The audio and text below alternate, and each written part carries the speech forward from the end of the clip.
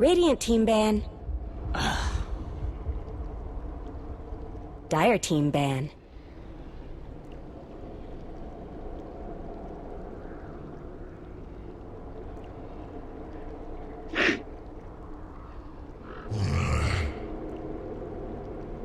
Dire team's turn to ban.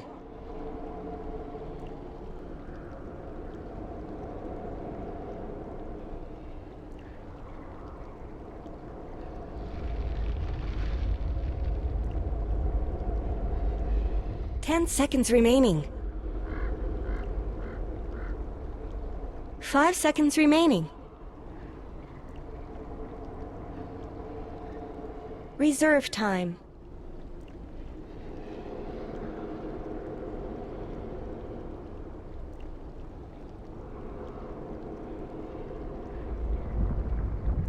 Hello.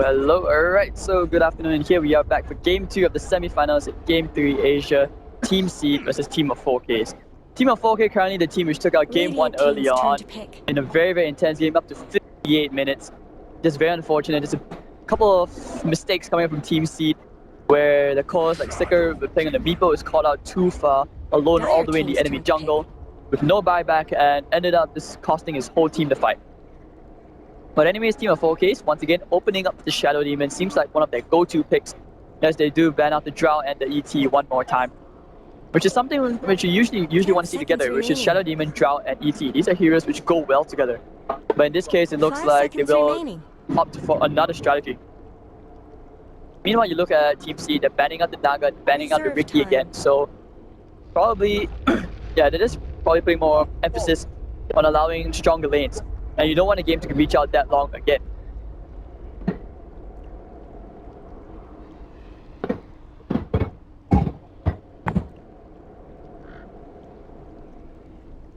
Alright, so we're waiting for Team C. What heroes will they open up with this time? Probably thinking they need to win this game if they are to force a Game 3.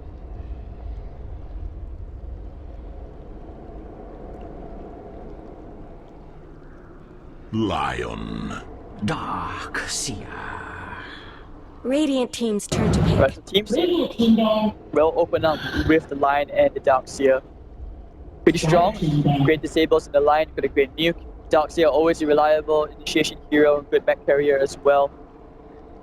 And he's able to just retreat to the jungle if need be.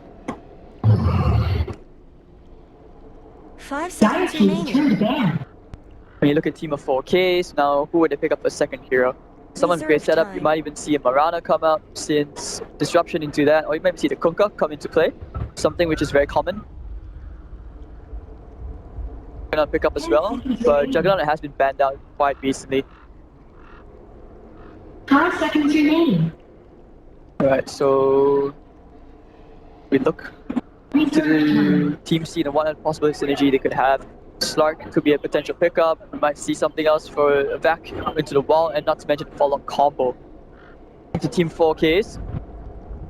Hello. Alright. Taking over a minute and 40 seconds, but who are they gonna pick? Team Asia, Team C versus Team of 4.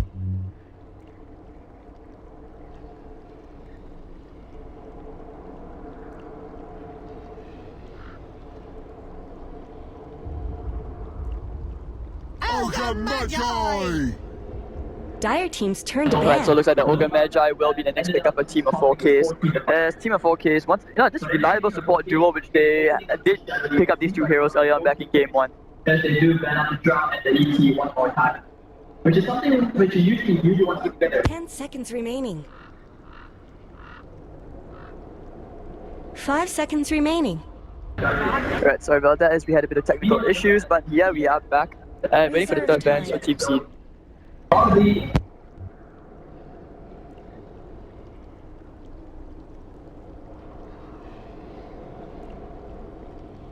Alright, so yep, as we're just adjusting our audio here and there, trying to settle it, and Team Seed, we're now into the second phase of bans. We'll go into the Morphling, so by taking out the Morphling, you're taking out the split push as well, and that late game potential, which is something which Team of 4Ks did do earlier on, where they just went out full greed, 3 cores, and managed to drag out the game. And when you drag out the game against 3 cores, even a Meepo is not able to just take on that many DPS dealers by himself. 10 seconds remaining.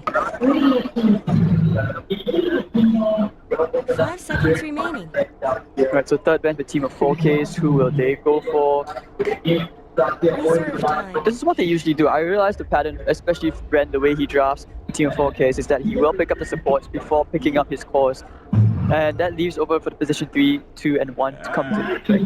Especially in the hierarchy of positions, you realize that when you pick up the 4 and 5 too early, one of the downsides is that if your opponent drafting does pick up on it, it means that you're unable to pick up a counter support if need be. Especially since you realize it's the counter supports who can provide that early 10 lane seconds advantage remaining. during the laning phase. So team of 4K banning out the Storm Spirit could be just 5 taking note of seconds Sticker, remaining. as Sticker likes to play these very, very greedy mid heroes, but well, we're just going to see what they game 2 this time. It will work out for them. Team C taking on the Meepo, they don't want to deal against it, they want to take the risk. As that could be very, very sick. Multiple proofs into a vacuum, so it's an understandable ban. And well, that kind of pop stomping hero doesn't really have much effect, especially in Captain's 10 mode, when you seconds realize remaining. that, okay, when you have so much nuke like what you did back 5 in game seconds 1, remaining. you had the Sven with the cleave, you're cutting through all the Meepos, you had the Ethereal Blade shotgun Reserve combo. time. This is not going to be the case this time. We're going to see a much different game, and hopefully a slightly more fast-paced game as well. So Team of 4K is banning out the Sven for themselves. You don't want to give that away to the Darks here. So now Team Seed waiting for them to open up the second phase of the pick.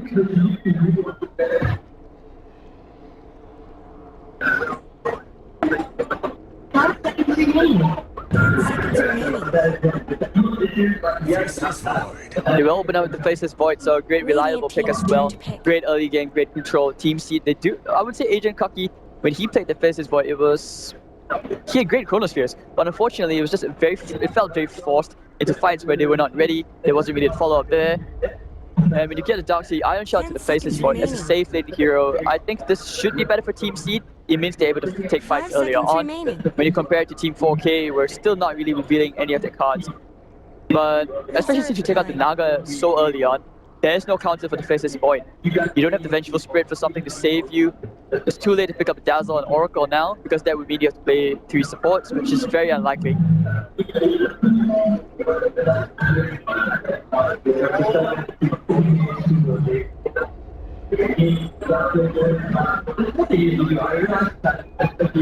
So Team of 4K is waiting up, cutting to their bonus time, taking a lot of their bonus time on how they can open up and maybe get a counter pick to this Faceless Void.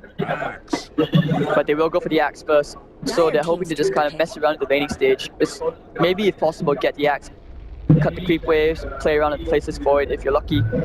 And one of the good things about that is you're forcing the supports to stay in the lane, and that leaves very little roam potential, especially since the Lion you usually want maybe try to provide an assist maybe around 3 to 4 minute mark, get a smoke, roam around the mid, try to 5 get that seconds quick remaining. gank. But Sankey's gonna come out, so Radiant team's turn to great pick. epicenter into a vacuum, Faceless Void Chrono. There's plenty of setup and plenty of teamfight coming on the Team Seed side. But this isn't too good, because if you're too reliant on these 10 ultimates, remaining. where the cooldowns are too long, this makes things very, very difficult for them. 5 So Team of seconds 4K is remaining. the bright side for them so far is that their cooldowns are very, very short, especially the Axe, when you get a good call at the blink. So yes, they will go back for the Dire Juggernaut team's like I turn to mentioned, ban. so you've got a great healing ward. Don't forget, 4-4-1 build, always very great for that mid-game transition, especially since we have seen maybe something following like Ice Ice Ice, where you put a Yasha first and the jumps before building into a Battle Fury, depending on the situation. Besides, 10 seconds remaining. it doesn't feel like a very good Battle Fury game, but I think it should be alright, since you have 5 3 melee seconds heroes on remaining. Team Seed side.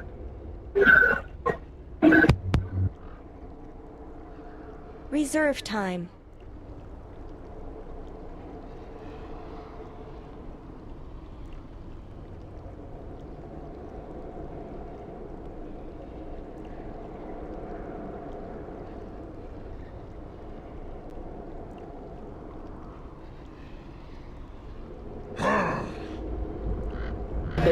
Radiant team's turn to ban.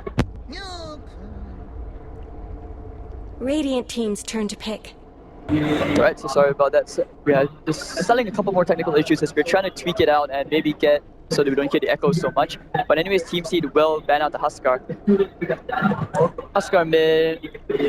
Yeah, it's understandable since you have quite a lot of nuke. Team of 4K is banning out the Timbersaw, will finish off the draft with an Alchemist. So very, very greedy, hoping to come online. And it seems like they do like their Radiance heroes.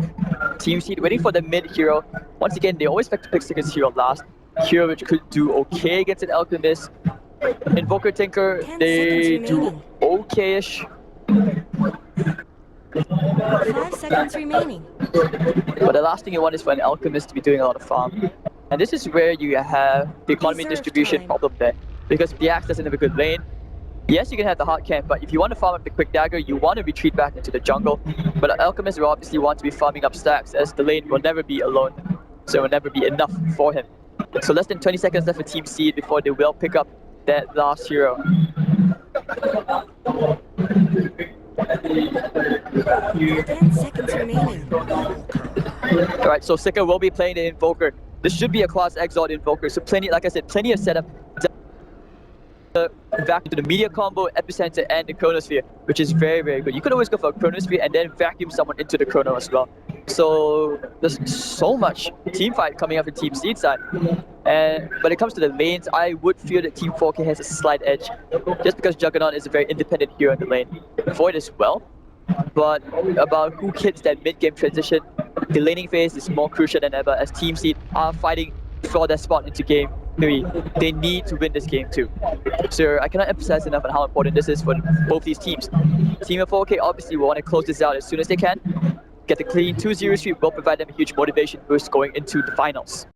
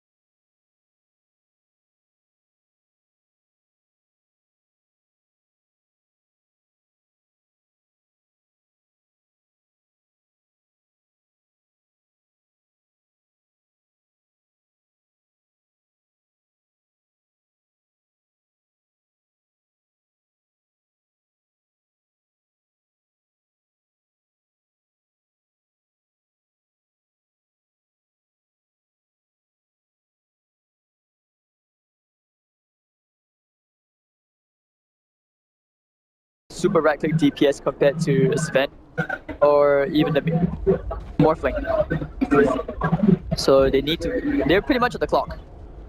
Because Alchemist could give Axe to all his teammates. Axe is great on Ogre for the extra stun, great on Shadow Demon for his extra ult, more slashes for more bounces for the Juggernaut. But anyways, right, so bounty wins a piece. One beside as we won't see any river range engages skirmishes just yet. This is a very nice ward being placed out for 4K DOTA. Great lane vision, because usually you want to see it somewhere around this area. So Axe, how is... Oh, Peach hasn't really chosen to go into that Iron Talon just yet, but does pick up the Ring of Protection with Stout Shield. So, but of course with the extra consumables as well in the south and the Tangos, could look to emphasize more on staying in the lane. Darkseer, well, you know, being in Darkseer, you never really have to worry. Pops to Clarity, the double Iron Shell already coming out. This should push out the wave, but he's not going to get his Soaring that easily. Triple Iron Shell, he's going to test this, push the Juggernaut out of lane, and this is the advantage of having a Darkseer against a melee hero, where the Iron Shell, as he gets levels, it's going to be really, really strong. Timithia out of the top lane, opting to go for a dual lane to secure Lost. Middle lane, last hits wise, Alchemist is doing okay, 4-0 compared to Invoker's 2-2. And the last thing you want is really for this Alchemist to get from going for the Iron Talon. Last hitting, it's going to be very easy. He's going to be able to push out the lanes very, very quickly. Alright, so there we go, Agent Cocky does getting a lot out of this lane basically. On par last hits with the Juggernaut. and even pushing it in. It's going to be very, very hard for the Shadow Demon to pull, but he's going to try and deny as much EXP as he can to Koki. This just means that there's a double wave going to head all the way to the bottom lane at the tier 1. The lane, the Atlas Spray is already coming out. Pretty much perfect last hits coming up from A as well. Gets lucky with a couple of bounty units. He could actually just snowball very, very hard. There's Timothy here putting a ward down. He's going to be looking for the Sand King. Finds him, going to trade a couple of hits. Needs to be careful with the Sunstrike. Timothy, actually, he's going to be chasing no inspiration out. Now putting out the Sandstorm, so he will be forced to do that. I'm putting his Observer ward down. He has perfect vision of what's going on in the jungle. He's the last. You think about going for a call here? Yes, he will find it to Xenoth. The Hex, Xenoth needs to time walk away. That Helix, pure damage, very, very painful. As Xenoth will need to tangle it up. Level 1 time walk, not that short cooldown which we're so used to seeing. First blood. And that will be the Triangles, but Ogre Magi actually kills the Sand King down, which he does get the Sentry. Sorry for missing that, and that's going to be first blood going the way of Timothea, and that's just him getting a very good advantage. You slow down the Sand King's Blink Dagger, making it very, very hard for him to get the playmaking role. Koki should be building towards the Soaring soon. And of course with the Tranquils, Axe doesn't have to worry about regeneration in this lane anymore. Almost there to the Soaring. Middle lane, A should be getting towards an armor, picks up his boots. When he gets level 6, it should be very, very hard for him to kill. But that's the bright side of having all those nukes. You need to utilize the meteor combo, the void, and the finger to the max, just to make sure you secure a kill. Oh snap, do we have a Sunstrike just to test the waters? I don't think so. But once again, Ogre Magi getting another kill into the line. Xenoth top lane, can he get the kill here? Doesn't seem like it. Yep, he will be time walking way back into the trees and going back to farming. So there we go, this is one very, very fat Ogre. Windlace, boots, he runs very fast, and of course with the Ignite. Sand King still trying his best to jungle, does get his boots, but will not be able to buy the dagger just yet. Second is also emphasizing about staying in lane. He actually has 2 styles. With the Bassi and the Null Talisman, will be looking to fill his way towards the Hand of Fighters now, being the Quas Exalt Invoke. But over in the jungle. What's okay? Now going to help the Sand King out, try and chase Timothy away, who has been an absolute pain. And he's going to share the EXP with the Sand King as well. Gonna throw out one more Ignite. He's going to try and rack with no inspiration. Do you put the Sentry down? Nope, he's not. He's just going to use one more Bloodlust to walk this one off. Which means that the Axe is now having a lone time 1v1 with the Void. He's going to trade hits with Xenoth, who will try to walk this one off. This could be that Vanguard Radiance build which we sometimes see, inspired by Wagamama.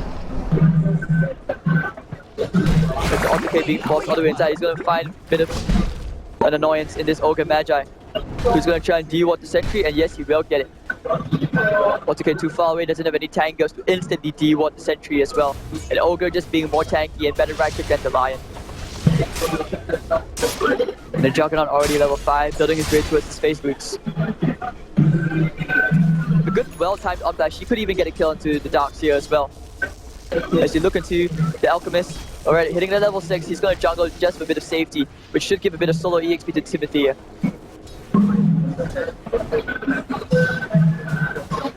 What do you think about going for a kill here? We haven't seen the double Forge Sprint come on yet, as he's not at that level. But Alchemist is back into the lane now to just get that EXP. Over the back foot, here comes no inspiration. Do we have a Sunstrike? No, we do not. Cold Snap, he should die here, no level 6. He will go down to the Invoker, who gets a very nice kill. Acid Spray bringing him a bit low, but it doesn't matter. He has the double salves, so he will be back up to full HP. Axe having a pretty decent time, halfway to the Blink Dagger. Could even start thinking about cutting the feet waves. Waiting for the level 6 onto the Juggernaut. That's the clarity.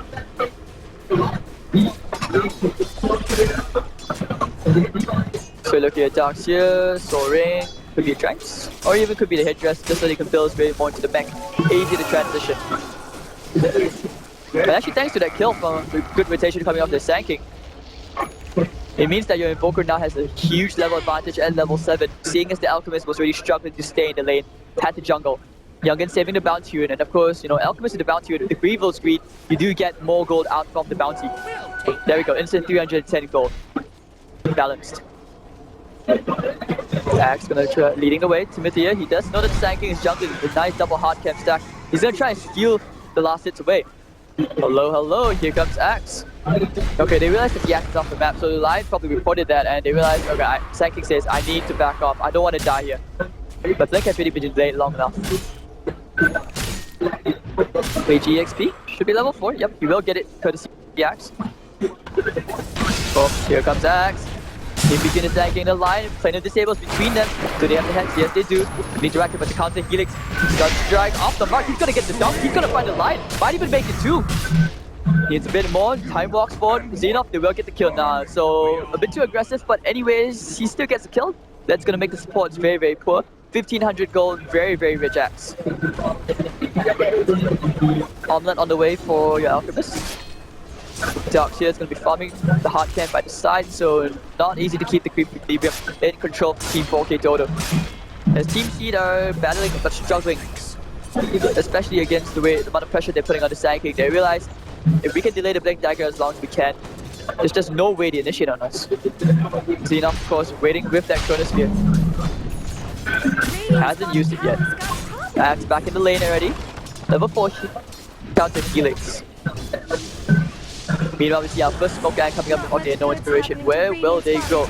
But they're trying someone in the tree. Down here, Chris will be going down. Yes, he will. The Chris, nice double stun. Youngin, he needs a burst strike. They can't find it. No range. Shadow Demon will go down to the creep. Sparky all the way. Lays up the healing ward. It's going to keep it alive with the burst strike. And now the Sandstorm. Can he get the kill? Hex, very, very close. But the healing ward. Nice micro coming up for the Juggernaut. He's still kept alive. But just betting at 30 HP. And the Impale will finally kill him off. So that'll be a 4 for 4 trade. But a 2 for 1 trade. And the score is 4 to 4. Nicely done coming up Team Seed. And good rotation to beat the situation to Darkseer. He's okay, he'll be satisfied with that. There's no inspiration now, the 800 gold getting closer to that Blink Dagger. Over the top lane, can he kill Xenoph here? He needs a stun, dunk, and there we go. One big, very, very tasty kill onto the faces for it. We even used the Chronosphere for that. And it looked like he was trying to go onto Timothea, but that's just not the right hero to go on. As you realize, Ogre Magi, like I said, 840 HP, and now of course with that 11 armor, he's tanky. One more smoke coming out from no inspiration and AutoK. Who will they go for? If they can kill the Juggernaut again, that would be a very, very huge kill. But he senses something, he's waiting in the trees, doesn't dare to show himself. As Cocky will get a bit of chip damage and onto the tier 1.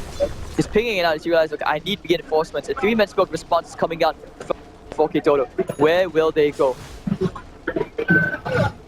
They're gonna back the Alchemist up, maybe go for a kill into the line. Blink, yes, they will find a call. Sticker, can they find a spin? No spins, and that will come starting up, and the Axe will find himself a kill onto the Invoker. Poison Spray helping him lower that armor. So no inspiration and AutoK will start top of the jungle together. Cocky went back for the arcane boots. And this is where the Juggernaut now will start to farm a bit more cautiously. Oh, now 3-man smoke rotation. Axe, can they get the kill here? Xenoph, yep, they will find a call. They need the stun. Youngin laying up Shadow Poison.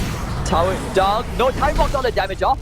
Xenoph, he needs help, but okay, he has a time box. 2, 1. Yes, no, the dunk from the Axe. Nicely done. So Team 4K DOTA now with that Axe doing a lot of work. They're gonna try to go onto the Juggernaut. Sunset coming out. Yes, they will find the snipe. Invoker getting the kill, and of course now Sand King getting surged back out. So global kills everywhere. Are those cracks and layers? As both the carries lose their lives. Alchemist and Invoker still trying to outfarm each other. 1600 gold. Invoker already with the Midas up, which was drops, I would presume, or even a Yield Scepter. As Alchemist will pick up another bounty rune. So you realize that his net worth is going to balloon very quickly thanks to these bounty runes. 2100 gold as he gets closer to the relic at 1700. Cocky could even start cutting the creep wave. Sand King to help him out. Both actually choosing to go back for arcane boots. They realize they need more sustain. AutoK not yet level 6, halfway there.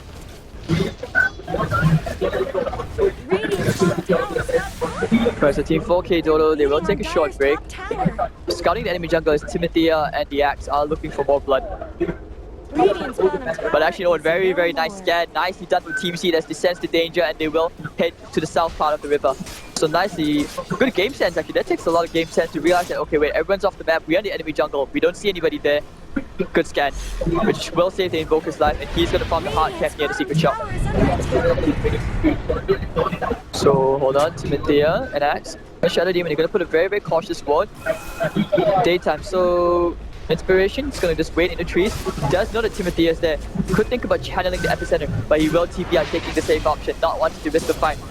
Too many heroes there, of course they have a very, very deep ward down. Immediately de-warded by Youngin. So Secret will choose to go back for the jumps, just a mid-game extra movement speed, attack speed, great stats. And 3600 gold, another bounty win for your ultimate. This guy is just having so much luck with the bounty wins, and of course, credit to the supports who have been securing those bounty wins for him.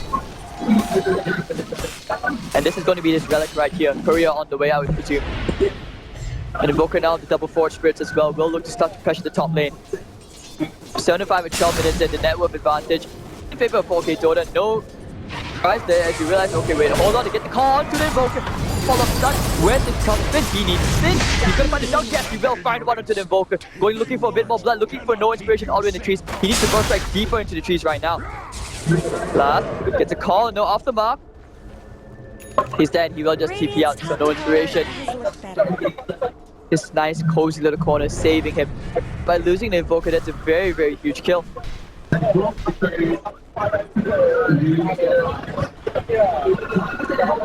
Alright, so Koki has the headdress and the buckler. Actually, he has the whole mech, which is a very huge plus for his team. It means they can start grouping up and taking these objectives together.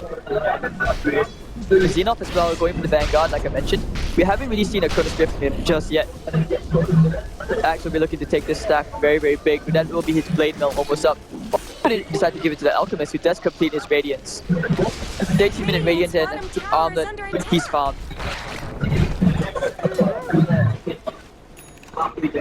No inspiration, still halfway to the blink. Not really that close.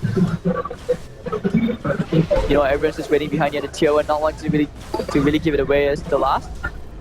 Waiting on that cliff. Radiance completed Xenoth, they want to fight, they're looking for a fight, they have the Chronosphere, even popping the Alacrity. Very, very fast spread out Xenoth. But you find a Chronosphere right here, very unlikely, he's too far forward, this is not an abandon anymore, they're gonna get stunned, the call, can they bring him down? Light and the Shadow Demon, Xenoth, no, the mech is way from Kentucky, nice vacuum wall, and now two people caught into the wall, there'll be a nice double stun, and the epicenter down, can they find one, they find two, Alchemist goes down, 3 heroes down in between the tier 1s and 2s, near the ancient area, and Team Seed are finding momentum, very, very nice well-timed mech coming out from Kaki. Tower shouldn't have to take this abuse. But still unable to find a tier 1 as the fortification is there, but okay, now they will finally get it. That was the Xenoth manning up with the Vanguard, probably overestimating his survivability. But when he commits so many spells, all those stuns forward, it was just nicely timing from the Sand King, and now thanks to that, he almost has a blink. He will have his blink after this creep wave. Koki will start to farm towards the blink dagger of his as well. Meanwhile, Juggernaut, Yasha, Fade, and Aquila, casual Mango. Because why not? Everyone loves mangoes. Sand King now has his blink, that's the big one. Vacuum into the epicenter. Travel should be coming up onto the Alchemist as well. They will just have to go for tier 1 as they realize, okay, wait, Chronosphere is still down. Like I said, very long cooldowns. You need to win those skirmishes with the ultimate, otherwise pretty useless and the game's lost. So anyways, now the fortification will be forced out. A is going to start taking, slowly chipping this one down with the acid spray there. Kind of afraid to push. Of course, with the Ring of Aquila, creeps do have a bit more armor. Guardian Greaves will be purchased onto the Dark Seer, so this is going to be very big. It's going to help purge off a lot of things. Radiant's top tower is under attack. So actually it feels like the Radiant side 4K DOTA, they did win game 1, but this time they are kind of struggling against Team Seed. As the net worth after that loss behind the tier 1 has dropped all the way and just barely in their favor, and that's with an Alchemist. So this Alchemist hasn't really come online just yet. One more pause. So we have a bit of headset issues. We should see something back up pretty soon.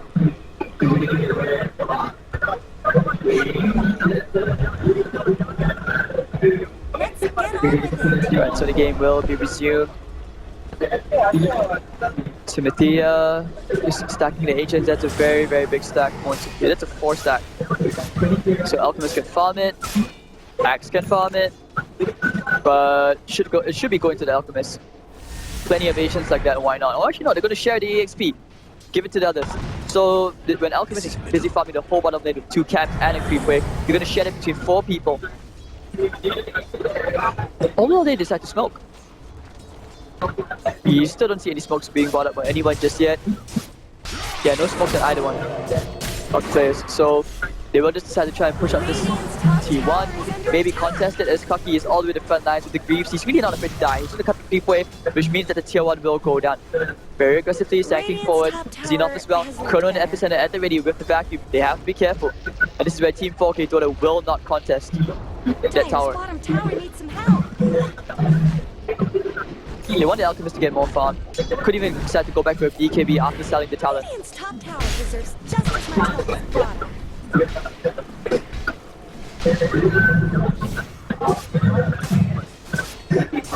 Timothea, well, as an Ogre Magi, its impact was very high in the early game, but now it's just kind of staled off. Same could be said about the Shadow Demon, where he could just consider going to stacking camps and farming the Shadow Poison by himself. What's okay? Finger at the ready. 17 minutes in, it's 98. This game's still very, very close. They want to go for Roshan. If they invoke Force Spirits, they can. Invoker's now going to be making his way towards that Aghanim Scepter. Point booster already in the inventory.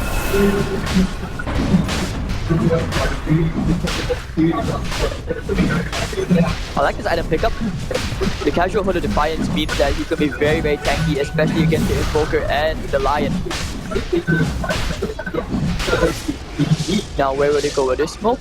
Juggernaut hasn't found any lucky Omni Slashes just yet. So Roshan will go to be a PC. Eager to force the game 3. If they can fight all the way into the game 3, that would be really, really big for Team Seed. But meanwhile, you look at the 5-man smoke coming out from 4K DOTA. Who will they go for? They see Xenoth. They can find a call here. They see the time walk. They know that they run the Ancients area.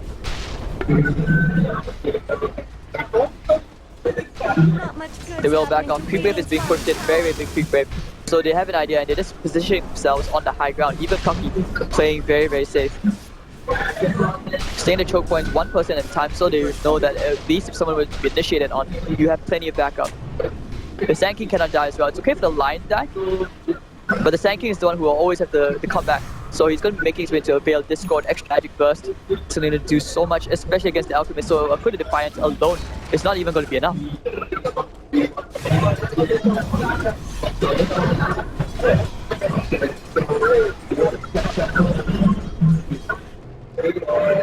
Do you push up the middle lane? Juggernaut, 2100 gold. Do you complete the Sancha Yasha, or do you want to go into a Manta, maybe followed by Diffusal?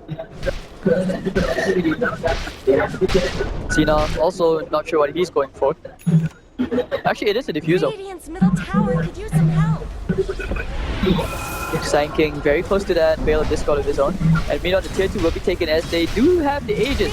So 900 more gold, and you're going to see the Invoker with the Aghanim Scepter. Team 4K DOTA have no interest in contesting any of the towers yet while the enemy team has the Aegis. 1300 gold, and that should be a Manta style. As you look at Team Seed, oh, they want to go push the high ground. 20 minutes in, and they're going to start to push threat onto the tier 3. Anticipate to try and slow down the push. But they have to fight here. Don't forget, Xenoth still has Chronosphere. Alright, so they will just keep you back, happy with forcing people back, and they will just go back to reset the creep equilibriums. Sticker wants the Axe before he's confident about taking a fight. Still farming up the bosses. You can see in the network 16,000. Manta style soon.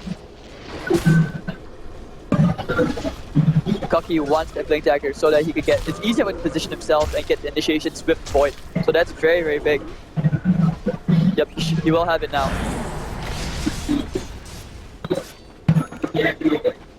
Young in this game, he'll have a lot to do in terms of disrupting defensive disruptions. He needs to position himself very, very far behind. The Bloodlust is doing work on the Alchemist, courtesy of the Ogre Magi. But Seed right now have the advantage. The despite the net worth being in favor of 4K DOTA. Purely because of the nature of the heroes, as long as you have the Void, who's getting a lot of good items. Good farm. You look at Invoker, he just picked up the eggs.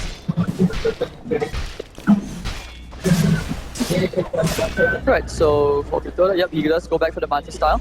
If you're lucky, you could juke some spells.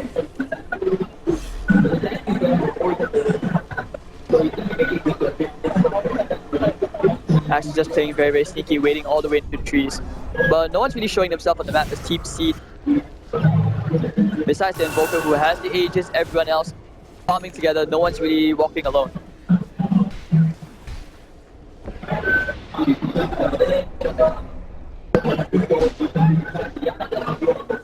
Smithia, 1100 gold. Might consider going for the 4-staff. His Team Seed will march down the middle lane, try and secure themselves another tier 2.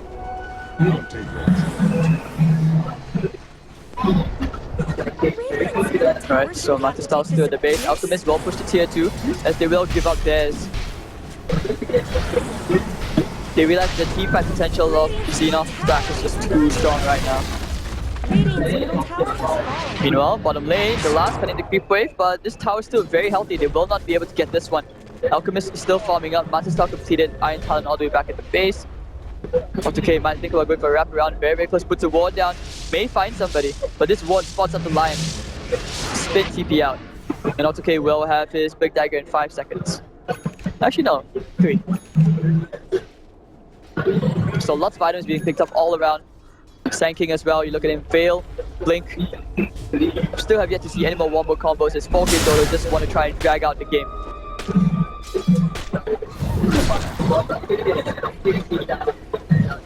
Looking at Axe. BKB I feel. Yeah, BKBs are much required this game, especially on the side of 4K DOTA. Seed as well, they need it. But unfortunately the BKBs will not really save them against spells like Omni Slash, the Call, and that's where not so much of a priority for them as it is with 4K DOTA. Xenon farming up towards that Blink as they will trade a tier 2 for a tier 1 fortification out. So it feels like the tables will be reversed because back in game 1 it was 4K DOTA who had this kind of map control when you compare to Team Seed who are now doing the same. And now TP's gonna come in. Can they find anyone? Yeah, the Tornado's gonna come out, gonna stop Alchemist in the spot. Now the Chrono Spirit's gonna come out. Do they have anyone follow? The Sunset's gonna come. Kaki currently get the back. That's every time. Can they kill the Alchemist? He's just super tanky and we will finally be brought down after committing 4 ultimates for him.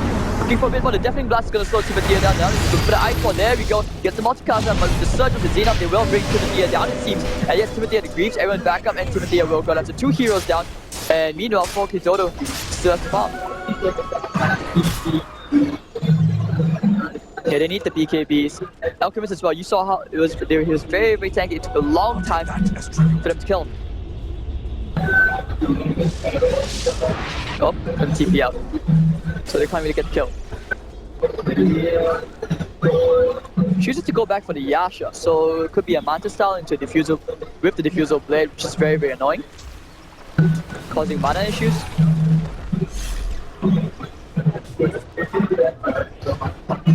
Lining with Blink and Windlace, boards all the way back in the stash. 10-9, and actually thanks to that, now you see Team Seed for the first time in the game have themselves a very clear advantage. Tucky once again being spotted out. Can he find Axe in the trees? Nope, he will not, but actually no, they will go for the call. They want to find Invoker. Can he get the stun up? Yes, they will, and the dunk to follow. Looking up, but hold on, here comes the back line. A gonna be on the chase, gonna find out the no inspiration, and Xenos will burst strike away. Can he get the kill here? Unstable concoction in 3, 2, 1.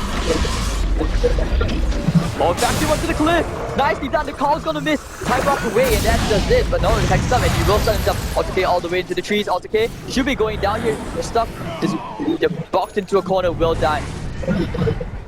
So 2 very careless kills for Seed as the Invoker looking to go for someone, but it looks like it was a trap between the Axe and the Alchemist. Very nicely done. So 3600 gold, might be able to get rid of the Soul Ring to finally buy the Octo Core. Juggernaut's had a very quiet game. No doubt this is a very quiet game for him. Can't get many solo kills. And desperate for more DPS, he's gone to skill more points into his crit. Axe as well will have to Blink Dagger by the time he goes back, so that's another 8 more seconds.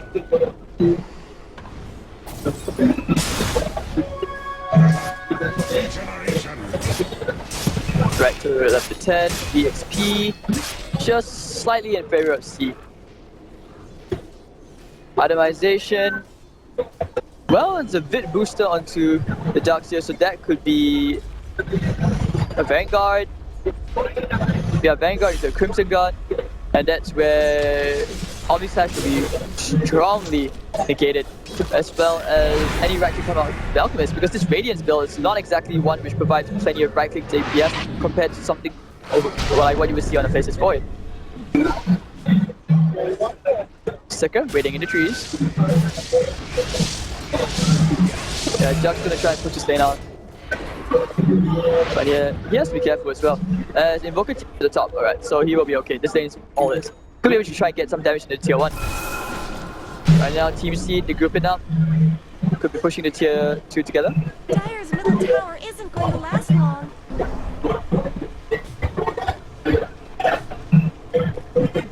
All the way into the trees, Auto Cave, playing very sneaky Dota. Sticker, all the way in front with the Forge Spirits. They will be able to take this tier 2 very easily. 4K Dota once again not interested in taking another time. They're going to give it up because they realize that there's more bigger in coming out if they take the tier 1. Octarine Core now up onto the Alchemist. And this makes you wonder, does Team Seed goalkeeper fighting, but they will just push up the middle lane instead. So just like that, they will retreat 27 minutes in. Tornado. Will they think about going after Xenox? Oh yep, they will. The call, the stun, they need it. Where's the dunk? Where's the dunk? There we go. They get one dunk. Definitely got a act as the BKB's away. Can he find the act? Oh, you're getting the stun from Sticker. They might think about turning around, but no, here comes the contact. Big combo back into the wall. 2 heroes down. Stun coming up. Coming back up into the Octarine Core. But Timothy roll into the Optimus and TP out. Will he get away? No, he will not dodge. Iron Cell stuns back and will kill Elvis. Yes, they will finger to polish him off. So 2 heroes go down in exchange for the Faceless Void, who did not even use the Chronosphere. And once again, your Juggernaut just nowhere inside of these fights. But that was a very nice usage of the BKB. Such a pity that there weren't more heroes there for him to kill.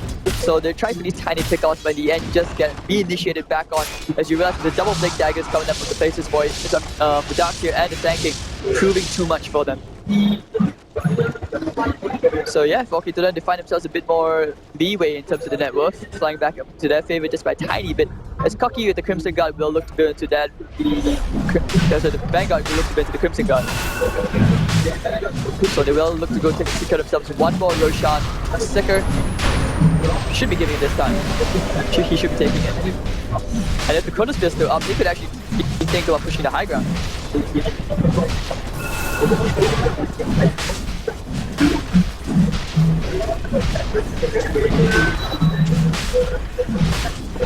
Yep, they will get it. So there we go, one more Aegis going the way of Team Seed as they find themselves a lot more momentum and they look more stable this time compared to Game 1. Game 2 looks still relatively even, 29 minutes and a half in. Never dump the Alchemist as we see double Manta style Legions pushing out the bottom lane. They're beating on Dire's top tower. Right, so the A. I really think that the BKB will be better over the hood.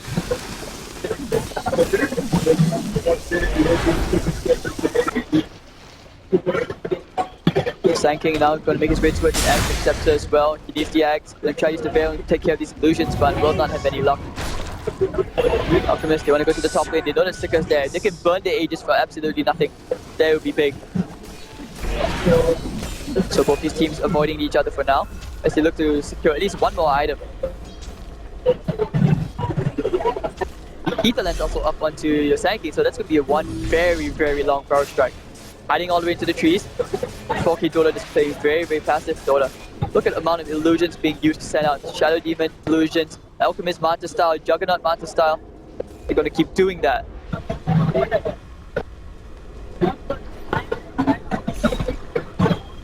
Team Seed. Are those cracks in Dire's top tower? Alright, so we're at this point in the game where it's just once again very intense.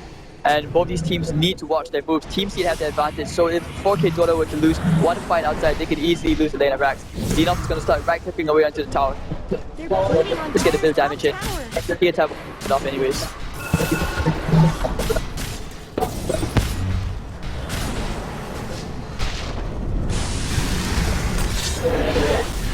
Right, so Xenon, what's he gonna do? Nah, it's really hard for him to try and get any chip damage off without the Invoker. So Invoker's also gonna go towards an Octane Core, so lower cooldown on the spells, spell lifesteal. Top lane's being pushed in. They need to use the massive illusions coming up from 4K DOTA side to try and push up the waves and stall the push as long as they can and hope to dear God that Seed overextends. Seed has very great initiation, but who is just daring enough to make those very big plays and the vision game as well.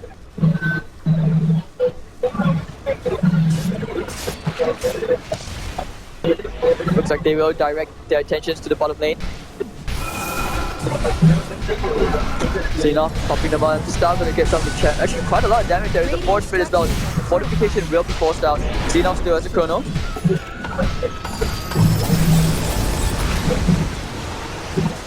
Today is gonna come on just into the Master Star illusion for the Alchemist, which provides them intel into 4 heroes. But Sand King very patiently waiting all the way behind onto the steps. Will they commit for this? Waiting for the action rate to end. Perks of having a Lion.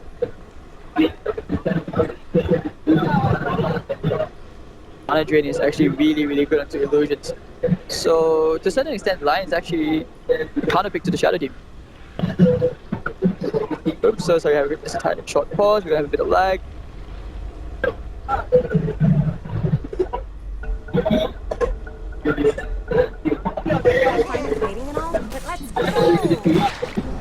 It's okay, once again taking care of the Master Star illusions. Xenon needs to be careful, but now to get the call. Xenon, tornado comes out, nicely done. Xenon, still alive. He has the 80, so he doesn't really care if he dies here. He's gonna keep him back. But Falcon gonna blink on his back, he's gonna try to copy the punch. And now the Epicenter's gonna come and letting to A. Ice wants to stall them, so they can't really concede any further. Xenon needs to pull the corner square right now. Oh, they do get the kill. Nice video combo landing to 2 heroes, but that's about it. As now they will be forced back on losing 2.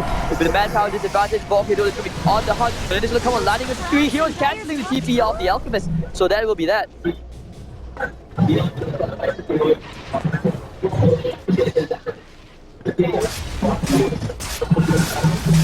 Very smart decision making from 4K DOTA to just go all the way to the back line, take care of Darks here. So without that follow-up vacuum, it was really very hard for any Epicenter or any media combos to really work.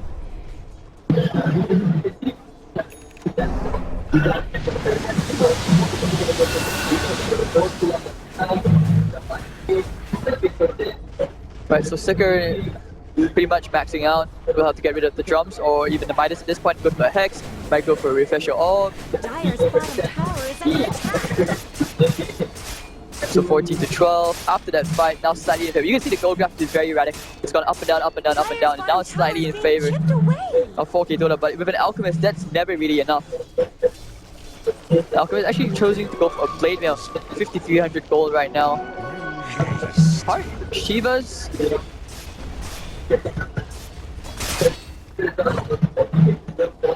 Oh, Monte Mario finding some Yummy here. They have the Sunstrike anyway. Yes, they might be able to get a kill. Yes, they will. Just enough, just barely, despite the creep wave being there. Usage of that Invis Rune. Very lucky.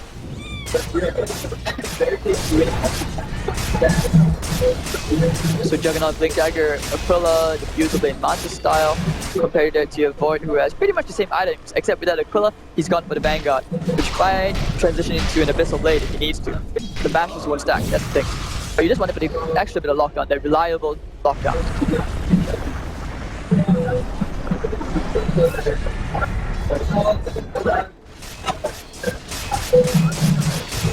Jug gonna use the illusion to just keep pushing out the wave. And now it's gonna be a hard, yep, it's gonna be hard into Alchemist. So he's just gonna be that super tanky meat shield to stand in the front line, soak up all that damage with the Octane Core. And at this point, he might consider getting rid of Blade Mill after a bit, and then he start buying Aghanim Scepters for his whole team. And I really think that Axe would do well, you know? Now it's seriously a smoke gang.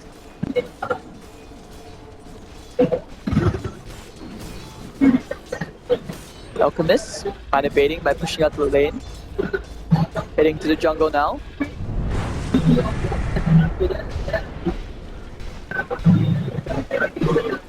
Oh, they might find some people here looking for the call.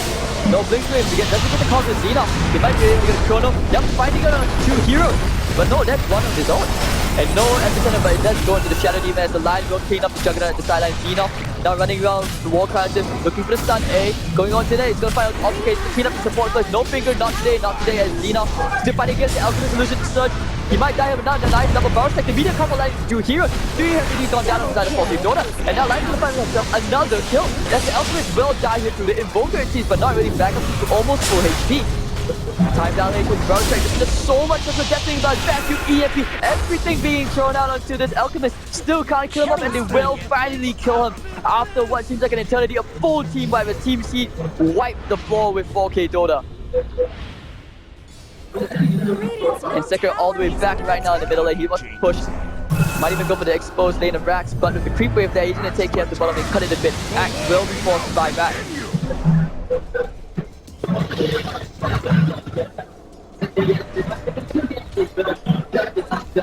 Right, so it's out here. The Crimson Guard really paying off. Just really perfect timing. I mean, you can see that the Alchemist, he tried to go for the line, but just no luck. If you're not snowballing against an Alchemist, that's where things look very, very grim for you. The smoke attempt was there, but just quick reflexes in the darks here in the void, and 4K DOTA just kind of messed up on the initiations. So when they tried to be the initiators, everything just went against them. Epicenter was thrown out, everything was being thrown out, you lose all your core heroes, Juggernaut dies, everyone dies, bit by bit, and the Alchemist 1v5, I'm afraid that doesn't work that way. So that's a team game. So despite having the highest network in the game, this Alchemist really needs to start thinking about being a sweatshop factory and just purchasing all those Aghanim Sepsis for his team. That could be a very big item into their axe, it could be a big item into the Shadow Demon, the Ogre Magi.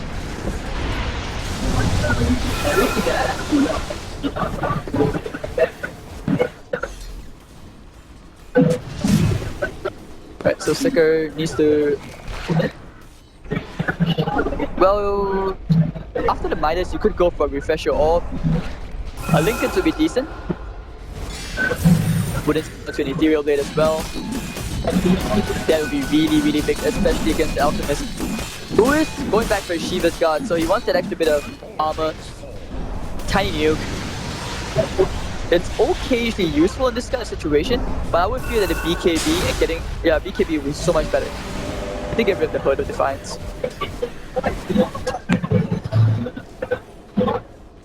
AutoK has been really on point. 5, 4, and 7, having a good time. Even getting a double kill earlier on, so plenty of ward money go around.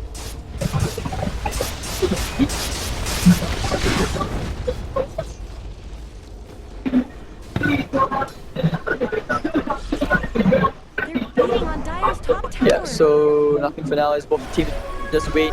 Roshan up in another minute. Dire's top tower is under attack.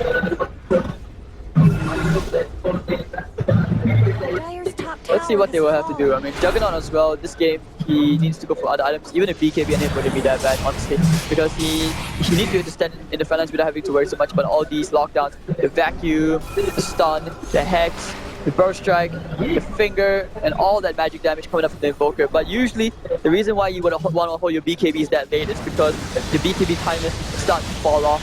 You buy them too early. At 5 seconds BKB at this time, it's not that useful. You need the 10-second BKB, and that's a very, very huge advantage. 10 seconds of magic immunity. Alright, so hard. Yep, he does have the Shiva's Guard completed. Alchemist will probably start to look to farm up Aghanim Sepsis for his team, unless he wants to decide to go for Moonshot.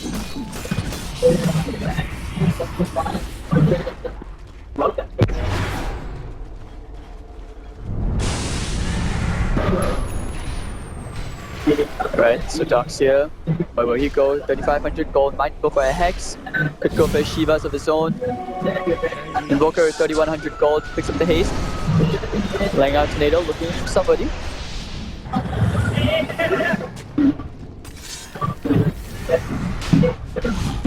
And now the Roshan attempt will begin. This is the third Roshan of the game. So if they get the Roshan, they will get the Aegis. Radiant Tide uses the scan, the Tornado, very, very scary from the Invoker, just scaring them back.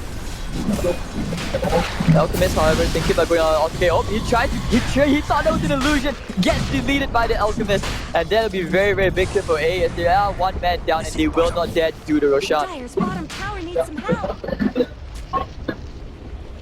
And now they're going to move a bit further forward, looking for a Dire's kill. bottom tower is under attack. Timothy is going to help him take the tier 2. So there's a bit of leeway going to be a 4K DOTA as AutoCade does not have buyback. It's shattered to little pieces. However, Invoker's all the way in the middle lane. The creep wave there, he's going to go straight for the mid lane of Rax unit that actually the call. Oh, they might take a stun. Timothy just overextended himself too far forward. He gets picked off by two players on 4K DOTA's side. So Timothy right now picking out Roshan. They realize, okay, we might just lose this objective. Invoker may be forced to buy back.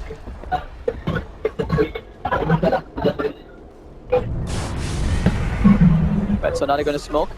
Bait. No, they know, they have vision, they have perfect vision here. This could be very, very big. Now to get the call. Enough. If he dies here, this could be it. Yes, they do get the kill. He may be forced to buy back. Nice, every time it's gonna land 3 heroes, but no inspiration. Where's the backup? Shadow Demon is just him against the world. No inspiration trying to stand back this. He will die here. And there, Juggernaut gets to kill 3 heroes down. 4K DOTA find themselves a huge window of opportunity and an advantage in this game. And if they clean up this Roshan, they can easily take the high ground and force buybacks up to Team Seed, who will be forced to break the bank. Team Seed, until this point in the game, had a very, very huge lead, but threw that out the window. Such careless decisions.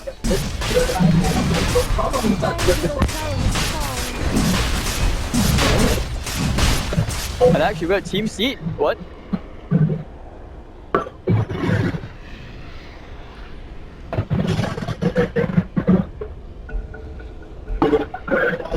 Nope, looks like we're gonna pause. GG being called. She's going the way of the axe. So your tanky muscle man. All hyped up, but hold on, all the way back in enemy base. Alchemist. Might even get a solo kill here on the Kaki. Yep, the Shivas as well.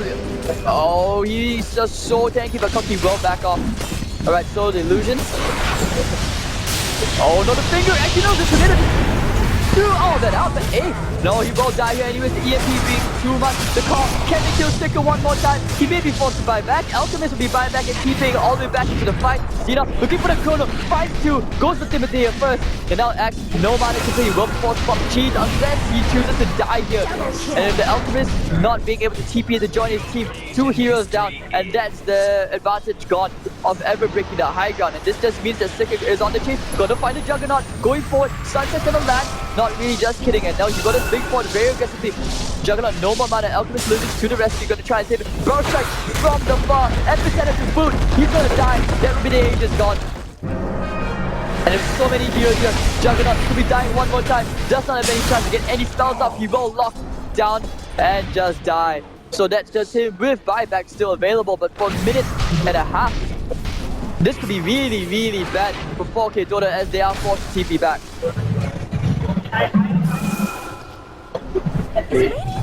Invoker, he wants this axe, forced to buy back. Tornado's coming out, they have to juke it. And this is where Team Seed will back off. Middle tower is under attack.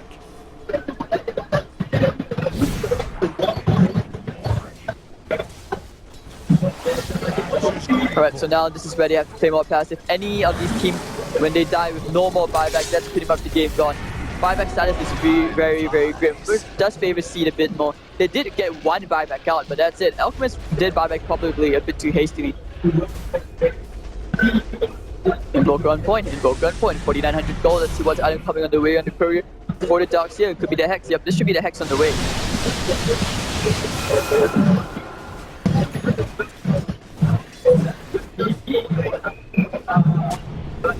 So that cheese and Aegis wasn't really put to good use as 4K DOTA just caught the pants down. Really good for a smoke gank. Yeah, actually he did give an axe to the axe, but I would have thought you would have given it to the Juggernaut just for the extra Omni Slash charges or even the Shadow Demon. Someone who was actually a bit of lockdown. But if you want to get more stats up with the axe, a bit more tank ability, that could be pretty good.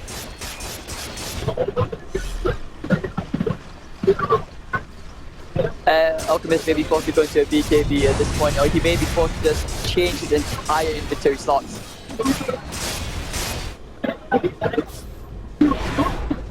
So this game, once again, back even as their gold graph did go up and down. You can tell from when each team lost that fight, and every time you lose the fight, the gold graph will dip very, very significantly. And alright, so Alchemist gonna try and farm up one more Aghanims for his team. Refresh your orb onto the Invoker, looking for that super huge wrap and the Deafening Blast. And of course, we all know, for those of you Dota players out there, the power, how scary an Invoker Refresher is with the Octavine Core and the double Hex. Now they play so safe, ever so safely, as the Alchemist Illusion trying to cut the creep wave.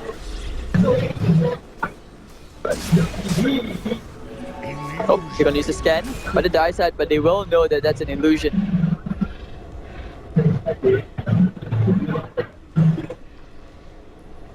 Having a bit of FPS drops, but should be okay in a bit.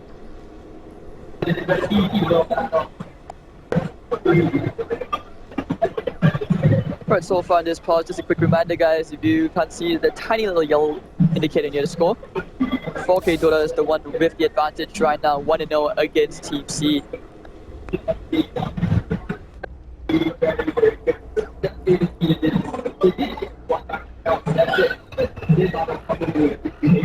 Game is just really, really intense. 23-19.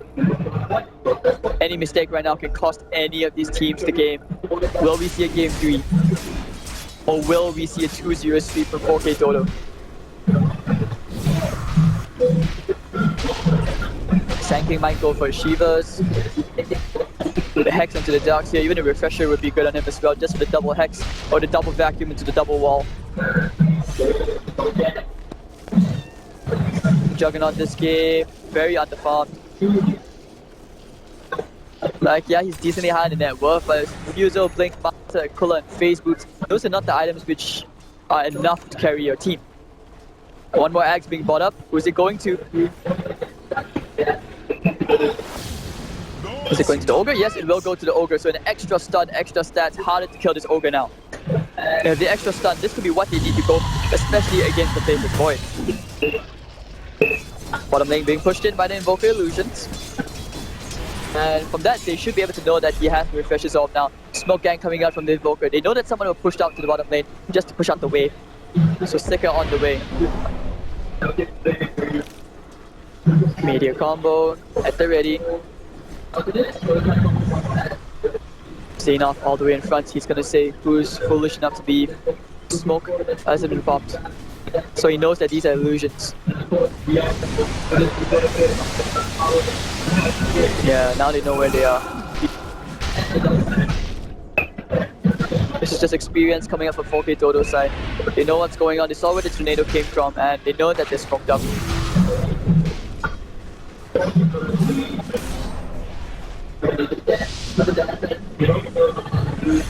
Xenoff as well going towards an Octavine Core. He wants to pull down onto the Chronosphere. At this point, he's not so much a damage dealer, he's more about initiation and crowd control. If you can find something good, but they will just back up saying this, okay, this hurdle is too high. We don't want to take the risk of forcing a fight and unnecessary losses. As well, like I said, if they lose the fight, they'll lose the game. COMEX only just sanking the Shadow Demon and the Invoker.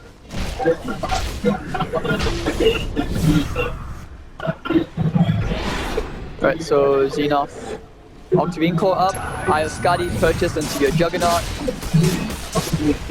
Skadi, when you have the Blink, I would prefer an Abyssal, but Skadi works as well, but it's just not enough damage. You really want the lucky bashes, you know, just extra bit of lockdown, but Skadi works as well, it makes you tankier, it's harder to kill, especially when you're going up against this Invoker, this very, very scary big boy. Maxed out slots. They're coming up, gonna land into your Ogre. Immediate to keep the wave pushed out.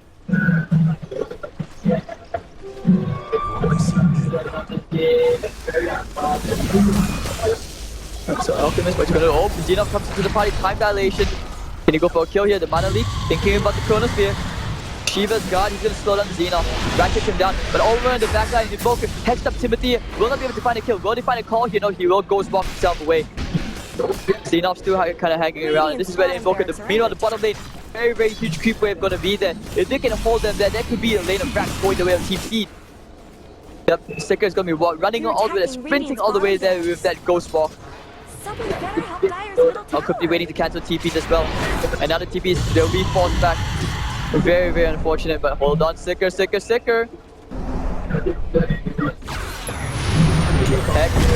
Media combo, the BKB will not be able to kill 4K DOTA. If you go to Blink with Tornado's gonna come out now. Auto K just to back him up. The stun. No. Will not decide to pursue the meta.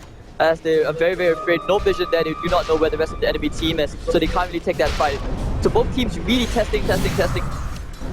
Trying to push all these very unnecessary rotations or trying to force responses out of the enemy team.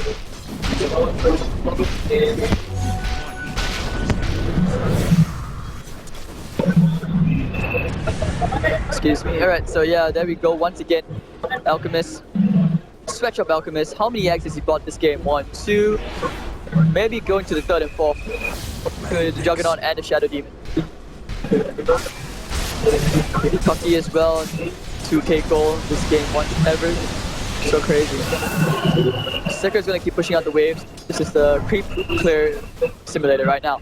Using that tornado to keep the waves constantly pushed out so that you can force them to show a hand before the rest of the team is quick enough to do a smoke.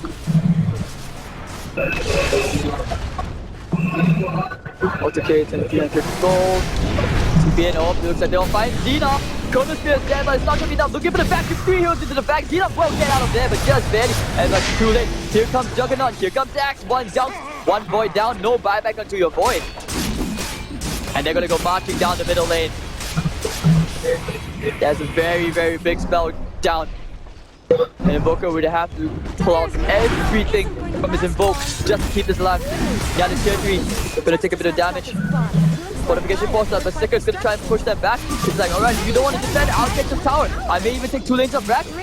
Oh, vacuum gonna land only onto 1 hero. But Youngin is the one who's gonna push him back. Alchemist Illusion gonna provide a bit of vision. Cocky gonna be on the chase. Darkseer looking for someone. Can he cancel any TPs? No, he will not.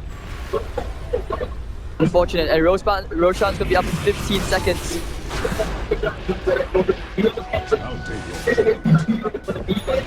52 minutes as we look to find ourselves in another 1-hour game, ladies and gentlemen.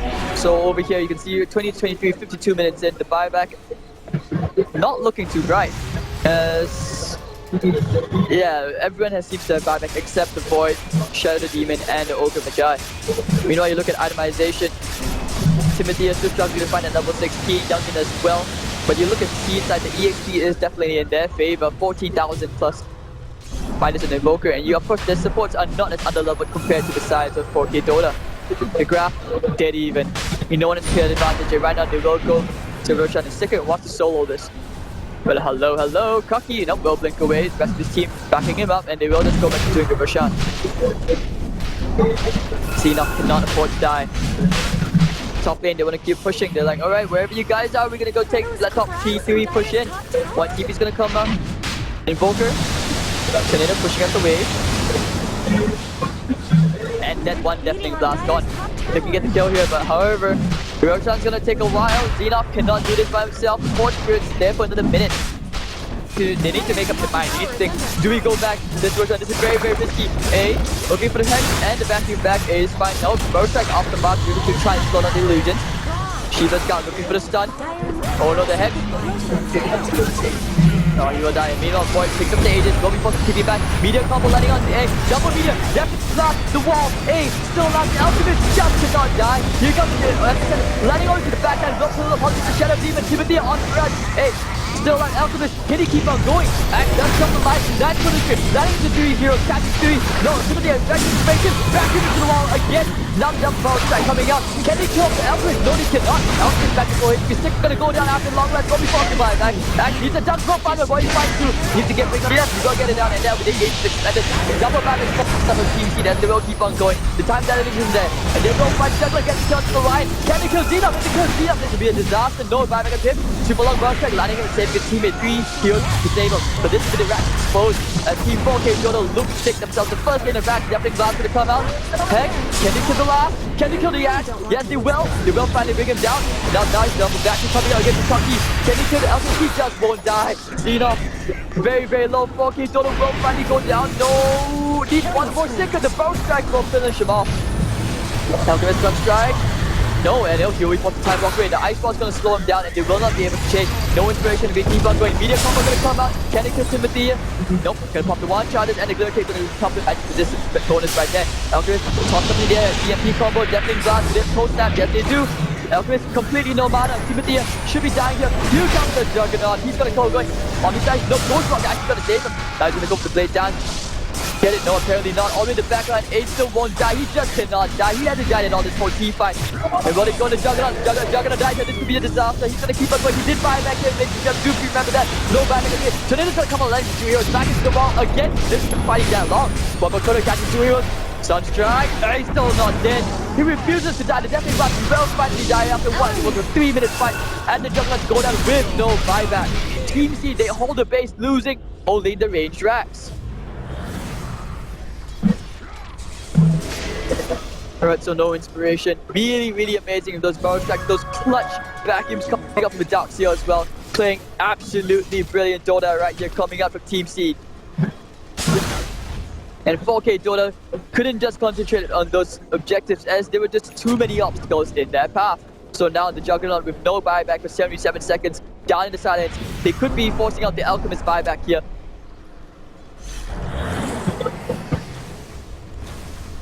Right, so tier 3, gonna take a couple hits on the Forge Spirits. Xena did buy back. Green Code could be going for Leon here.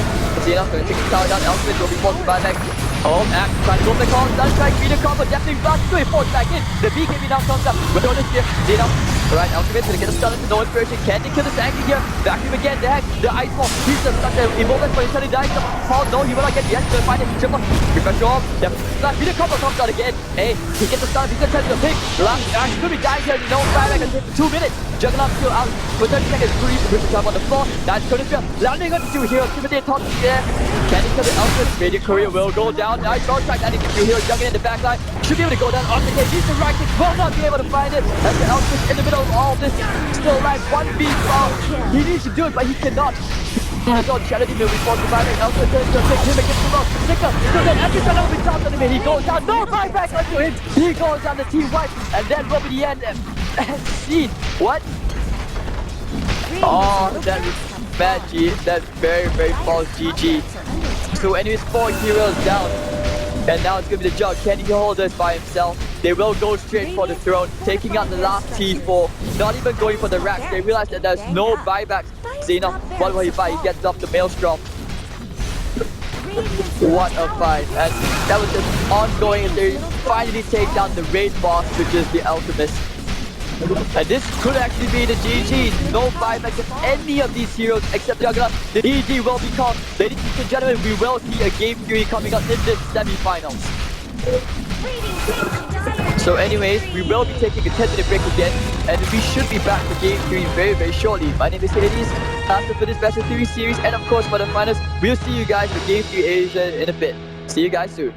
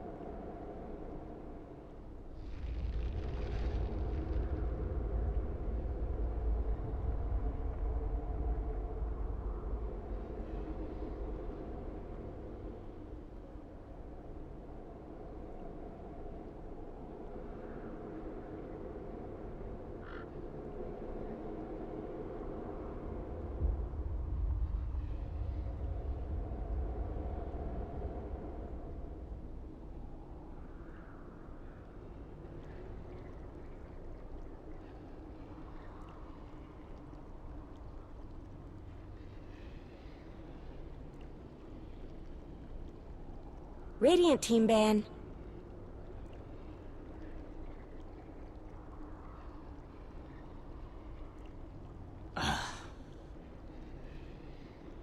Dire team ban.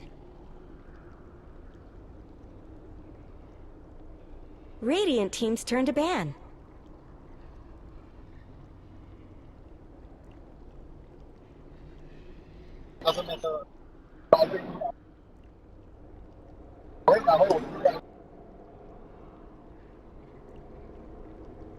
Dire team's turn to ban.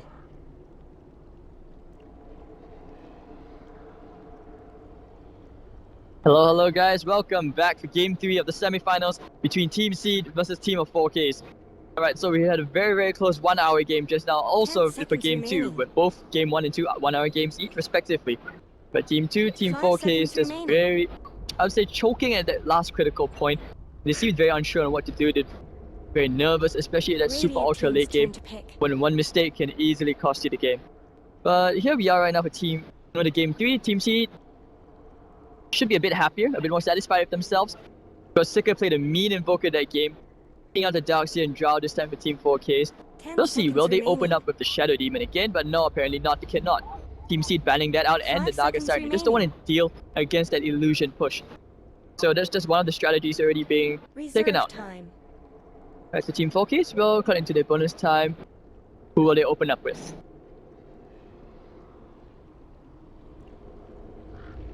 Faceless Void. Alright, they'll open up with the Faceless Void. You don't want to give that away this time. We saw the power of Team Seed's Faceless Void several times in both Game 1 and 2, where the Faceless Void actually could not only the great control, just the way of the hero, just the nature of the hero in general, where despite not having that much farm, optimal farm, you're still able to have so much impact in the game that pretty much wins you the game. Several times you had double to triple. Very nice Chronospheres coming up from the Faceless Void. So anyways, Team Seed, see what they have. Time.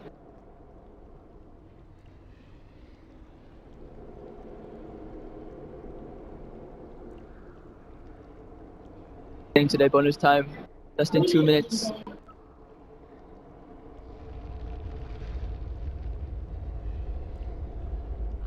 Alright, so cutting to the bonus time, Team Seed also a bit more cautious about what they want to pick. Will they go with the bench?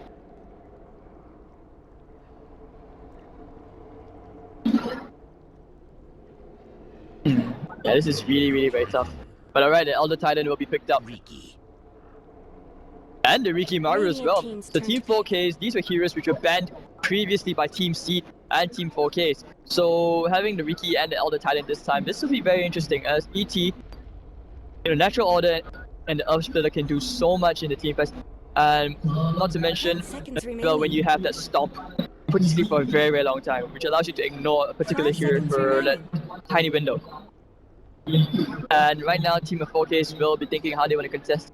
One of the good things about having a Riki Maru on your team is that your smokescreen silence will prevent the Void from running away. So without the time walk there, well, you can actually get a kill into the Faceless Void quite easily with another hero. Good thing about Riki as well as a support, not only are you able to destroy the lanes, if you play it well enough, you should be able to force out a lot of unnecessary sentries being bought. You can provide as much intel as you are, almost as if you're playing a bounty hunter, and at the same time, you can always use tricks of the trade to get in some right-click DPS with a diffuser play. Anyways, Vengeful Spirit to pick up for the Void. Yep, I can see that. It's really good. But there are other heroes like Dazzle and Oracle as well, just those defensive heroes which can be very annoying. Anyways, Team Seed, less than 5 seconds left. Who will they open up in the third ban? Second phase of the draft is very important because you want to make sure that you get your draft the way you want it, not the way your opponents want it. So this is really the mind games out there for the drafting phase. Right, so they ban out the Sand this time. Don't want to give it away. Well, maybe you could see that, okay, maybe Team of 4Ks may look to mimic that strategy and maybe even improve it themselves.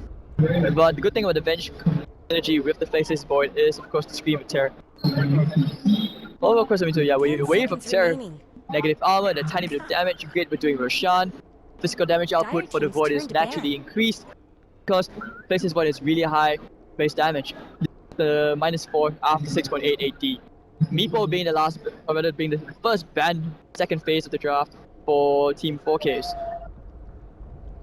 10 One of those seconds annoying heroes remaining. also you don't want to deal with.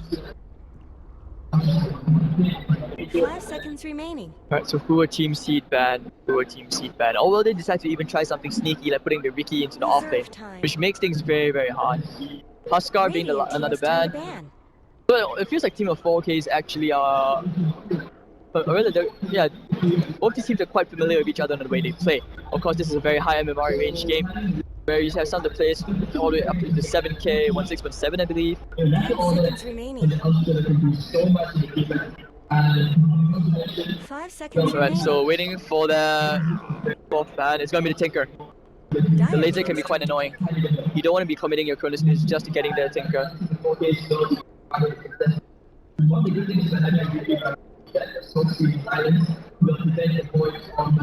This is tough. Team Seed, who will you synergize with the ET? You need some setup. 10 Of course, seconds ET, if you remaining. practice well enough, you can easily get the stomp.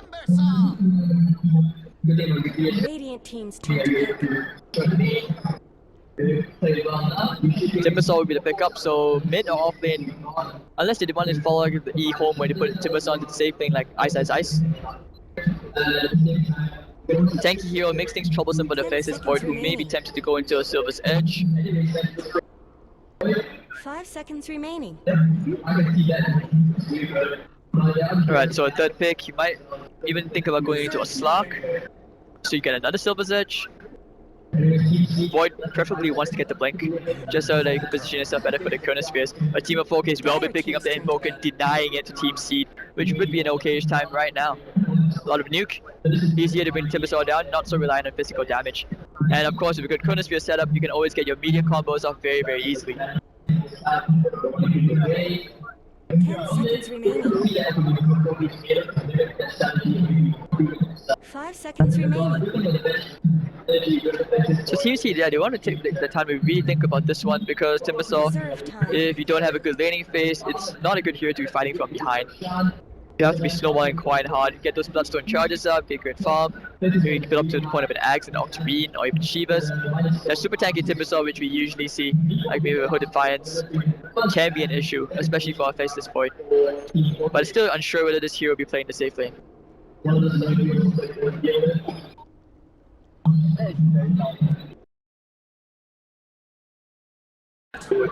Alright, so the Juggernaut will be the pickup Team's here. turn to pick. Once it also, yeah, I guess it's a good, pretty decent pick since you want to deny the team of 4Ks. Jug, Venge Aura, you had the faces by Chrono, great setup for an Omni Slash, media combo.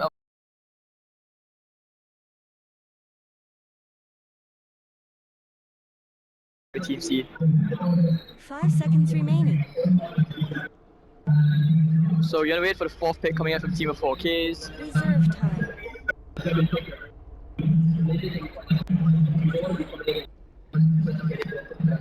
Right, so we're gonna cut into the bonus time again. So I could see that it could maybe pursue some extra disables. Venge in a safe lane together, 12 lane situation would be pretty decent. You could always put a Lich with the faces point to the off lane.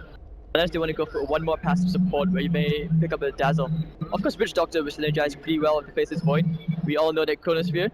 Follow up Wombo combo with the Voodoo Ward. So less than a minute left.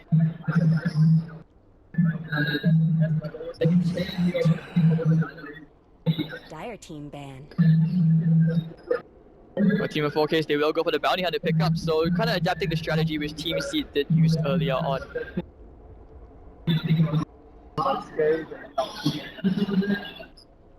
10 seconds remaining. 5 seconds remaining.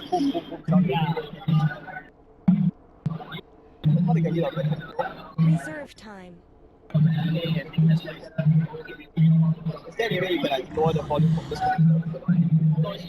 Radiant team's turn to ban.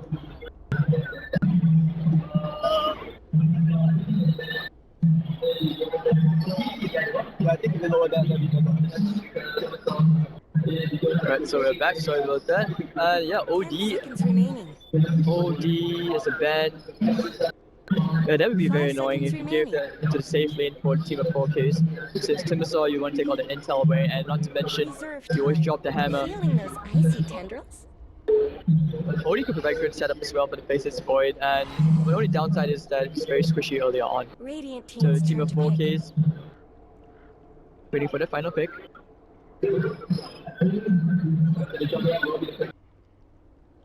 It's strange that we haven't seen any disruptor pickup so far throughout the day. 10 seconds remaining. 5 seconds It's a remaining. team of 5Ks. We'll be cutting to the rest of the bonus time just to settle the final pick. They have to be on the same Reserve page for time. this. The winner of this game will go into the finals.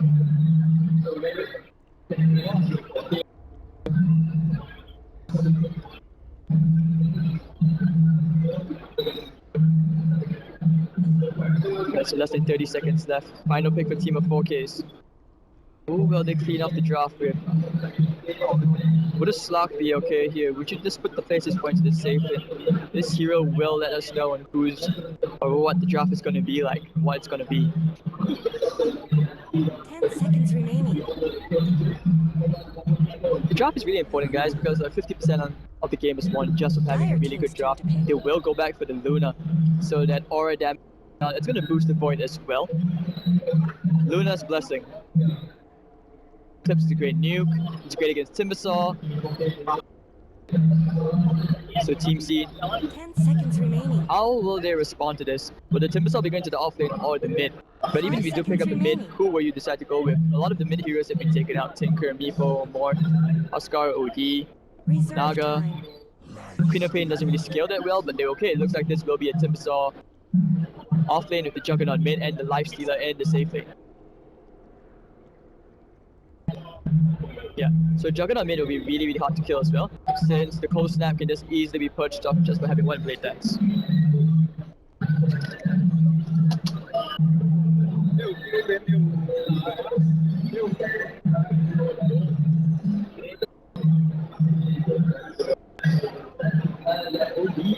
Alright, so just looking carefully at the draft in case I missed anything out, I would say on paper, team of 4Ks has very, very good mid to early game transition, especially the team fights. I would actually favor them a bit more just because of how much easier it is to execute the fights in a team fight in 5v5 situation. But team seed wise, you need to be able to kite, you need to of course get very, very good smoke screen. A lot of it has to be done by this Ricky. Kaki's not gonna have a very good lane. So here we are, ladies and gentlemen, game 3 between Team Seed versus 4K DOTA. On the Radiant side, A is going to be playing the Luna, Timothea on the Bounty Hunter, Youngin's going to be playing on the Vengeful Spirit, 4K DOTA vs DOTA playing on the Faceless Void, the last playing on the Invoker. On the Dire side, Team Seed, Sicker is going to be playing on the Juggernaut, AutoK playing on the Elder Titan Xenoth, on the Lifestealer, Nice and the Invisible Ricky Maru playing by no inspiration. Last but not least, Agent Cocky playing on the Timbersaw. We've seen him in playmaking roles, so let's see how he does as a Timbersaw this game.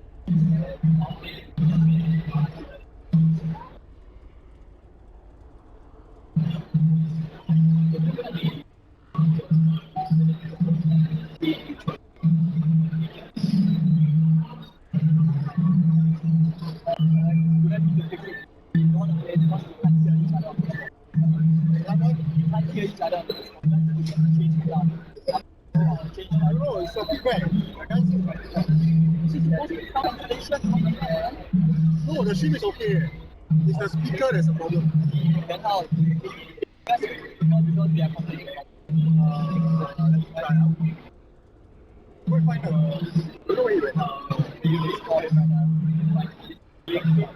Hey, what?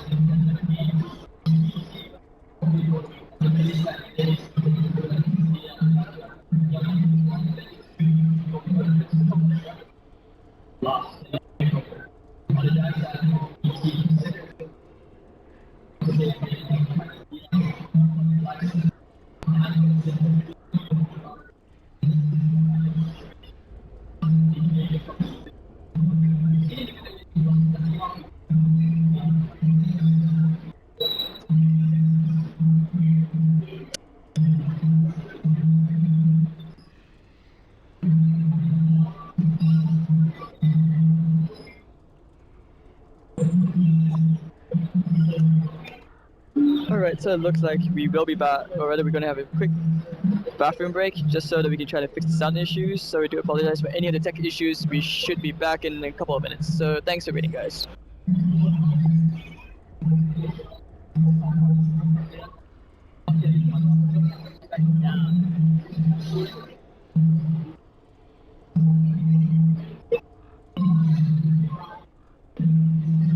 Was a bigger setup.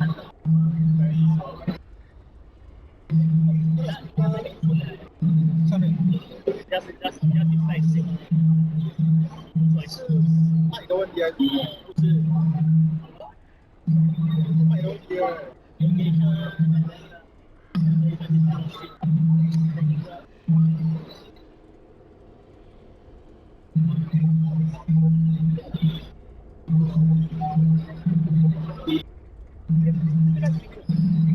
Yeah, but we'll pause right now.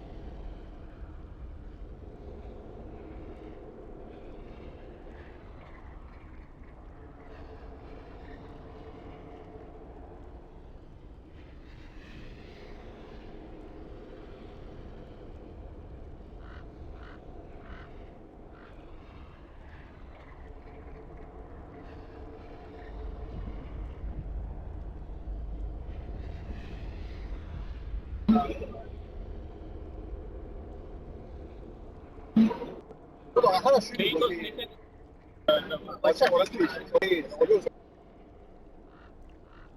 啊，他这个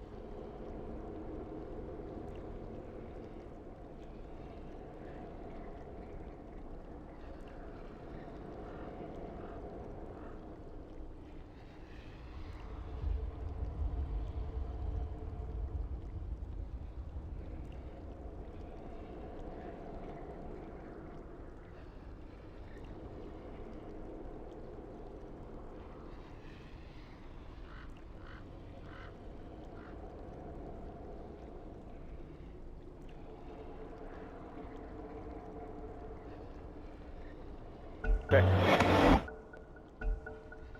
Thanks, messing bottom. Alright, so looks like the game has resumed, guys. We are back. So thank you for waiting, ladies and gentlemen in the audience, for the technical difficulties that we were having. So here we are, Game 3 between Team Seed versus Team 4K DOTA. He's played some very unusual builds 30 this seconds game. to battle. Like you've seen Octarine Core in the Void, he really loves his Octarine Core in Radiance. Ricky with the Dust. So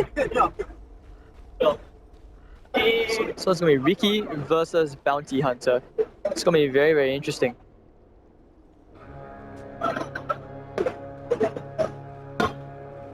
Who will bump into each other anyways?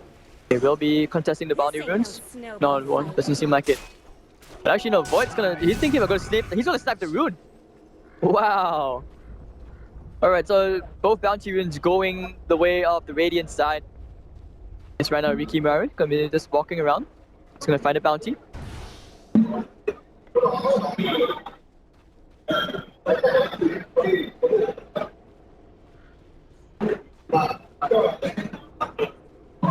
Alright, so the Venge meanwhile starts out with double tangos to South and Clarity. So looking to try and out sustain against this Timbersaw, who could be in a bit of trouble. Yep, they're going for this right here. Orb of Venom. Cocky the level 1 reactive element PMS, very tanky. Here comes Ricky to the rescue as well. They pop the dust. Can they find a kill here? That's the question. They're going straight for the Ricky Maru. The magic missile flies out as well. They shoot the first blood right here. Plenty of right click damage. One more. Yep, Luna gets the first blood. So hey, getting the kill. Start already as it is for the Luna. And you really need to be able to kill this Timbersaw before he gets that level 3 of the level 2 reactive armor.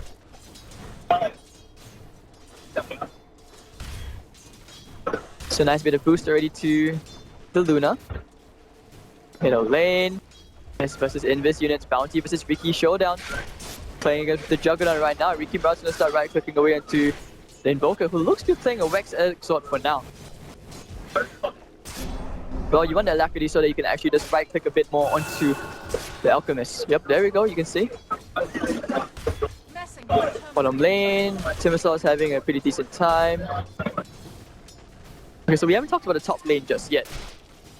Top lane, Xenoth versus Precious Void. He shouldn't be able to kill this one fool. We should be time walking this out. Yep, he will time walk away. All that damage. So Ricky's back into this. He's going to try and play around. Might actually get the slow here. Body blocks. Oh, that's very nice. Here comes the Blade Fury. Spin, Sunstrike. Not going to kill it. Kill. So that's very nicely done from Sticker. And with double damage on the way as well for the Ricky Maru. Timbersaw a bit too far forward. Luna also very low, so they shouldn't be able to go for this. He needs a magic missile. Oh, he wants to go for he's trying to go for a comeback kill here. Chinada, do we have a shuriken toss? No, we do not. But anyways, Kaki should be dead here. We need one more right click and we'll go down to the bounty hunter. So alright, a call for a call being traded across the map. 2 for 1 trade.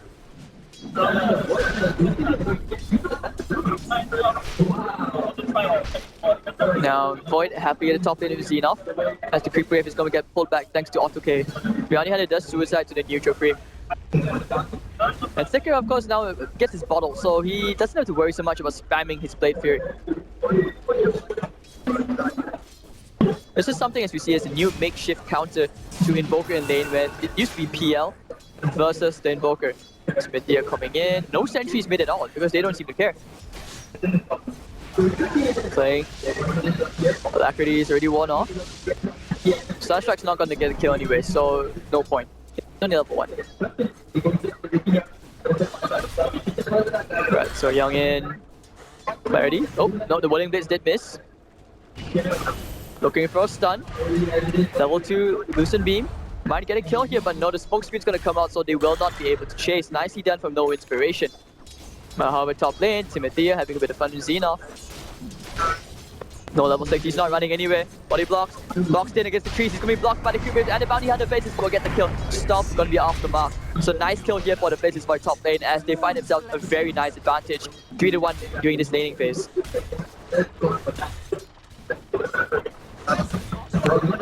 But last hits wise, it's Team Seed who's on top. Luna is a bit behind. Middle lane, your Invokers having, you know, not as good time as he would hope for. And Void's gonna be hitting that level 6 very in good time. Middle lane, they might think about going on Juggernaut. Let's see what this Ricky Maru is gonna do.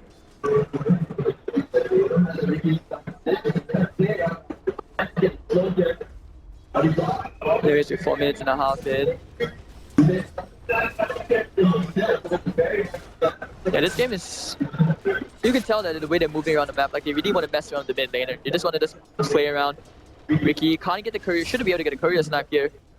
Gonna play around with the Invoker maybe. The other Titan hasn't been able to do much, really needs those early levels. Could just go back to stacking for the Juggernaut or even the Timbersaw. Right, but middle lane up, they want to go into the Invoker again. Can he get the kill here? I don't think so. Spin, spin, spin. Oh no! Immediate combo's gonna land right into the Ricky Maru, who needs to blink away, and actually will he be able to? The Healing Ward's gonna be following him, but no, Bounty Hunter Shuriken Toss will secure that kill. So 1-for-1 trade, you lose the Ricky Maru, but at least you get the Invoker. So Invoker's having the worst lane of his life, but Mino top lane Lifestealer gets the Faceless Void, who kinda messed up. I'm not sure how that should have even happened. So the Sticker is gonna get his bottle refilled, courtesy of the Ricky Maru. And with that level 6 in the dust, they could actually kill the Invoker much quicker next time. Bottom lane, Luna against the Timbersaw. Waiting for the Luna to hit that level 6. And then we'll see the Eclipse coming into play.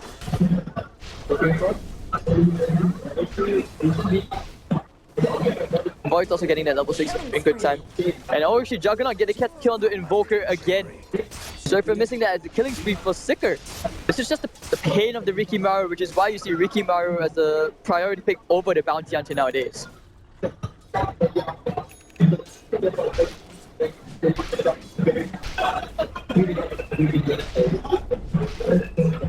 Alright, so for DOTA.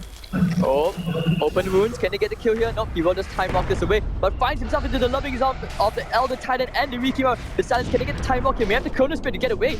There's no follow-up damage, no follow-up. Yep, he's just gonna back up. Trades a couple of blows into the club, and that'll be it. Invoker may be forced to just jungle at this point because it's gonna be a very, very slow Midas. Luna has level 6. If they can get the stun and no creep wave there, that should be a very, very easy kill onto the Timbersaw. And meanwhile, looking at the Void, they will get the kill here. The Stomp Dust in the next time. Lifestealer comes out. And infest the nuke damage, bringing down the Void, who was getting way too greedy.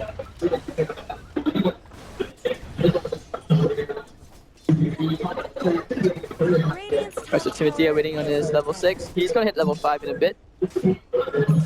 This Ricky has done a lot of work this game.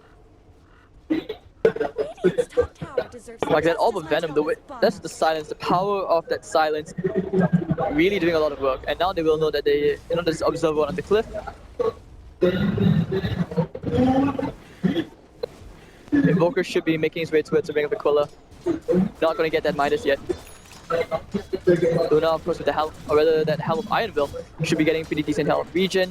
Helm of Dominator able to stack camps more efficiently as well, where you can see the Moonglaves come into play, and she can flash farm.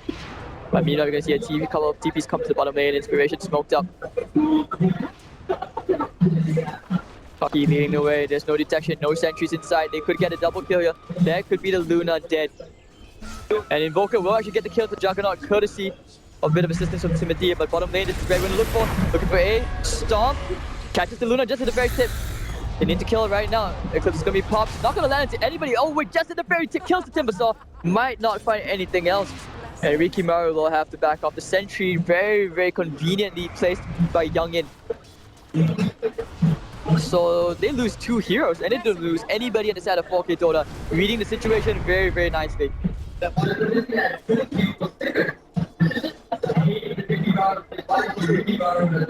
Alright, so waiting for no inspirations, level 6 as well, where Tricks of the Train makes him very, very hard to kill. But I see that extra bit of time as well. Gonna find the last. Say hello, hello, hello. Leeching at EXP. Was considering going for the last hit, but anyways, Timothea into the party right now. A little cocky.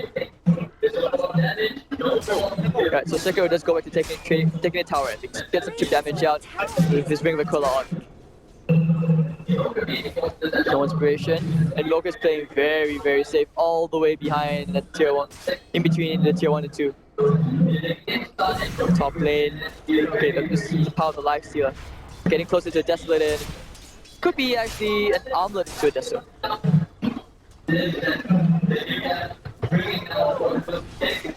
Ricky and Bounty Hunter are so close to each other. They're so close, but they don't know it.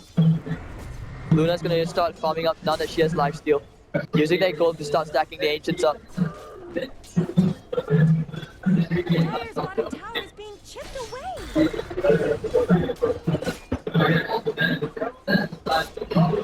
Right, so 6-5, pretty intense, I would say, this laning phase.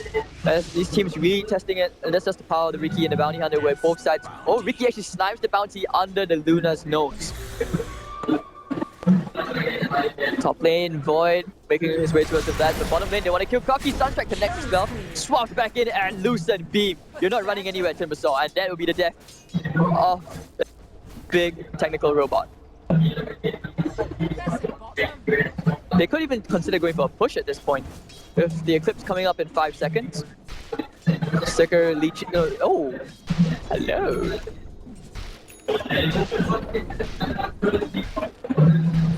Waiting for the baby Walkins to die. Radiant's middle tower shouldn't have to take this abuse. They want to go. If they can get the silence, that would be a very big... Hit the smoke screen now. Omni Slash, that should be a kill, yes! Very nicely done. A very convenient bounty rune. Invis rune. And now they can start to pressure up the top lane a bit. Healing ward as well. Yep, they want the tower. Even Blaze out turns on their Aquila. Radiant's top tower has looked. So 7-6. Still very even game. Timothy here bumps into the stack. And they will get themselves a tier 1. And now we're going to see the Ricky Maru Lifestealer synergy come out. It's very, very invisible hero walking around you with an infest in. Oh, they might find Timothy, but I think they have different plans.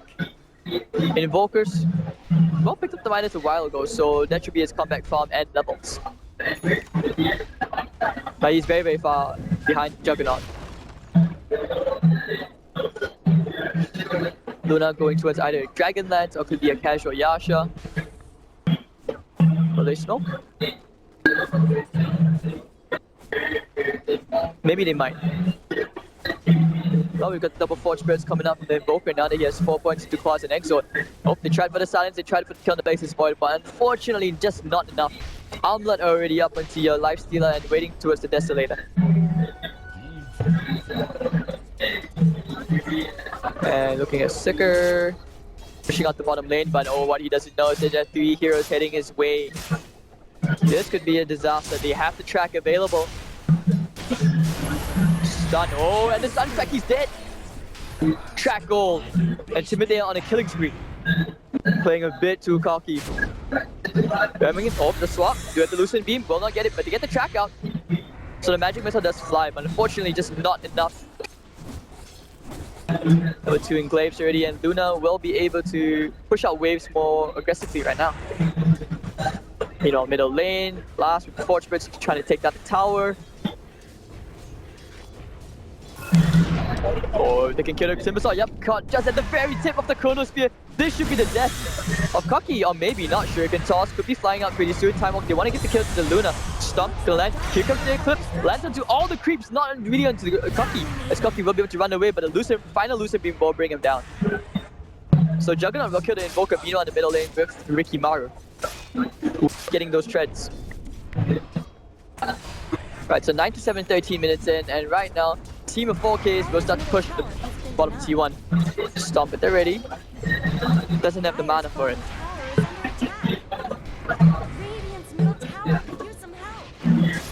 Middle lane, Timothy is going to TP in. Mess around with Sticker. Unless they can get the tower denied. The stun's going to come out. Nope, juke. So they will not be able to stop this. But Sicker really wants blood. Will get the tower kill, and in places what will get one for himself as well. But middle lane, can he get the courier snipe? Apparently not. Looking for the net. Unfortunate. Unable to. Cocky having a lackluster game. Except the infused range drop for a bit of mana region, and of course spell shield. Invoker still needs a while before he can hit that super scary level, choosing to go for a 4-staff. And you always need 4 staffs against the Lifestealer just so that you can run away from the Lifestealers. Make sure his rage goes off, and that's where your magic nukes will tear him to shreds. And over Lifestealer, actually the Infest combo with the Ricky kills off the Luna. Can they find Timothy? And needs to pop a dust, needs to pop a sentry, anything. Nope, Timothy will run to the north. Radiant's bottom tower is under attack. When they find anyone, nope, Void actually TP's back to base. No one in the jungle, no one in the trees. They will find themselves with another tier 1. Radiant's bottom tower's got problems. Very easily Bottom taken. tower has fallen. Lifestealer with Ricky Maru, that synergy has been paying off for them so far. And this is a very huge stack. Luna will not be able to clear this just yet. He probably needs an extra point to glaze. But look at the way, look at the movement on the map. The team see this, the way they just take over the enemy jungle. All these very, very deep wards being placed, and this is what they can look all the way into the enemy base. But if you look at the vision on 4K DOTA side, their wards are very, very passive. Invoker trying to get that 4 staff, full luck. But it looks like Luna may be thinking about trying to clear that stack. Rikimaru, go up the stairs. You need to make sure that there's no sentry there. But they know that Xenoth is farming their jungle because they ping him out. The ward spotted. Chronospear, there they go. Sunstrike, need to track out. One easy kill. Bounty Hunter goes down. So Bounty Hunter gets the life steal. Basis point will go down, however. Medium combo, landing, go to kill, no inspiration. Nice Earth Splitter catching 2 heroes. And the tricks of the trade saving him just for now. But the sentry there, oh, Shuriken Toss brings Sticker very, very low. 2 for 1 trade. Will they chase? No, they will not. Middle lane, they could have gone for auto K, but Youngin's looking for the swap. Will not find it.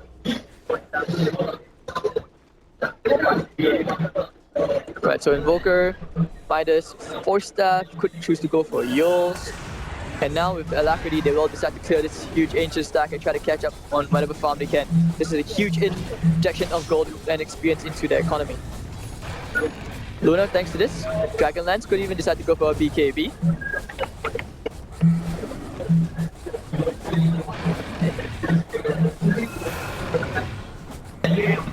Oh, A is very, very low. Someone to come up right now, you could die. But okay, the Enchanted Spirit is going to come in, but it's not going to find anyone.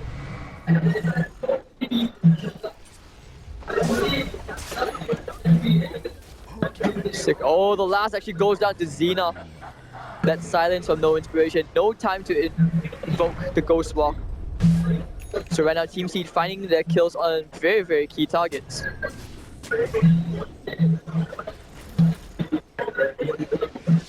And they have different plans. They want to go for Roshan.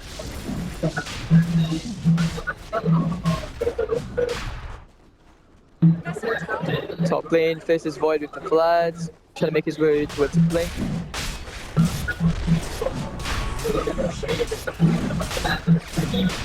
This should be a pretty easy Rosh.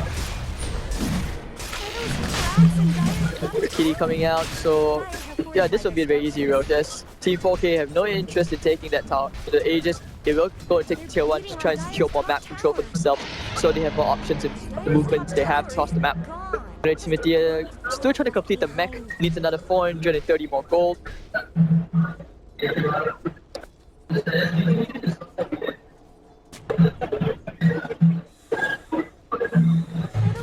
Right, so the Aegis going their way, no inspiration, but a little bit sneaky play. Combined with the Earth Splitter, that could be a very nice kill. Dive's top tower is under attack. No inspiration is going to find Timothyia. They're picking him out, but Timothyia is at the gem. They put the ward down. Oh, bring in. They're going to tear apart Vengeful. Nice double chrono. Where's the follow-up? They do not have any. And they will just back off. 4K DOTA forced to be on the run right now. Can they chase the Faceless Void? Tower is under attack. They're definitely on the hunt.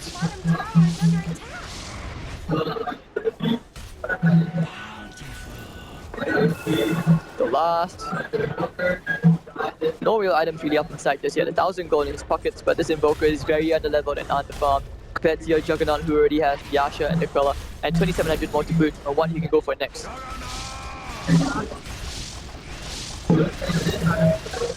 Timbersaw as well, going towards that Bloodstone. Should be able to get it in a bit. Actually, should be able to get it now.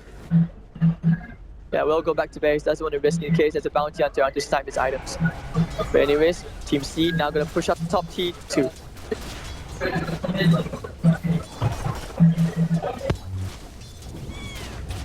Radiant's top tower deserves just as much help as you. Alright, so tower will be taken out. Team 4K, no interest in contesting that. They're trying to push up the bottom tier 2 for themselves, but the fortification's there, so Team Seed will be back to defend that. Right now, the way that the game is going, 11 minutes in, and look at the net worth, it's still dead even. EXP wise, just slightly in favor of Team Seed. And Luna still needs a couple more items, choosing to go for the Hurricane Pike to kite around that Life Stealer as well, but she needs more damage items. Invoker, what will you go for? Do you still try to farm with the axe, or do you want to try maybe drums? Yo Scepter, anything would be good, just buy something. Anyways, Luna gets an Arcane with very big item. Oh, but this could be a trap. Yep, this should be a trap. Sticker needs to Hurricane Pike away. Actually gets to it just in the nick of time. The smoke screen ping the mech, but to keep him alive, and the swap to keep Luna alive. Youngin will sacrifice his life just to save his carry, so that's very nicely done coming up to the bench.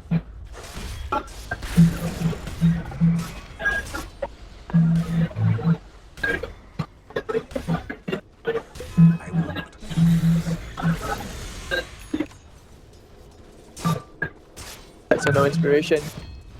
Scouting behind. Smoke. They're pinging the smoke. They know that the Ricky's there. Can they find anyone? They have a Chrono as the ready if they need to use it. Chrono. No, but the smoke screen just in the nick of time. They need the Chrono right now. Catch 3 heroes on the right side.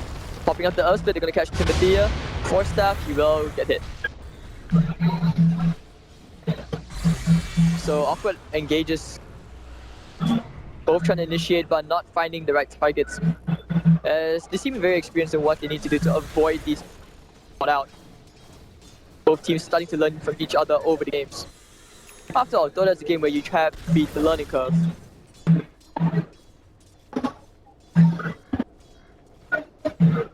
Right, so no inspiration. Making his way towards the diffuser. They're going to camp tier 2, maybe find one very, very unlucky target.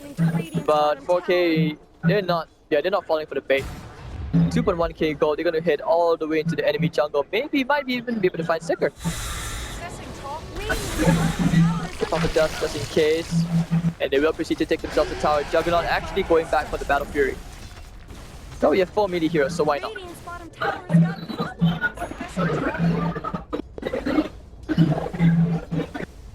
Invoker leading a charge, gonna get a tower denied. So that's quite a lot of gold actually been denied to Team Seed. Lifestealer is so farmed, and he needs to keep on fighting. Lifestealer is a fighting carry. You don't want to try and out-farm the Luna.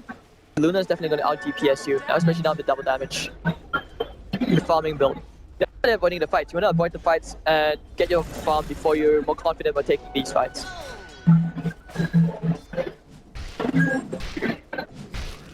So 4k Dodo, best Dodo.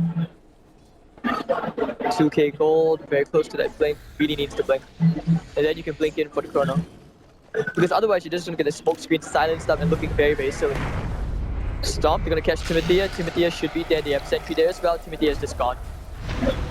Screen just in case. The 4 staff, trick to the trade. Oh, actually no, they do get Timothea out of there. So they don't even lose the bounty hunter, and they committed quite a lot for that. Double 4 staffs really paying off.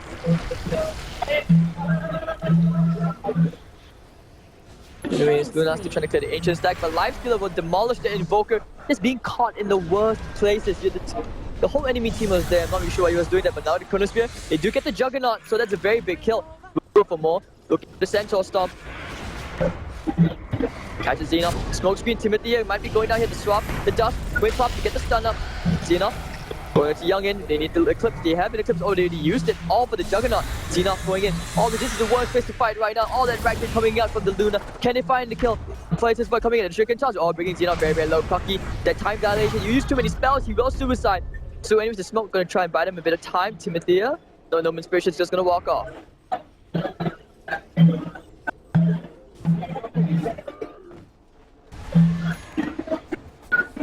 Okay, Luna could be going towards a Mantis style of her own just so that she can purge off the open wounds just in case.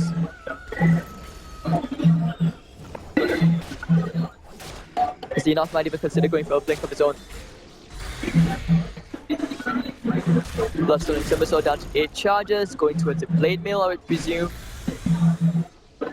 No Inspiration still trying to farm up that Diffusal Blade. And Intimidator does provide some good intel. Finds the ET, and of course, knows Xenoth is there as well. Which means that there's room for the last to actually push up the top lane.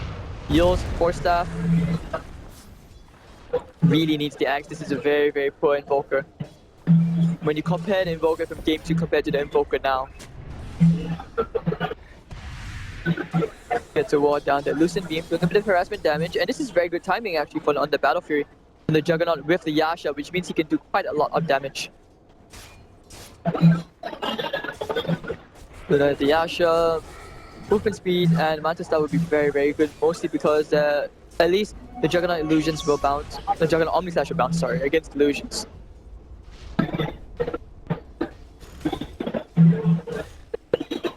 Cracks in Dire's top tower? Xenoth actually goes for crit.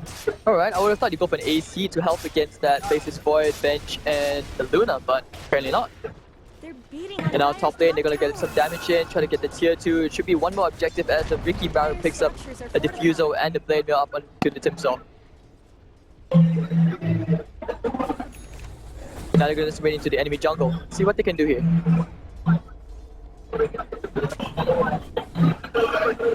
Yep, just putting a sentry down just in case, making sure that there are no wards around. Anyways, Ricky Maru and the Lifestealer Infest combo at the bomb. Can they find themselves one more pick off with this? I don't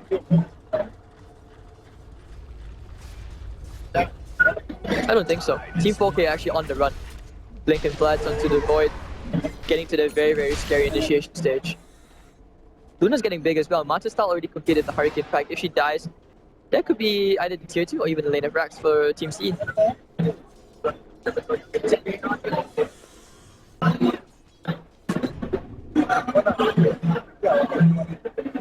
Do they want to smoke?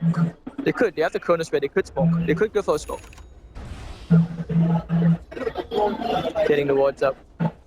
Smoke is on the courier as well, so they could be thinking about going for a very sneaky play. They're just kind of hanging around the same direction.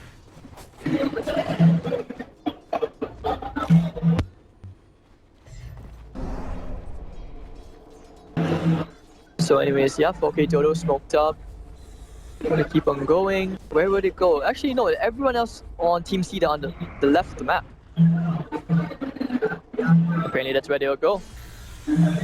Or they find the Ricky Maru. Or if they can bump to the Ricky Maru, this could be pretty big. There's a sentry down. Nope, they will not go. They actually does roll back up. Okay, now he'll invest combo, tricks the trade. Now Chrono doesn't really catch anybody. Can they find Xenoth? They need to kill Xenoth right here.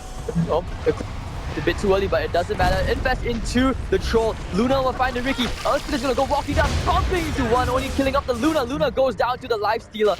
They will not find any more. 2-for-1 trade. Invoker also gets melted by the Juggernaut. Gets a very lucky basher to Auto K. Lifestealer fighting a second. 3-for-1 trade. But now we'll time walk away all to the low ground for safety. And this is where Team C can open up and try to get a push onto the top tier 3. With that Desolator, you just tear heroes to shreds. And like I said, it's very, very difficult to kill Ricky Maru that tricks of the trade. And with no Chronosphere, Team 4K do not have any tools to defend with. Healing Ward's gonna keep them alive. Radiant's top barracks are going to blow up. Radiant's top barracks are falling. Alright, so that's gonna be a full lane of racks with Team C as they find themselves a huge advantage in the objective race here in Game 3 of the semi-finals between Team C versus Team 4K Dodo. Death's bounty. Manta Style on the way for the Juggernaut. No Inspiration waiting for another Roshan, and then they can commit to a tier 2.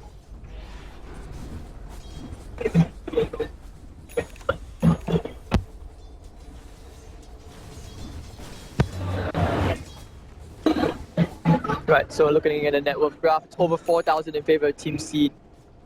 Itemization wise, they're just piling up on the items. Bloodstone charges galore for the Timsaw as he picked up 3 early on. Meanwhile, the jungle Invoker will find the Elder Titan. Will they find more? Faces Void looking for more. 20 seconds before he has another Chronosphere. Timidea gets the track out. It's going to be on the Juggernaut Illusion though, not on exactly the best thing. LET will buy back, not sure what for.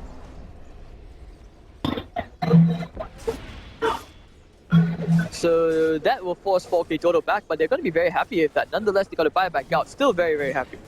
You break the bank for an unnecessary buyback, you waste the buyback, you waste it, and when you don't get kills, you're just really making things look bad for the team because now it limits the movements and will be forced to play more passive. Anyways, Roshan's up. Maybe they could even think about giving the Aegis to the ET.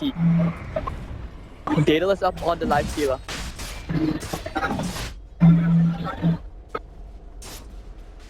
Boy, the Chrono could be thinking about making a very, very big play. Smithia also in the vicinity. If he's out each other, but no, that's a very, very nice Chrono. Where's the follow-up? No, but here Timothy has been caught by the Ricky Maru, caught out alone, and that Chrono's gonna be wasted. Oh, ET, the Outsider destroys two. Sika going into AY. Europe is for stuffing up into the cliff, but no, looks like he's gonna try for an optimistic TP. Needs a bit more damage. He will find it, Ricky. That's 4 heroes down. Work at the cutting edge. Team Seed looking very, very sharp in this game 3. Roshan's down. I touched him once. So they might have to force out 3 buybacks here from 4K DOTA as they have to break the bank to hold the base. Tier 2 will go down for sure. That's a given. Team Seed on form in this game 3. Radiant's middle tower is under attack.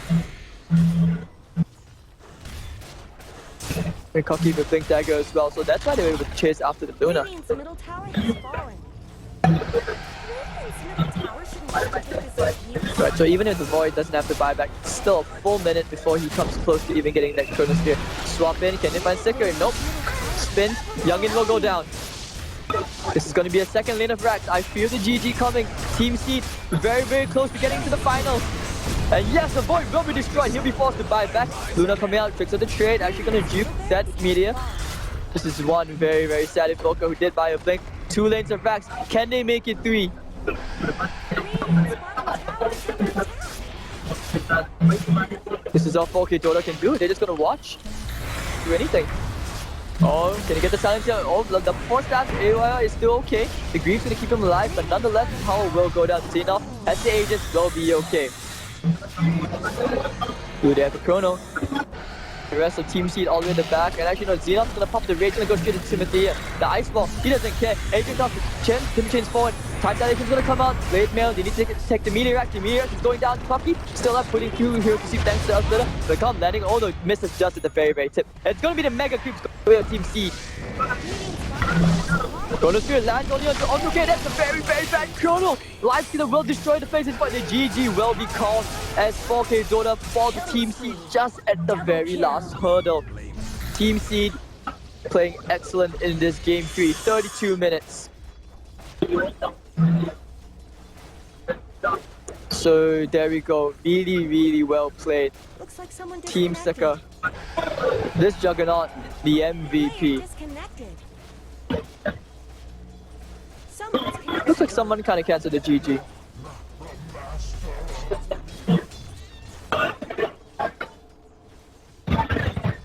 But anyways, really, really well played coming out Team Seed. They just took the better fights. 4K DOTA, despite having the easier job to execute, just really choked at the critical points, getting caught out continuously. That Riki and Lifestealer jog was just too much for the Invoker as he had a very bad start all the way to the very end. Where did Radiant's middle tower go? Radiant's middle tower. Radiant's middle Timothy tower had a has very fallen. good bounty hunter as well. Like, he did have the impact, but unfortunately, it's just the Luna, they just couldn't do anything. Radiant's ancient is under attack. So anyways, there we go, ladies and gentlemen. That is the end of the semi-finals. Next up, we have our final best of 3 of the DOTA tournament here at Game 3 Asia. Radiant's ancient is under My name is attack. Hades, thank you all for tuning. We'll be having a quick break as the next team stuff set up for the finals. We will see you guys soon. Stay tuned.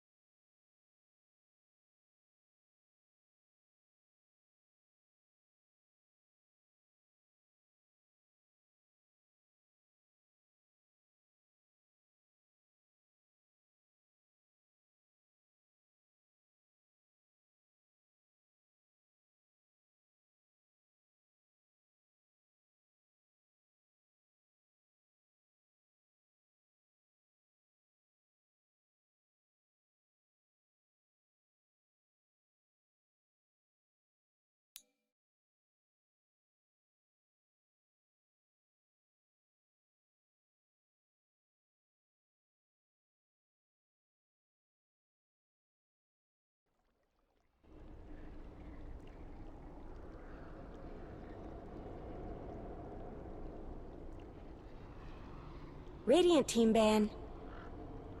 Hello.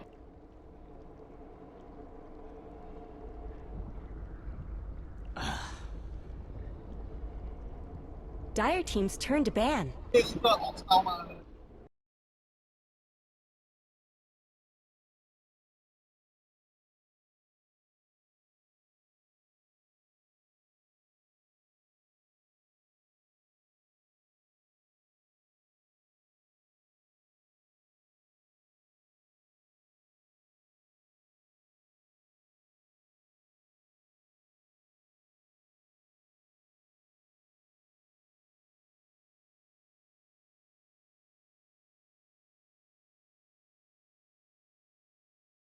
？1 hour game just now, also 10 for game seconds 2, with remaining. both game 1 and 2 1 hour games each respectively. But team 2, team 4K is 5 just seconds very, remaining. I would say, choking at that last critical point. They seemed very unsure on what to do. They're very nervous, especially at that super ultra late Radiant game, team's turn to when pick. one mistake can easily cost you the game. But here we are right now for team, the game 3, team C should be a bit happier, a bit more satisfied with themselves, because Sika played a mean invoker that game, taking out the Darkseer and Drow this time for team 4Ks. We'll see, 10 will they seconds open up with the remaining. Shadow Demon again? But no, apparently not, they cannot. Team Seed banning that out and the Naga 5 Siren. They seconds just don't want to remaining. deal against that illusion push. So that's just one of the strategies already being taken out. Reserve time. Alright, so team 4Ks will cut into their bonus time. Who will they open up with?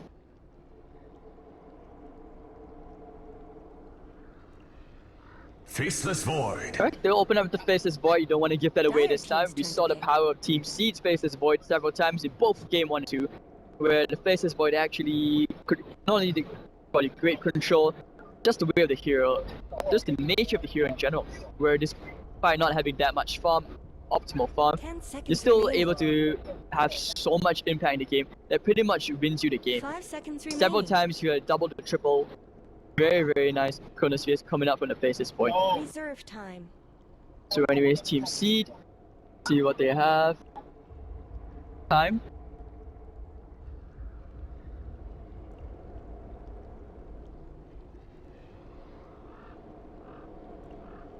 Getting to their bonus time, less than 2 minutes.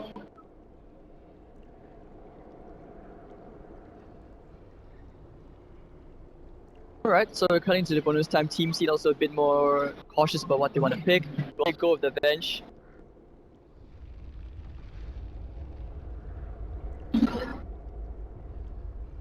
Yeah, this is really, really very tough. But alright, the Elder Titan will be picked up. Riki. And the Riki Maru as well. So Radiant Team team's turn 4Ks, to these were pick. heroes which were banned previously by Team Seed and Team 4Ks. So having the Riki and the Elder Titan this time, this will be very interesting as ET, Natural Order and the Earth Splitter can do so much in the team fest. And not to mention, 10 well, when you seconds have that remaining. stomp, put you to sleep for a very, very long time, which allows you to ignore a particular hero 5 for that seconds remaining. tiny window. And right now, Team of 4Ks will be thinking how they want to contest. One of the good things about having a Riki Mario on the team is that your smokescreen silence will prevent the Void from running away. So without the time walk there, well, you can actually get a kill into the Faceless Void quite easily with another hero. Good thing about Riki as well as a support, not only are you able to destroy the lanes, if you play it well enough, you should be able to force out a lot of unnecessary sentries being bought. Dire team ban. You can provide as much intel as you are, almost as if you're playing a bounty hunter, and at the same time, you can always use tricks of the trade to get in some right-click DPS with a diffuser play. Anyways, Vengeful Spirit to pick up for the Void. Yep, I can see that. 10 seconds It's really remaining. good. But there are other heroes like Dazzle and Oracle as well, just those defensive heroes which can be 5 very, seconds very annoying. remaining. Anyways, Team Seed, less than 5 seconds left. Who will they open up in the third ban? Reserve Second time. phase of the draft is very, very important because you want to make sure that you get your draft the way you want it, not the way your opponents want it. So this is really the mind games out there for the drafting phase. Right, so let's ban out the Radiant Sand King this team's time. turn to ban. Don't want to give it away. Well, maybe you could see that, okay, maybe Team of 4Ks may look to mimic that strategy and maybe even improve it themselves. But the good thing about the bench community with the Faceless Void is, of course, the Scream of Terror. Well, of course, I mean, so yeah, wave 10 of Terror, seconds remaining. negative armor, and a tiny bit of damage. Great, we're doing Roshan. Physical damage output for the Dire Void is team's naturally turn to ban. increased because Faceless Void is really high base damage. The -4 after 6.8 AD. Meepo being the last, or rather being the first banned second phase of the draft for Team 4Ks. One of those 10 annoying heroes seconds also you don't want to deal with. 5 seconds Alright, so remaining. who are Team Seed ban? Who are Team Seed ban? Or will they decide to even try something sneaky like putting the Ricky into the off lane, Reserve which makes time. things very, very hard. Huskar being another Radiant team ban. ban. But it feels like Team of 4Ks actually are... yeah, both these teams are quite familiar with each other in the way they play. Of course, this is a very high MMR range game, where you have some of the players all the way up to 7K, 1617 I believe. 10 seconds remaining. 5 Alright, seconds so waiting remaining. for the fourth ban, it's gonna be the Tinker. The laser can be quite Dire annoying. team's turn to pick. You don't want to be committing your Cronus News just to getting the Tinker.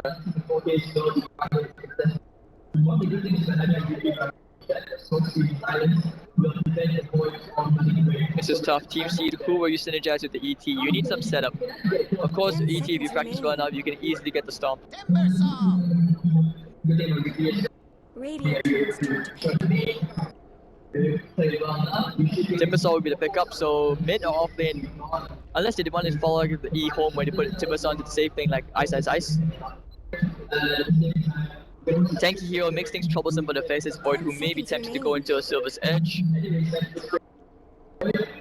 5 seconds remaining. Alright, so a third pick, you might even think about going into a Reserve Slark, time. so you get another Silver's Edge. Void preferably wants to get the blink, just so that you can position yourself better for the Chronospheres. A team of 4Ks will be picking up the Dire Invoker, team's turn to denying it to Team Seed, which would be an okayish time right now. A lot of nuke, easier to bring Timbersaw down, not so reliant on physical damage. And of course, with a good Chronosphere setup, you can always get your media combos off very, very easily. 10 seconds remaining. 5 seconds remaining. So Team Seed, yeah, they want to take the time to really think about this one, because Timbersaw, Reserve if you don't time. have a good laning phase, it's not a good hero to be fighting from behind. You have to be snowballing quite hard, get those Bloodstone charges up, get great farm, maybe you can build up to the point of an Axe and Octarine or even Shivas. That super tanky Timbersaw, which we usually see, like maybe with Hood Defiance, can be an issue, especially for a Faceless Void. But still unsure whether this hero will be playing the safe lane.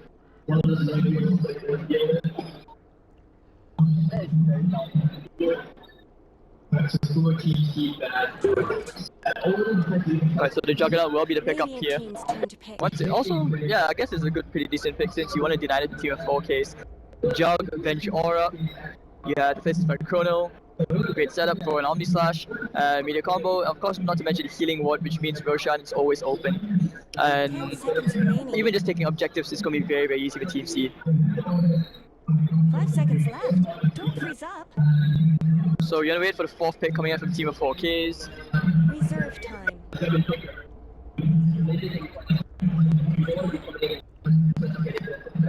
Right, so we'll cut into the bonus time again.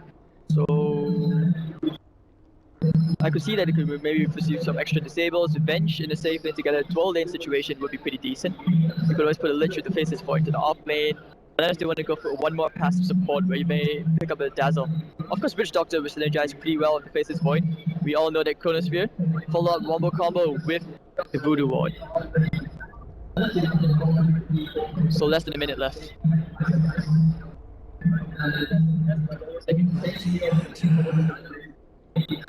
Dire team ban. For team of 4Ks, they will go for the Bounty Hunter pickup, so kind of adapting the strategy which Team Seed did use earlier on. 10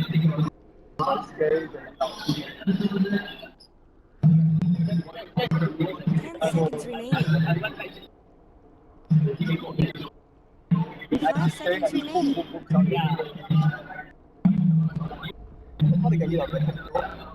Reserve time.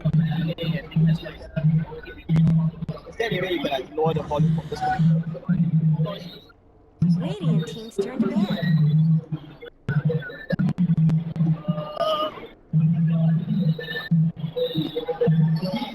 Yeah, I think if you lower that, that'd be better. Right, so we're back, sorry about that. Yeah, OD. 10 seconds remaining. OD as a ban. Yeah, that would be very annoying 5 if you gave seconds that remaining. to the safe lane for the team of 4Ks. Since Timbersaw, you want to take all the intel away, and not to mention, you always Reserve drop the time. hammer. Odie could provide good setup as well for the Faceless Void, and the only downside is that it's very squishy earlier on. So the team Radiant of team's turn to 4Ks pick. waiting for the final pick.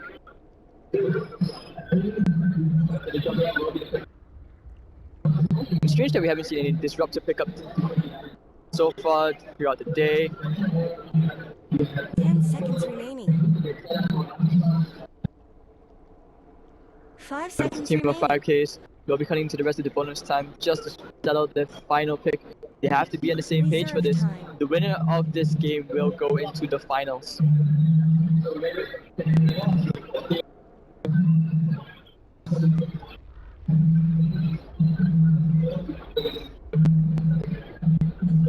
Okay, so less than 30 seconds left. Final pick for team of 4Ks. Who will they clean off the draft with? Would a Slack be okay here? We should just put the Faceless Point to the safe. This hero will let us know on who's or what the draft is going to be like, what it's going to be. 10 seconds left.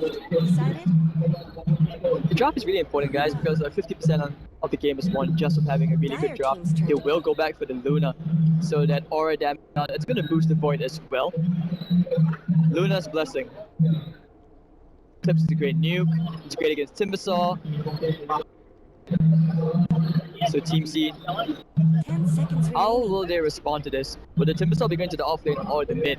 But even if you do pick 5 up a mid, seconds who will you remaining. decide to go with? A lot of the mid heroes have been taken out. Tinker, Meepo, more. Oscar, OD, Naga. Using up your Queen of Pain doesn't really scale that well, but they're okay. It looks like this will be a Timbersaw off lane with the Juggernaut mid and the Lifestealer and the safe lane. Yeah, so Juggernaut mid will be really, really hard to kill as well, since the cold snap can just easily be purged off just by having one blade dance.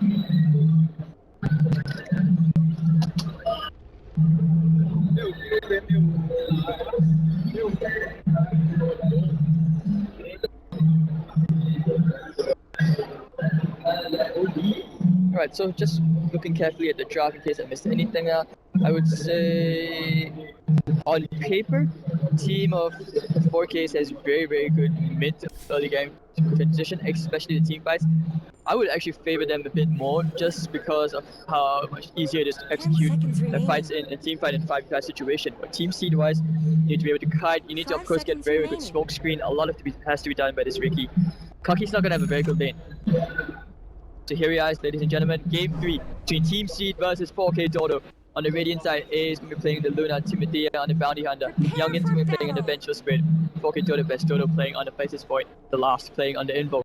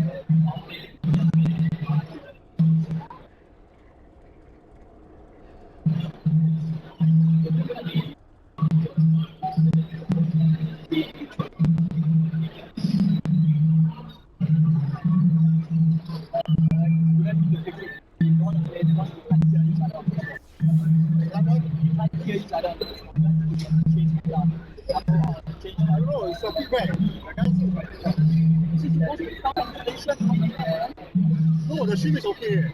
It's the speaker that's a problem.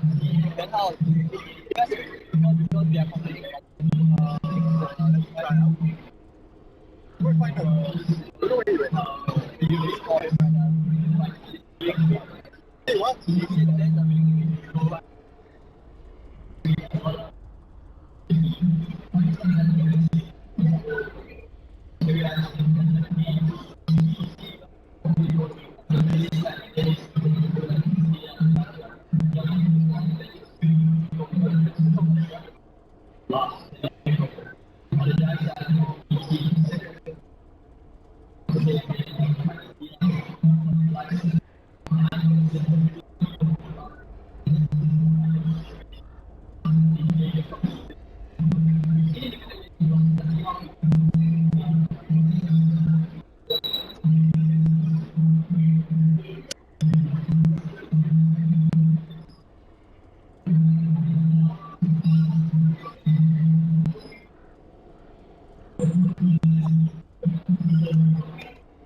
Alright, so it looks like we will be back, or rather we're going to have a quick bathroom break just so that we can try to fix the sound issues. So we do apologize for any of the tech issues. We should be back in a couple of minutes. So thanks for waiting, guys.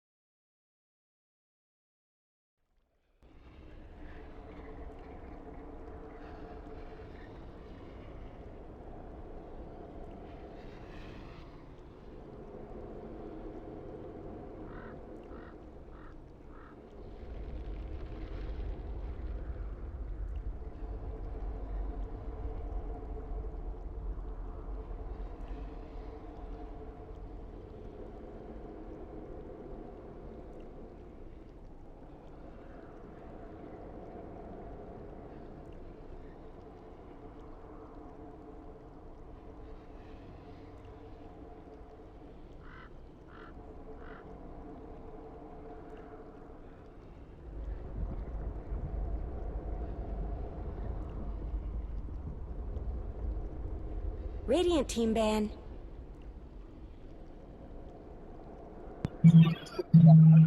Why is it so weird?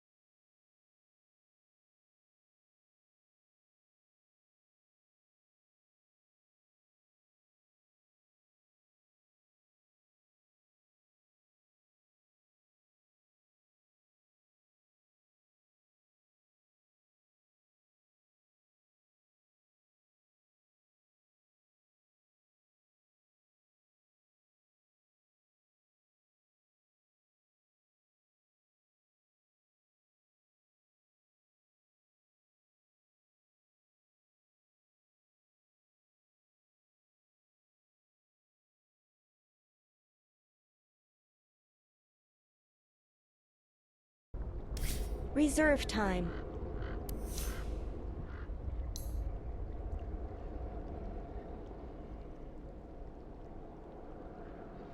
Test. I think it should be okay.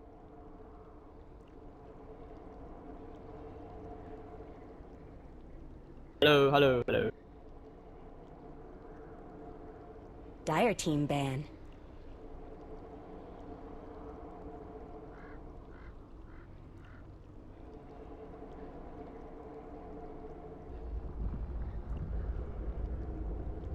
Mic test, mic. 10 I seconds think remaining. we should be good to go. Alright, so hello guys, welcome to game 1 of the grand finals 5 here. All the seconds teams. remaining. Right, apparently they didn't set a tag, so I'm not sure.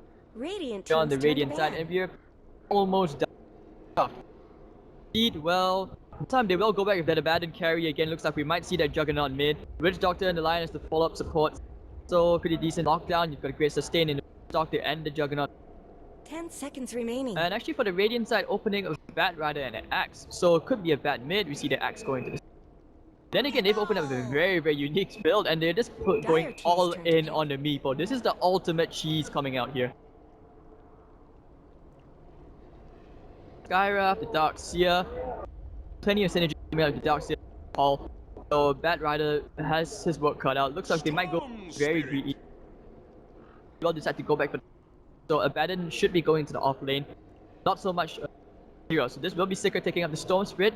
There's a reason why in the semi-finals why Storm Spirit stand out against.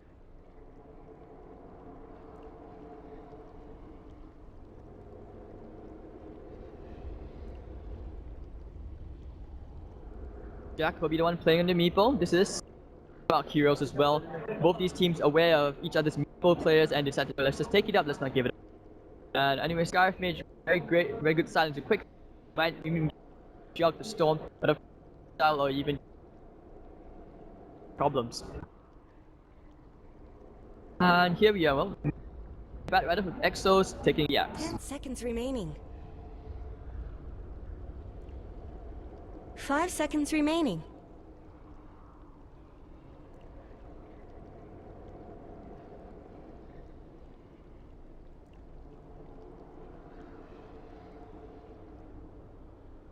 Alright, so now we're gonna see self tiers of Sky Myth taking up the Bat Rider for himself, Jack on the Meepo, playing on the Dark Seer. You're gonna have Exos taking up the Axe. On the Dire side for Team Xenoff taking on the abandoned Agent Cocky, taking up the Juggernaut this time. You might even see an off-lane Juggernaut. Looks like Xenoff on this abandoned is something for unless they no inspiration taking Lion, okay, taking up the Spirit. So that's some of the potential lane came up with Xenoff off-lane with Witch Doctor.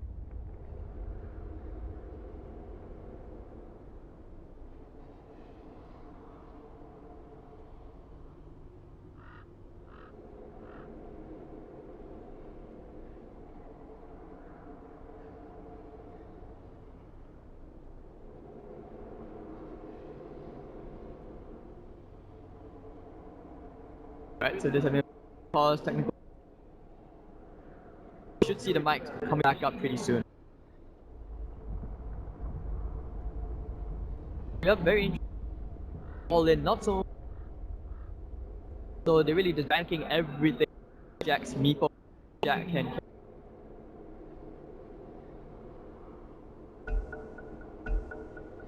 No. Bad in the previous game, or in the series where he did go for that Radiance, Vanguard, and Octavine all the way in game 1 of the semifinals. Here they are. Of that semi-final bracket. Very, very tough 1 hour games we finally led to. And it's been a very interesting set.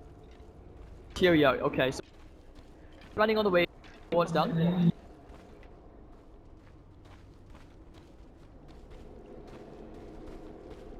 Jack will be opening.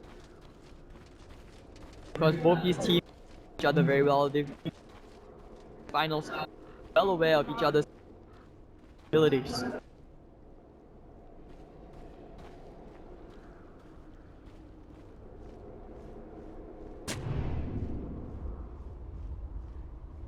Ward down is going to be blocked camp, so he's going to be utilizing now, as he could just 30 to the seconds jungle. to battle. Starting on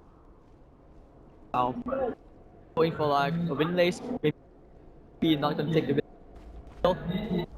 Higher potential on here, but it's very unlikely. And we're still not really sure, but it looks like the Abaddon will be the one. Bat Rider, as he does.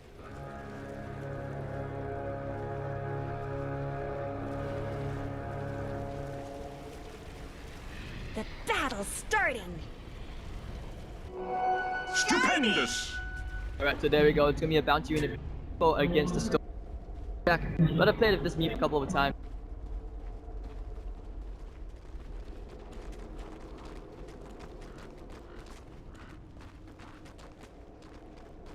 Block hasn't opted to go for that. 48 base damage here. Again. Then again, here comes Lion's gonna come in there to come support as well.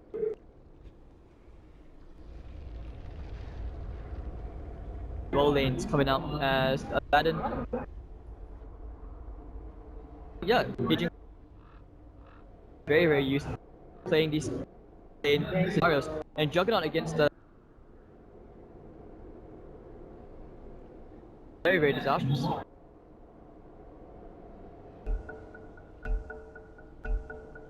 Let the fighting recommence. Right, so we will find the game resumed. Not again. Bat Rider will be matchup. And now the Scarab's gonna try and zone sticker out. Sticker will he first fixes it. Yeah, if he can lay zone out to the line, that'd be very bad. Not gonna get the proof off, denying it. Take the wind from their sails.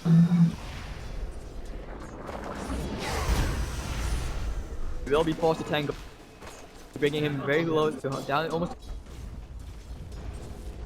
Agent Cocky 6, 7. Yes, be careful. Firefly, and even with your Blade Fury, you're not gonna be able to run away from that. Look at that right click. Ouch! It has to be careful. Really down to the low. 10 HP. Now still struggling. That's why you probably would. And because the blocking up the campaign, very hard lane. Lane for the Abaddon. Lion. Yeah.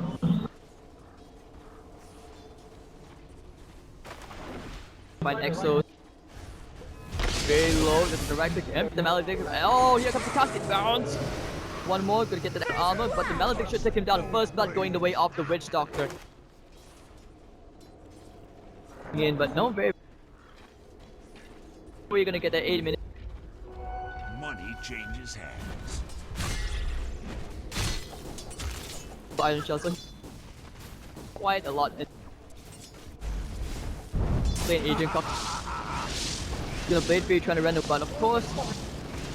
Top of all those charges in mid. Ana HP. Right, get the stun up here. No, they will not. But oh, here comes second. He's out of casual remnant. That is why there's a storm advantage, but the Flash found the jungle much quicker than can.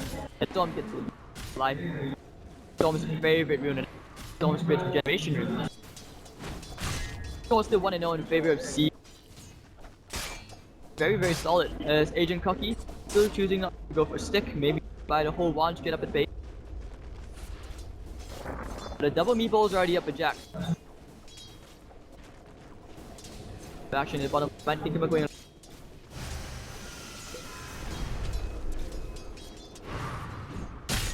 Jungle Exos is taking on the enemy jungle much more fun. Forward for rotating into his jungle. And then obviously, you know, dangerous places are the same.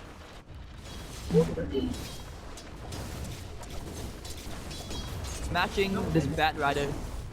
Last hit by he side edge compared to the 9-1.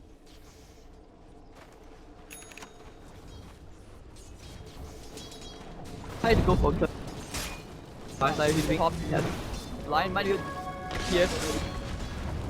Not gonna land. Cocky will burn for nothing.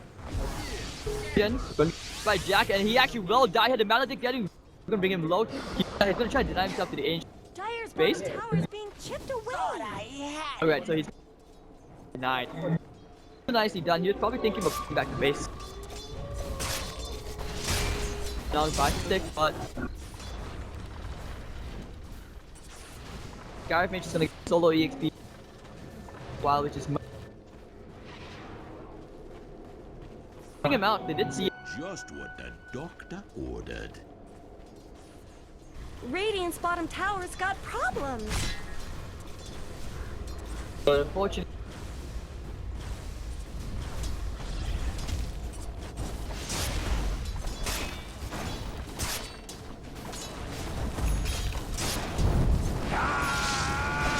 Now Miffy obviously cocky.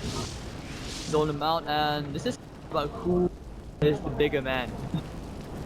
Of course he blocked out that hard camp, not even control, but Darkseid how we get the abandon. Lightning finding return kill, might have to find a way to but unfortunately nope, yeah, they're gonna bump to each other right here. Very easy kill. Oh hello! Tangles his way out, gonna try and juke him. Yeah, he doesn't want to get people poof, he doesn't plan, and the Skyfmage will find himself a kill onto the lion. Going back in, but unfortunately, far and all the way to. So that was expected. That was actually a 2-for-1 trade, favoring the Radiant side.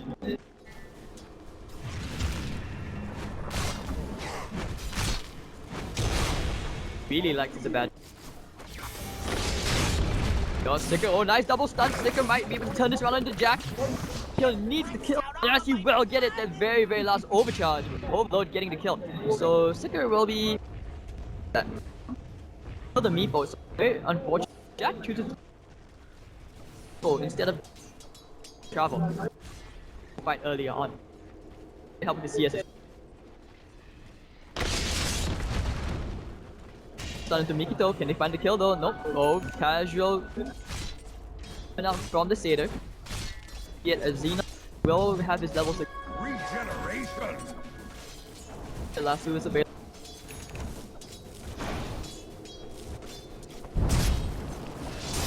Firefly hit. That's his level 6. He's asking for Cocky as he's in between all these heroes. Yep.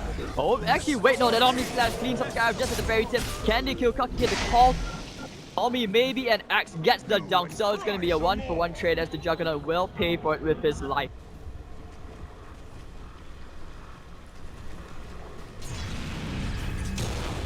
He wants to product shield. Done. Getting the wall. Xenoff. Oh, time he doesn't have it. He will die here. Mikito probably. Oh, he had to go for a search. He could go back for a kill. Jack. Earthbind. He's gonna sit. But no, that's Mikito going all the way in. Can they find the Earthbind? Yes, they will find no inspiration. And the poof. Darkseid Iron Shield will. No, pretty much it's a kill. In mid. Halfway through that Blink Dagger. Phase was trying to Blade Fury, but will not get it. 7 minutes in. Hope you keep him. Oh no! Ancient Seal on the cut.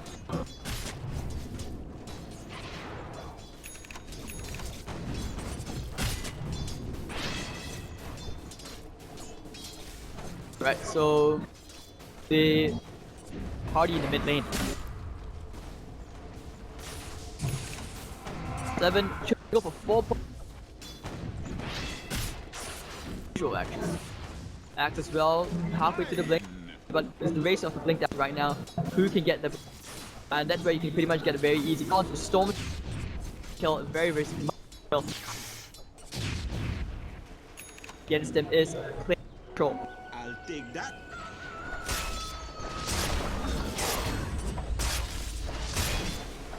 Ring of Pearl. Bottom lane, Xenos. Forward time will be proc, so Miki to utilize this window as the Bat Rider is Lasso. Very big but over at the top lane. Jack will go down to the Storm Spirit with that double damage rune. Bottom lane, they want to try to go in Xenos, but unfortunately, no Myth will not be able to find it. Product Shield will not get it.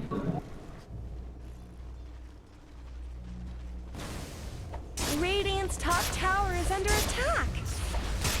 50 time. Go. Radiant's top tower Very happy with this has lane. looked better. Radiant's Oh, structures are fortified. they will. Fortification. comes out. So that's power taken. And Blink Daggers galore coming out soon on the Rat Rider. Hold Radiant's top tower back has at fallen. 1700. Tiny bit more. Get the slow up with the Xenoth, concussive shot. Nope. Down here, he has a TP. But you must remember, Skyrim does not. So they cannot get kill even if they want.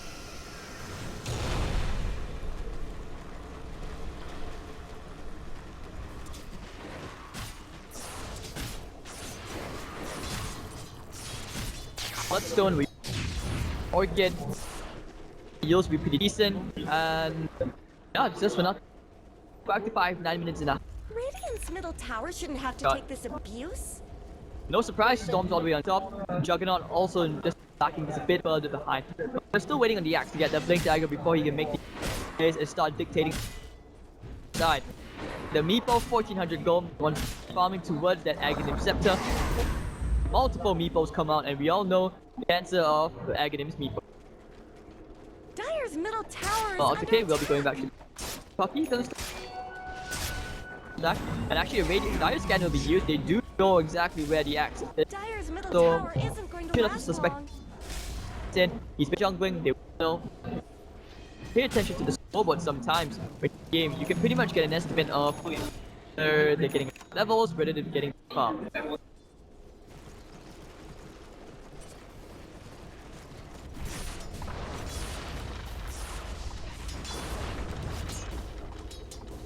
But it's not quite safe tested in where you just old time could be procced, so he's back to full HP. Radiant's middle tower could Blink use some Dagger, help. they're waiting for someone. Shells up. Gonna bring one more person in. Radiant's middle Mage. tower is under attack. Level 6 here. No call into. Oh, hold on. Can they find Sticker? They need the call here. Get it? Yes, they will get the call. Needs one spin, and actually they will get the dunk onto the Storm Spirit. But meanwhile, Lion will clean up the dark here. Very, very nice done. And Xenop's gonna be diving all the way between Exo's caught. Here comes Darkseid. He's gonna be buying back. Here comes Bat Rider to the party as well. They're gonna get one more dunk and abandoned. No inspiration. Not alive, that's for sure. There's one thing to search. Maybe here comes the vacuum chasing him all the way back in mid. Peanut's gonna be bouncing around. They should be finding a kill into no inspiration. It's very, very slow. He'll get the call. Since slowly, Coconut still bouncing on Iron Shell. Can they get the dunk? No, they will not. X counter Helix nonetheless will finish off the job. So that was 3-for-1 trade, that's in 3-2. And let's take into account the Darkseer buyback as well.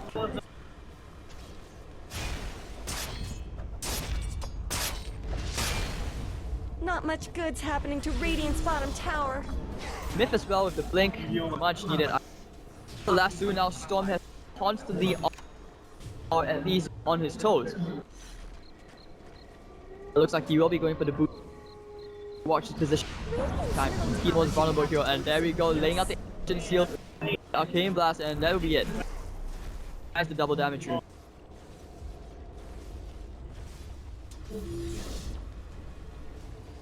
Radiant's bottom tower's got Now problems. going towards the blade mail, it seems that all the way into. It's okay. I mean, usually you're thinking to yourself, you're a tanky hero who has with the blade mail, but in this case, that's a very, very good item on Madden purely because of the borrowed time. He can tank you all that damage, and he will be back to full HP. Not much Also- good's also- happening to Radiant's bottom tower. Or Radiant's 8 to 7, 12 minutes and a half in these. It out every single. Radiant's bottom tower is Don't under find attack. a Jack to reduce pose. The Blink Dagger first. He can easily pick up one, maybe even Dr. Brave. Not much good's Go. happening to Radiant's bottom tower. Radiant's Dr. will be the one to get the power. Jack has been exposed by the creeper. I think about going for no inspiration here. Actually will get the call. He finds one, he finds two. Nice ball, but not really gonna do much. Xeno, forward time back up to full HP. But look at the no inspiration, but hello Jack, you will go down to the darks here. Now Xeno, the Nick to follow him into the grave. Can he make it fourth? I think so. The proofs Xeno, no borrowed time, follows him into the grave. The team as they take a quick coffee break by the side for 30 seconds each. Lion will be all the way running back to base. Even running to a lane just to reach whatever EX can. 12 to 7, and there was 1900 gold swing favoring the Radiant side as this Meepo Jack really finding stride as he's catching up in the gold graph. He was kind of falling behind, but now you can see he's kind Dire's bottom tower needs some help. Now your axe, he's going to get that. Duration, hello, in between all these meeples, concussive shot, poof, poof, poof. One dead lion. So all the way, what he was doing there. Storm, got a casual pick. I'll take that. Hey, where'd you go? Radiant's Yo, middle maybe, tower nope, could not use wicked. some help. Down to the low ground. As the last 2 and 15, doesn't have the mana. Very unusual to see. Used to see him for playmaking roles, heroes. This is the first time I'm seeing him play Juggernaut. When Blade Mill, Bassi, built into back in his double. Find someone, but it seems like he's already seen them. Mikito needs to back off, even if you're mech, you need to be careful. Mech, no, he will not be able to get it off. Stun just at the right time coming out from the line. And they still have the figure as well. Shot. Radiant's bottom tower's got problems.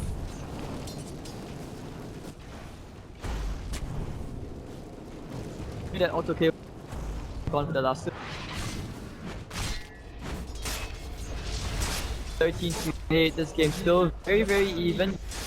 Photograph is not settling in someone's favor.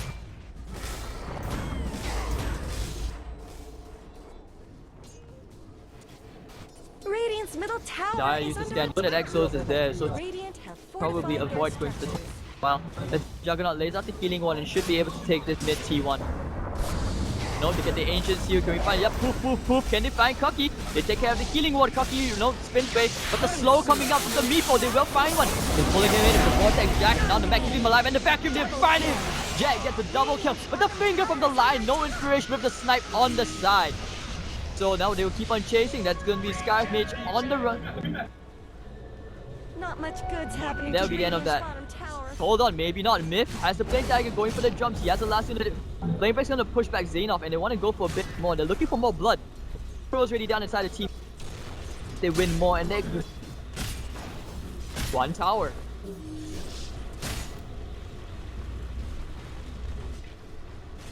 Someone better help Dire's middle tower. Reviving will just back off. Radiant's bottom tower is under attack.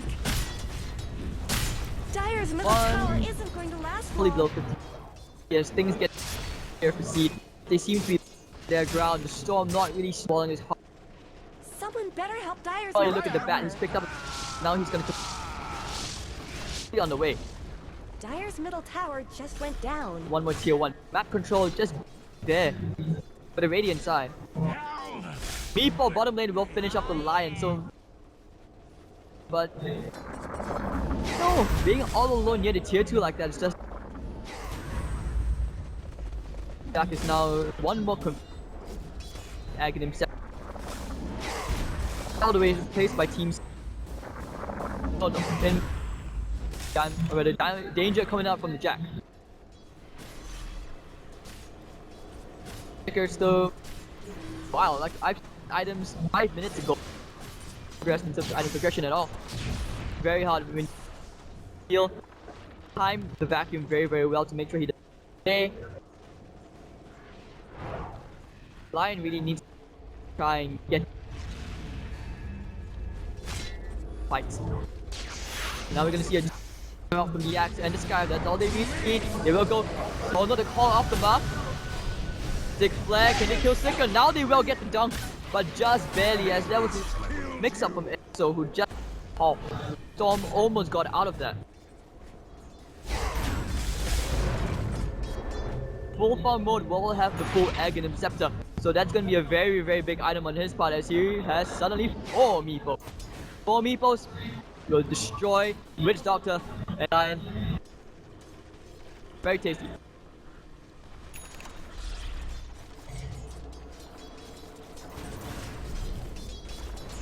Radiant's Debate. bottom tower's got That's the team problems. all the way behind. 17-9. Actually, it's the inside have quite a good advantage. Farming trying to get Shadow Fury. Oh, he's close. Doctor as well, trying to get kind of one-on-one. What's good's happening to Radiant's Adding bottom maximum tower? points to stats or Casket Melody. Are those cracks in Dire's top tower? Radiant's Accordingly, middle meanwhile, tower shouldn't Xena, have to take this abuse. solid damage, Dire's top tower is and the Royal time is just too hard to Radiant's kill. middle tower got Bad with a left pick. behind. Yeah. Bottom lane, Radiant's bottom tower is under attack. tier 2 for himself. I guess Back Radiant here to the fortified their structures. And they should be able to get how denied, but here comes no inspiration. It's a trap. Now here comes the Omni Slash. They will find the result. Dead. Now he will stick on Exo. Gonna find no inspiration. Jack and Axe will get the dunk on the Lion. So 1-for-1 traded. Both supports just They're beating on in the Dire's wrong top places at the wrong tower. time. He will be Bloodstone. Talisman all the way to Dire's base. top tower is under attack. So it will be bomb up that blink. Come and get it!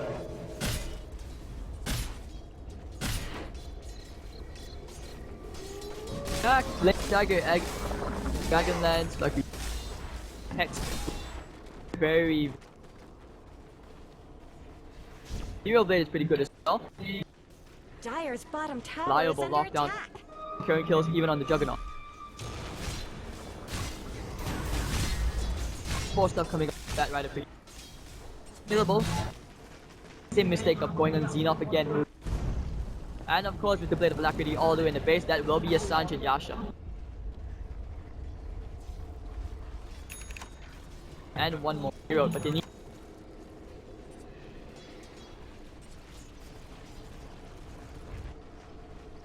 a while, but all these deep placed out, looking for the Radiant side, they have very, very good vision. One more heroes. Go with Arcane Rune.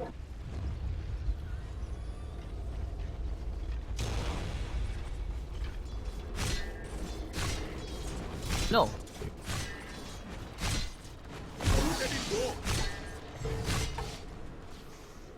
Now looking at Jack.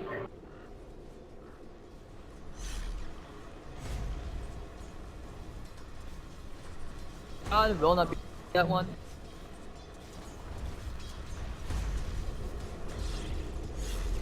On Xenoth, the smoke is back. Run.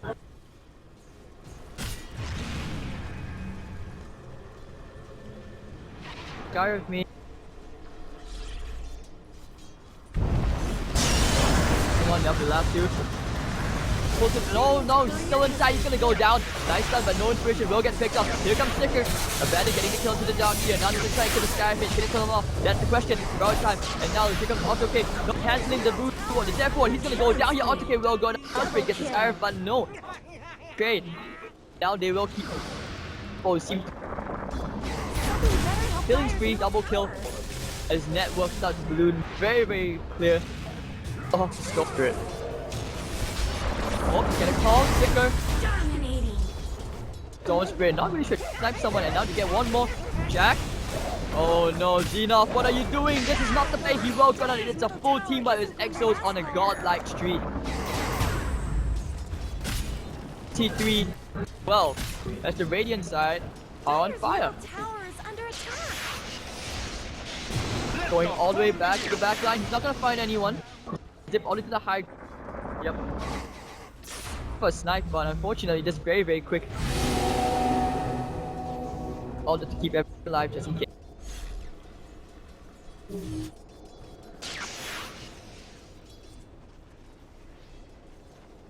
All the way back to base. 1200 gold. Not sure what he.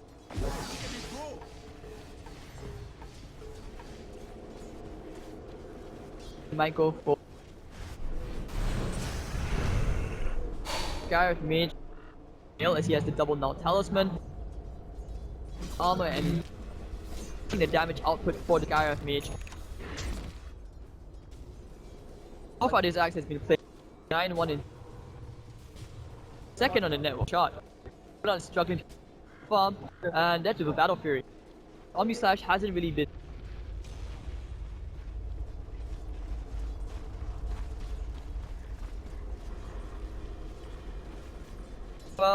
Network graph over 3,000 in favor of the Outsiders, they do have a very clear advantage for the first time in the game.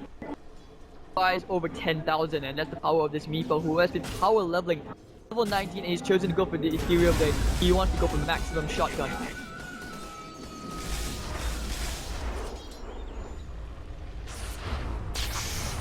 Pump towards it. So if that will be enough.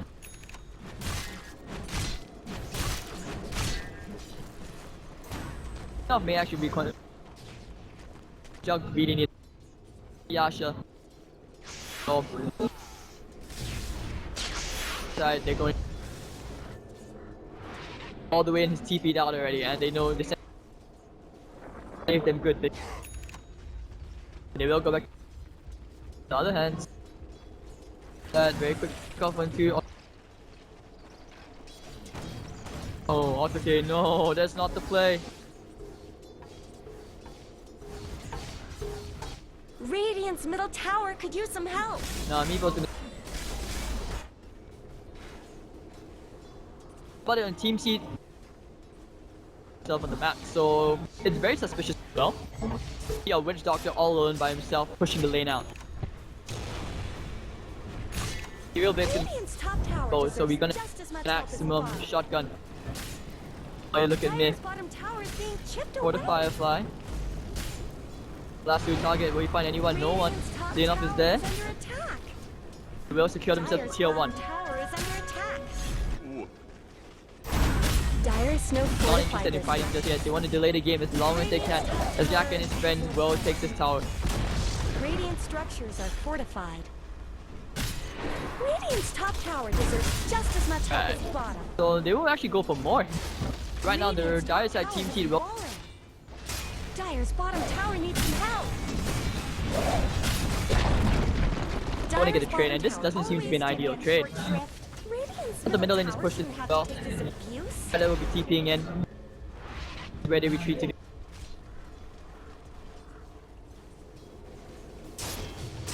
That Orchid before he kills all these picks. Very, very hard. Look at how fast they demolish heroes. How far even heroes like Juggernaut, as long as you have the E-Blade, oh, it's gonna destroy. Okay, he's trying to tags because he really needs those bounces on his ultimate. Otherwise, he just.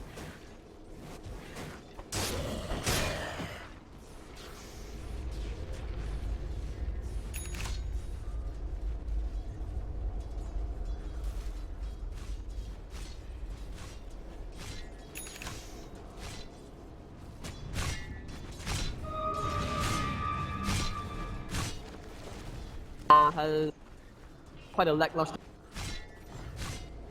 Hasn't been used in a while. He hasn't found the pickoffs with the Witch and these supports, so this is very. Compared to the Scarif, of course, who is all the way at the bottom. All you pull out the player that's one. Hold on, we're gonna see a charge. Jungle will all the way on the E map, so Radiant Tide is not gonna find anyone.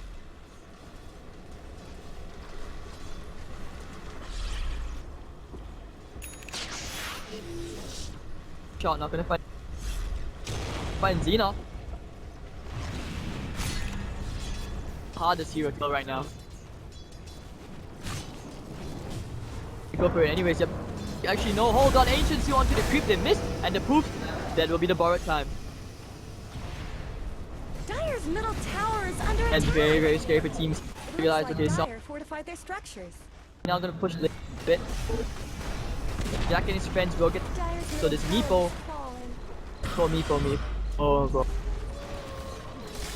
And they look to push Icon as they start to pressure this.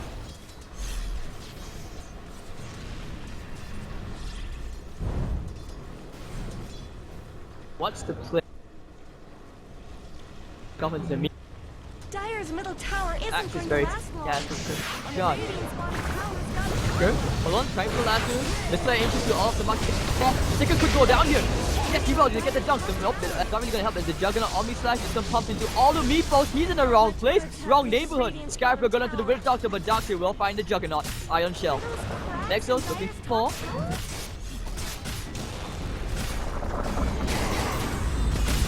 Tier 3.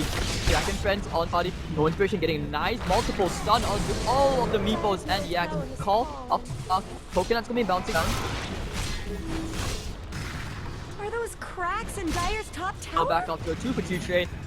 They do get the tier 3, so that's very, very big Radiant side. They're beating on Dyer's top tower. Very, very unfortunate that as teams now something out of the hat. I'm not sure what.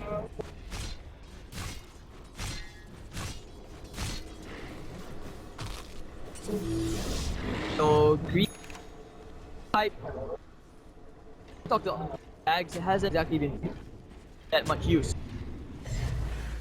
Does too easy. So the enough damage out because he's under well and probably kill Darks here or Garrick Mage, but best one is this.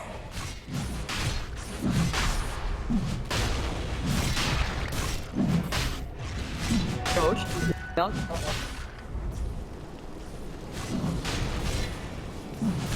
No, they're gonna try to last you.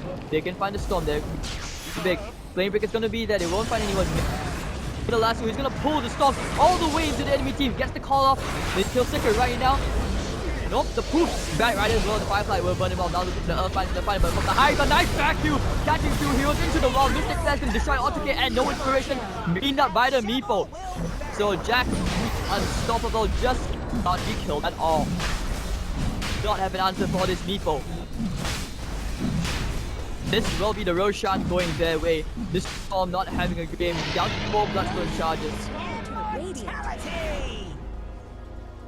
Cocky with that Battle Fury and Manta style, well, pretty much ignoring him because they just say, okay, you want to Omni Slash, let him do it afterwards. Core coming up. No. Radiant's middle tower could use some help. Goes all back in, gets an all. Be an Eye of Skadi, or even could go back for the heck. Not even level 14, they have a very significant advantage over 500, EXP over 14,000. Enough all the way in the front lines with his hard time. Can he do anything? Axe should be going for a loaded orb.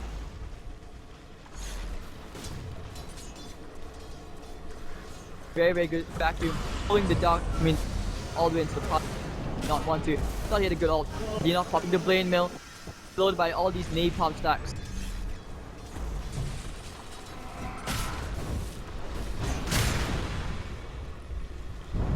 Top lane and Hex. Kill any hero he wants, right?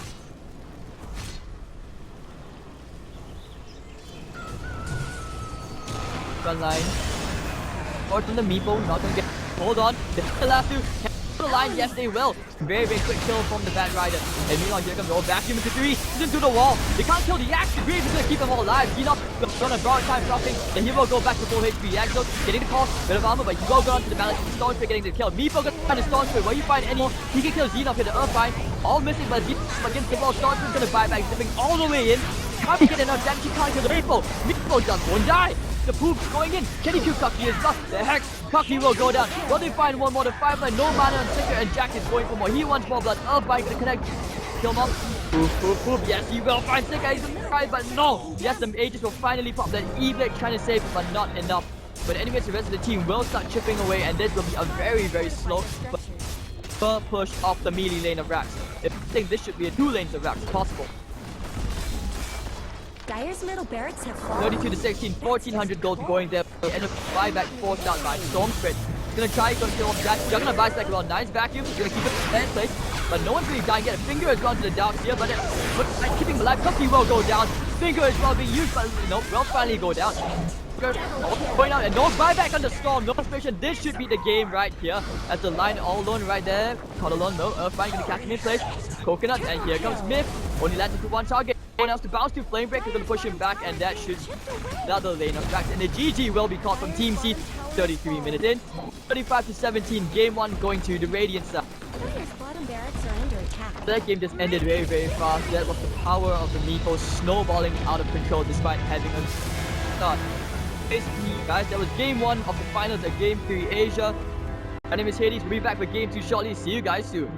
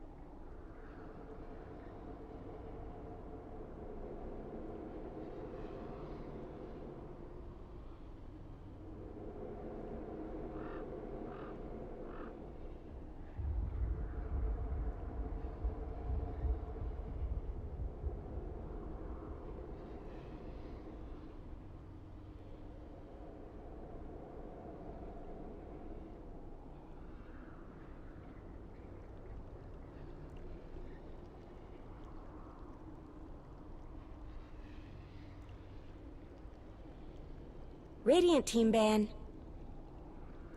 Ah, come on. Dire team ban.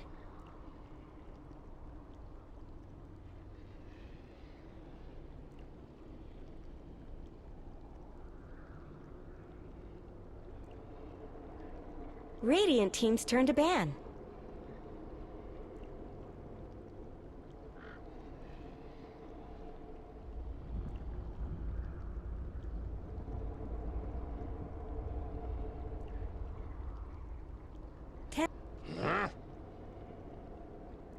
Dire team's turn to ban.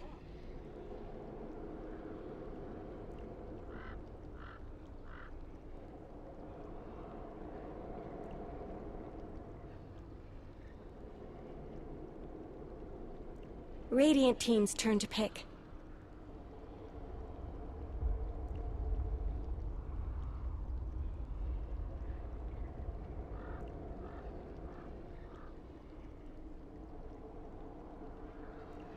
Dire team's turn to pick.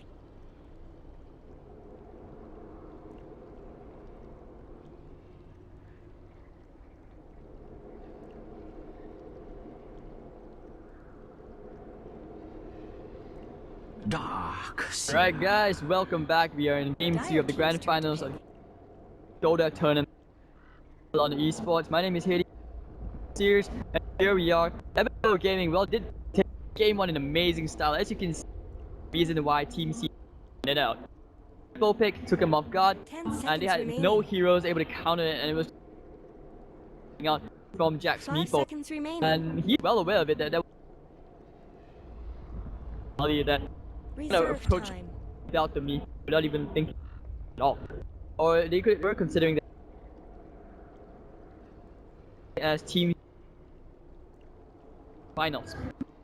Spirit So Ricky Maru will be the open. It is a Radiant hero. team's turn to pick. How he can destroy the lanes. Hello Gaming will respond with Darkseer Spirit. I think maybe a balance to this draft, and I like this as well because Darkseer and Spirit are actually in the same Iron 10 Shell. seconds remaining. Of course, with Spirit Breaker early on, he's able to chase you down. 5 seconds remaining. Very, very high movements courtesy of his empowering pace. Reserve time. Want to lose this of this game. Dire team ban. Here's Team C back for the Timbersaw pick. Hero offers well if let's find that snow. Well, look at Ebb and Flow Gaming now. They will open up 10 seconds phase of the remaining. ban. Where will they go? I should have seen that one coming. Radiant team's turn to ban. Well, sort of Dire team's turn to ban. limiting, say like Huskar. Scarf Mage will be banned out again.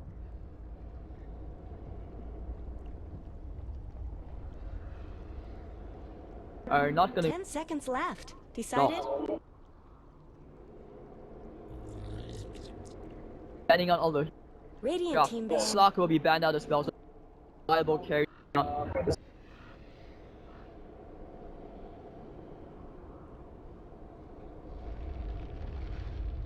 Start here. This factor. 10 seconds Ban remaining. face to end.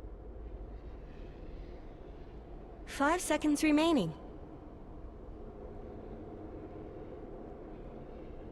Reserve time.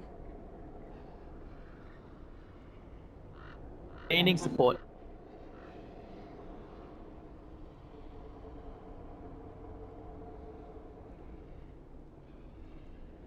YOLO charges off the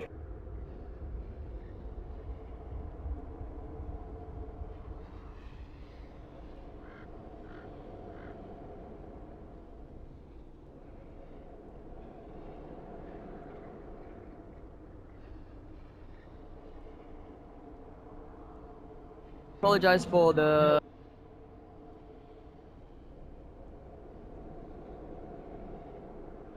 time to really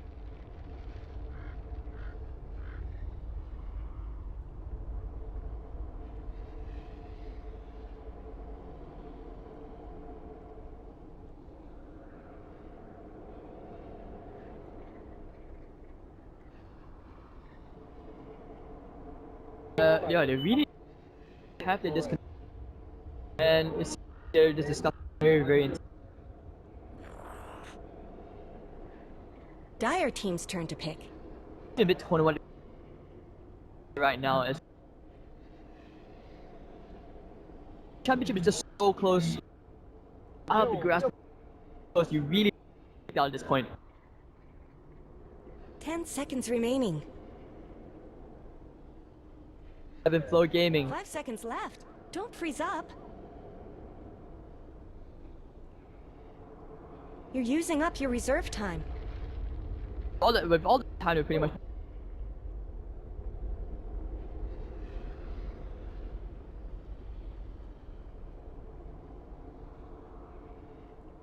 And now it's gonna be there.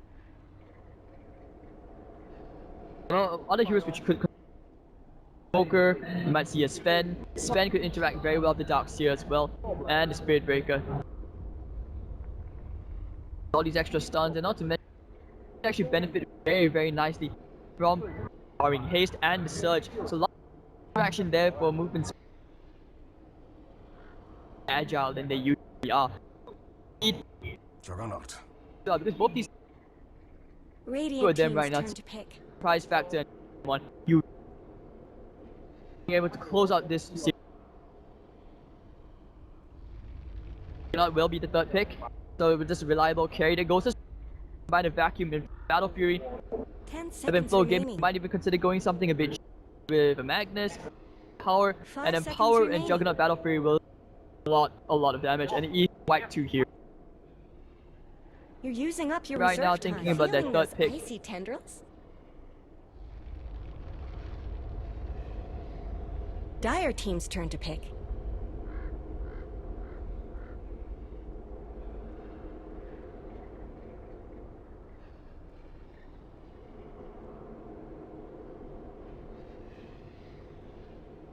Fourth pick right 10 now, seconds Evan Flow remaining. Gaming, they really want to close this out. 5 seconds remaining. Reserve Right, time. very this.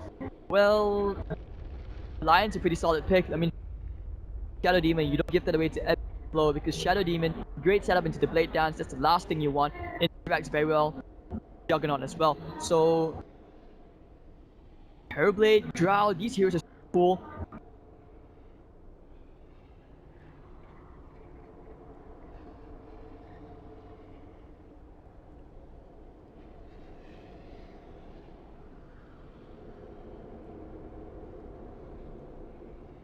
"40 seconds left of time.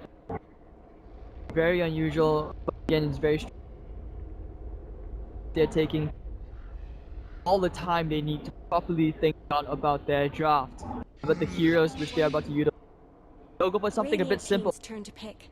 Deny tons of Frost always very useful. Not to mention Frost armor as well. And this is gonna screw up lane for whoever off lane. 10 seconds remaining.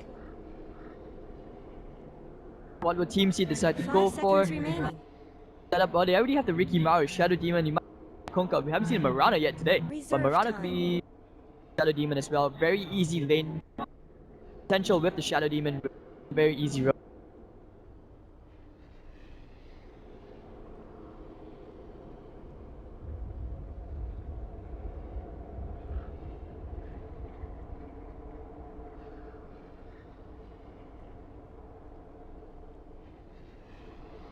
Morphling.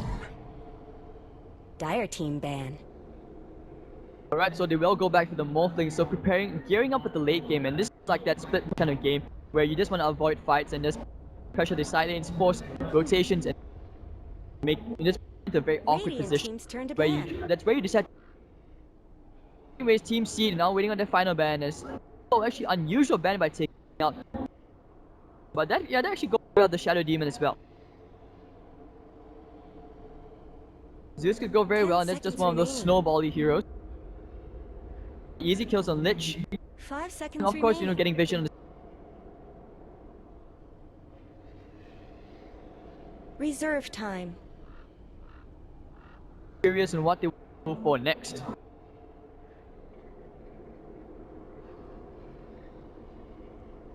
10 seconds remaining. Now they're almost out of bonus time. TNC, they need to make up their mind. Less than 10 seconds. They take out the Ember Spirit. Radiant So they do team's foresee turn that to it could pick. be a Juggernaut mid. Jug mid in this tournament.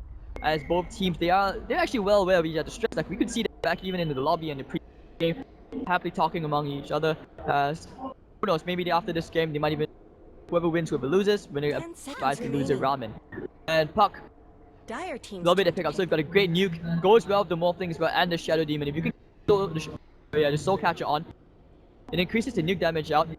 Puck. With the Veil of Discord, that's a lot of damage. And you can burst the Lich down, you can burst the Spirit Breaker down, Dark Shade without a hood, very easy. 10 seconds remaining. Well, makes them nervous, especially 5 with seconds initiation left. and Puck. You don't freeze exactly have the best control for controlling a pocket spell since you always have your Phase Shift, you have Reserve time. Blink, your Scepter.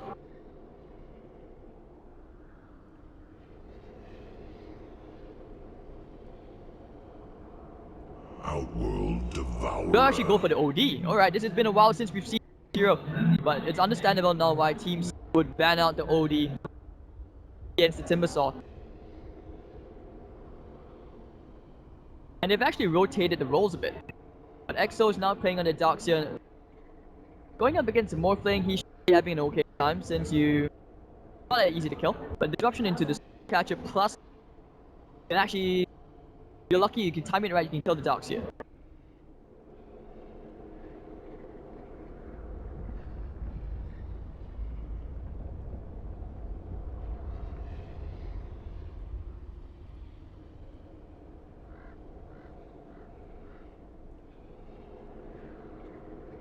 Ten seconds remaining. Now we're just waiting for the teams to just pick up their heroes, and we will find 5 ourselves in seconds game remaining. 2 of this finals at Game Asia. Here, Ebb and Flow versus Team T fighting. Hold on to that Game 3. Dream is so close and surreal, but I'm now introducing the teams on the Radiant side. Teams Seed, Forsaker playing on the Puck. K playing on the Shadow Demon. You're gonna have no inspiration on the Rikimaru, Xenoth playing on the Morphling. Last but not least, Agent Koki playing on the Saw. The Dire side, Ebb and Flow, Resolve Team will be playing on the Juggernaut. Jack Breaker this time, not the Meepo. Gonna have Myth, OD, still playing on the Lich, Exos playing on the Darkseer.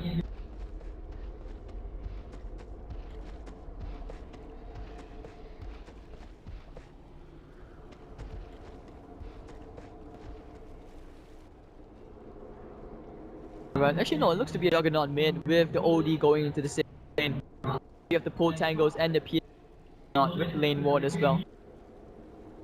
30 seconds to battle.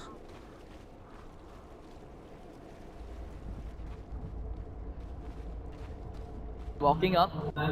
I see a lot of heroes there.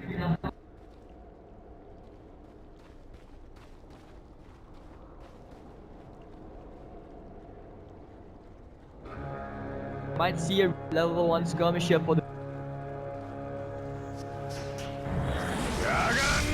Let's get moving. Fury. Who's gonna get the bounty rune?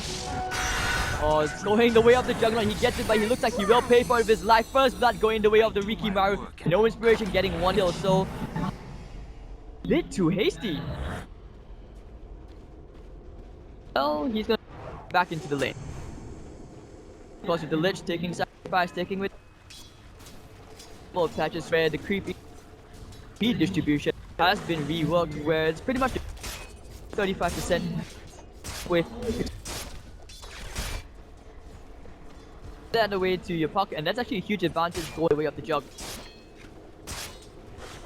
Griff is going to push it in his favor.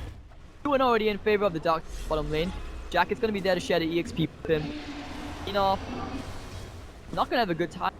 That's him and AutoK. They do manage to get the D-Ward out, so the camp will not be blocked anymore. Charge on Koki, not going to cancel it just as he hits. Is actually going to be all the way in the off lane against OD, so it looks like they're actually coming. And this just means he's very, very vulnerable. Off, couple hits it, Myth, zoned out by the Riki.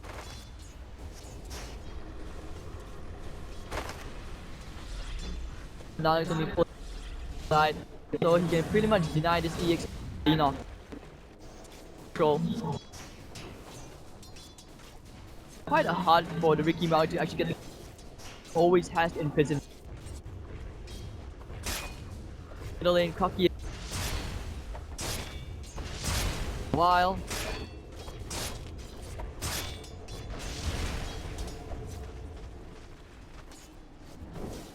now here comes Miko to just provide a bit of support with him.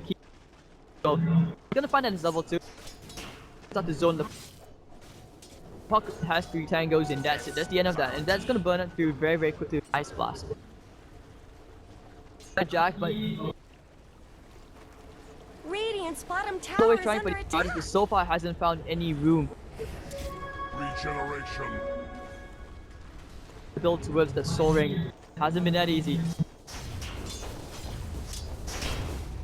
No. Jog's having a very, very tough time.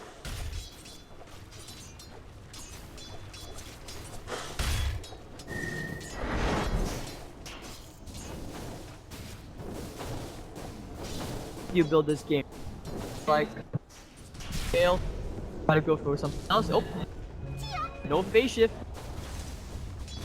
Hits him myth, but kick him again.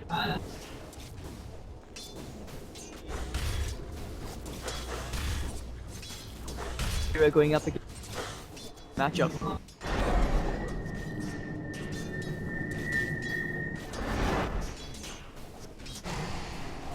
Static lanes, this is what those gonna be farming. Try for the shadow point. Get it, it's Jack. Will find himself. Oh, actually, no, I'll take him back. I'll take him. Charge. Lucky bash. No, will not get it.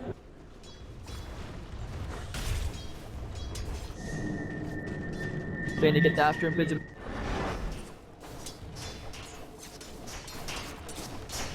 Bait the imprisonment out. This means found for the puck. 9 against 8-3 on the OD. Really, really struggling as Seed is going absolute well. 22-6 on the opening, 22-1 on the Timbersaw. Juggernaut's not exactly getting good farm. Well, we'll be building towards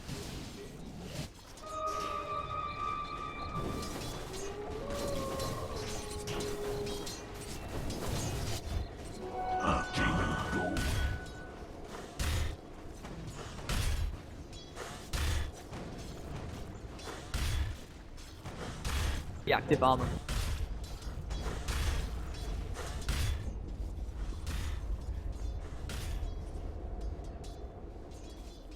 I think they know where it is. They do. Couriers.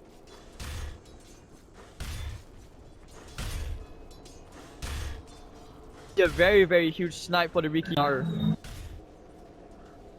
Patiently waiting.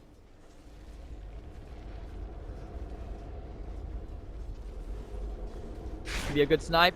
1, 2, no, cannot, he can't get it. One more click. No inspiration will be getting charged. Jack's on the way, he has the dust. They're going. No reason to stop. Riki Maru needs to run out wherever he can go. Be joining him. Here comes Jack. Smoke screen. Try for a TP out. Can he get a bash? Yes, he will find a bash. Exos, Iron Shell getting the kill onto the Rick. Dire's top tower is under attack. 17%.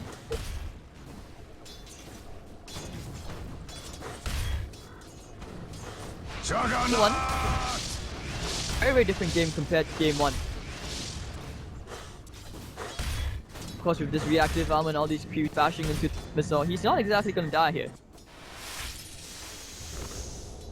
6 could just go straight for a Veil. 13 already against the Mips, 17-14. Xenov will be going straight for the Dragon Lance first.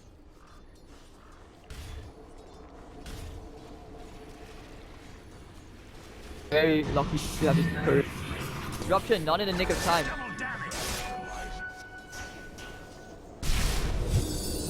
Sick is just getting very heavily zoned out. Double damage. Green now is gonna come out. Can he get the damage out? The Chakram, he's running very, very slow in the smoke screen. Pops the fairy fire. Will he be alive? He's gonna try to spin away, but no, the right click, the double damage from the Ricky Maru will finish him off. Winlace value as well. The Orb of Venom slow. 2-1. As teams find themselves a bit more of an advantage in this laning phase. Exos should. Dire's middle tower isn't going to last long.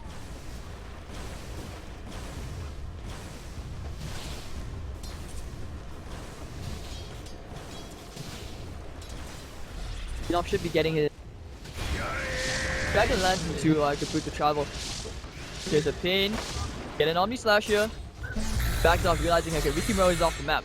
Let's not try this.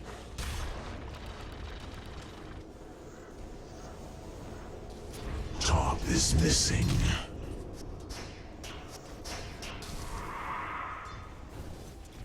Lich hasn't really had much to do with 3 points into the Frost Armor. What's also being placed by the Ricky. Gonna charge with Cocky. They have the mana for an Omni Slash. I think they wanna go for it. Can they find an Omni Slash? Needs the vision, but nighttime vision. Disruption's gonna save him. Jack now it's gonna lay up the Chakram. Might actually get the kill here onto the Juggernaut. Now Chakram damage to the coming. Whirling Blade's gonna bring him up. Timbers chain off from it. Jack is gonna try running on into the west, but no, there goes the coil. Sicker's gonna get the kill here. One more silence puck will find himself a nice tasty pick off side.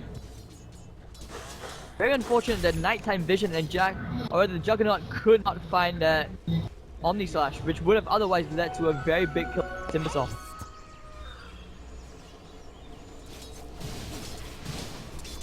Off level 8 has the Dragon. They want to go. Waveforms away. The kid's away now. Has enough mana for just a bit more into the strength. He's gonna get vacuumed back. Omni Slash, they will find Xenoff. So Ebb and Flow finding a bit more momentum as they take down the position carry.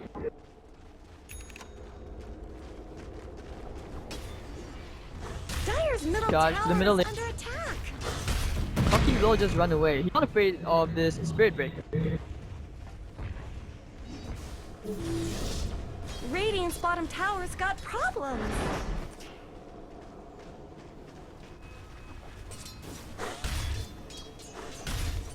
Not much Net time worth is happening wise, with Radiant's bottom Timbersaw and tower. Morphling have the advantage in Darks here. But looking at the cores that explode, their cores not doing too well. Still coming in. Chakram. Bit of damage, but Cocky as usual does not care. Radiant's bottom tower's got Fire problems. really has had a very, very quiet laning phase. Usually you want your Ricky to kills, setting up kills, very easy one. Not having years of time trying kills because of the way the lanes are set. If it was a puck, that would be a different story. Babysit Jack even laying up the level 3 Frost Armor. Someone better help Dire's middle tower.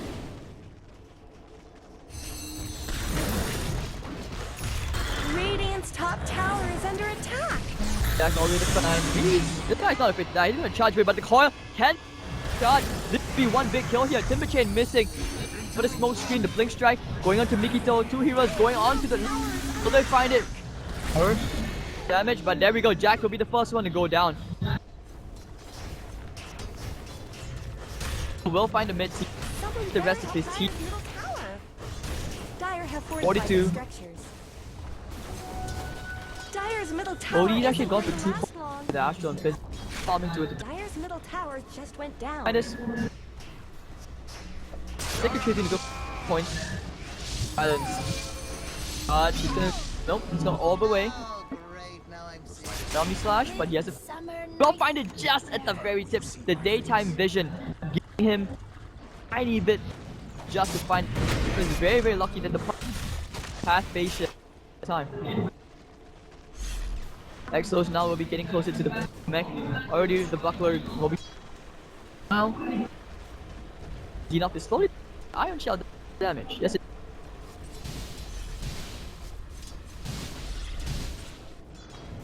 Not top lane. Wrap around. Cocky find mid. Low. Smoke green. Astro imprisonment only gonna slay his death. Here, Josh gonna bash them all the way back. He's not dead. Odie's gonna run.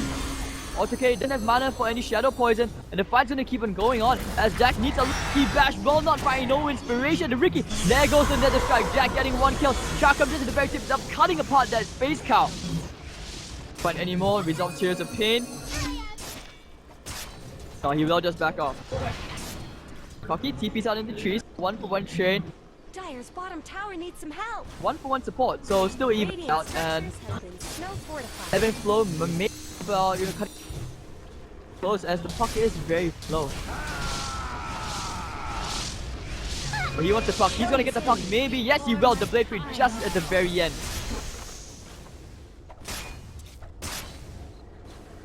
Radiant's top tower has looked better. By this game dead even. Net worth graph just a bit under 2k.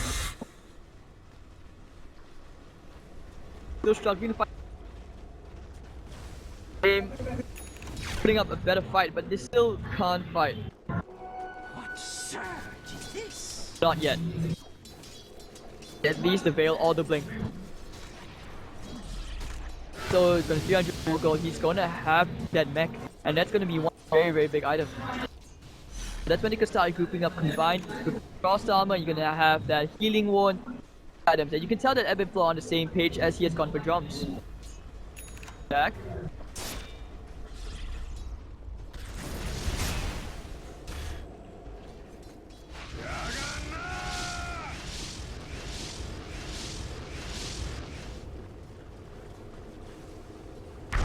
Jog.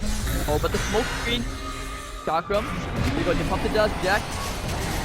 Charge Allen. Omni Slash. Actually, no, that does quite a lot. The Timbersaw well clean to the Spirit Breaker, but 1-for-1 trade. As once again, both the two same heroes trading their lives. Anything to give their cause an advantage. Exos will go down to courtesy of AutoK helping out with this.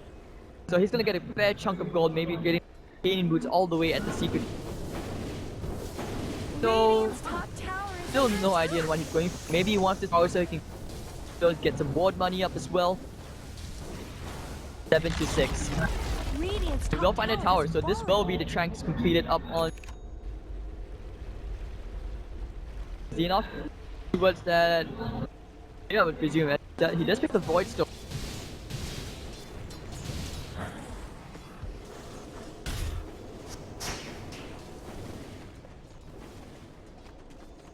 Back there for.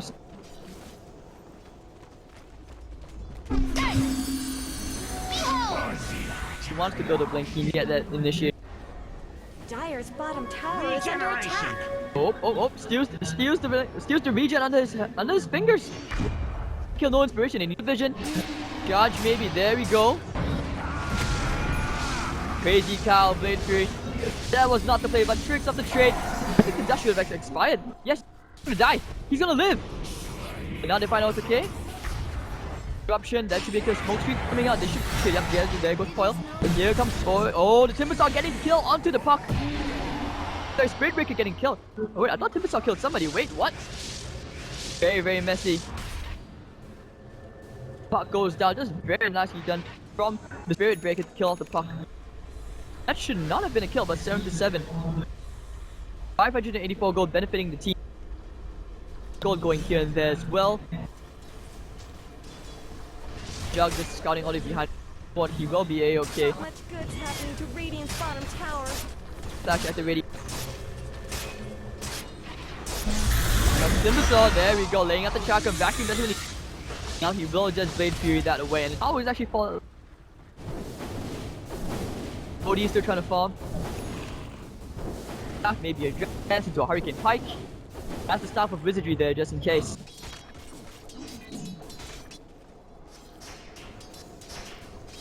Well, Puck's still trying to farm up his item. Here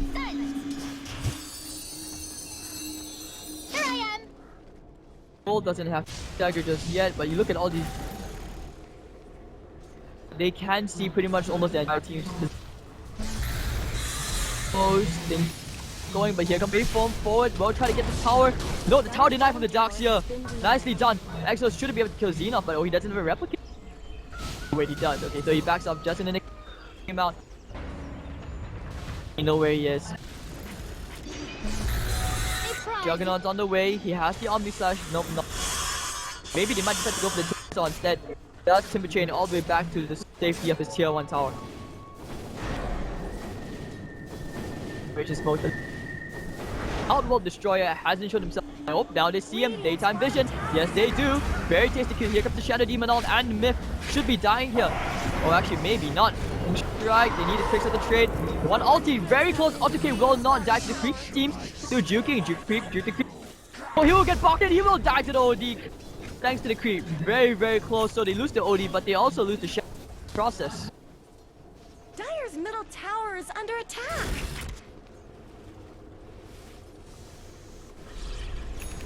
They're gonna go get the tier 2, get some damage out there. Someone better help Dire's middle tower. Blink's not yet up, and actually, oh, hold on. Mikito, you're in the wrong place. In between, Hero's gonna get nuked down by the Puck. On charges, once the other spell doesn't get to pull off the Chain Frost, so Puck will kill off the Lich, and now they will take 1. Bottom lane, Xena.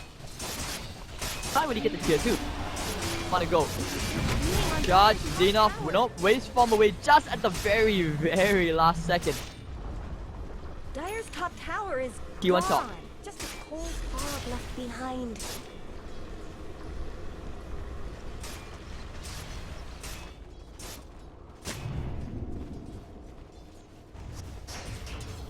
Puck, careful because Charge. Here comes the OD looking for the Astral Imprisonment. Charge is still there. No, Myth will not go for the Astral Imprisonment. Hanging around the... Oh, may find. The strike maybe, yep, he will get another strike just to save his life. But so many heroes on the run, he's gonna charge away to save. And yeah, Spirit Breaker is okay. Those 1300. A Blink Dagger of his own as well. Here's a Pain, building to a Yasha. So that's gonna be a Master Style. Spell the Silence. Oh, they wanna go, they're gonna find the Juggernaut. Caught in the smoke speed. Healing Watch has been taking care of the coil. Pop. Now Flash is gonna bottle up, yep. Flash. I see you. He wants to kill the Puck. Vacuum.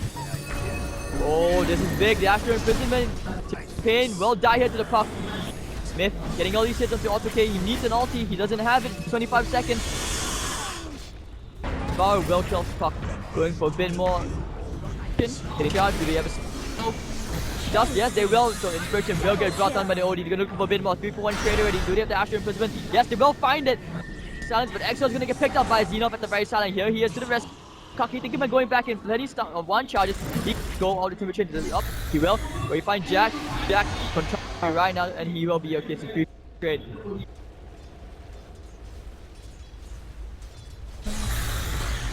Off now to 22. Goal getting close by 4. All between 1. 11 to 11, 3 for 2, and that's a 906. Gold Swing favoring ebb and flow, but just barely.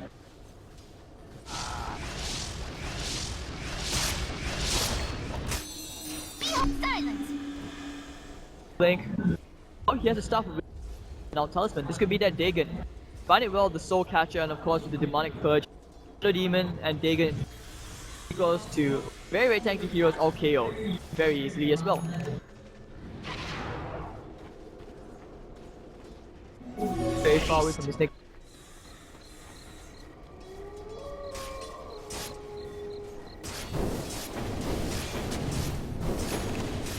Dragon lands there. Death's bounty.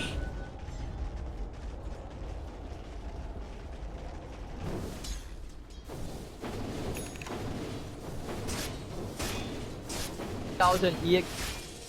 1000. Stand off in the middle lane. Dire's bottom tower is being chipped away. We're gonna order Timber Chain damage quite a lot. And he gets to kill a trick to the trade. Will not be enough to kill off this Juggernaut. Fine, yeah, he's gonna pop Healing Ward. He can reset, go back in. Oh, here comes Morphling. Trying to go into Mikito, but no. Actually, no, misses the hammer. Myth wastes 50 ult. Chain Run's gonna come out, killing off the Riki Mara. They're gonna go for a Blade more. They still have an Omni Slash. Great Fury. Like Cocky. Slash, not gonna do much. Will kill off the Shadow Demon, however. Nice. Well, landing to 2 heroes. Morphling and him again. Tears of Pain. The Surge. Yes! OD just getting him to the very end. Now Cocky cleaning off the Juggernaut just at the very tip. Silent Smith.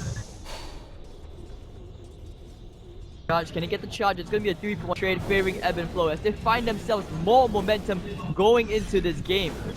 As we are in the mid-game transition now to the late. Wall's going to be there just to zone them out, but anyway the tier 1 will go down.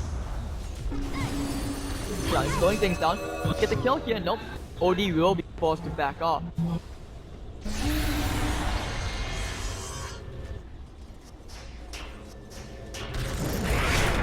After vision, he's gonna know that there's a ward there. He didn't have the coil, his coil was on coil. A prize. Yep. It looks like it's not the Dagon, it's gonna be Yo Scepter. He in Bloodstone charges, he is really on the phone this game. Counting to found this game. Magic Wand. Around for level 11.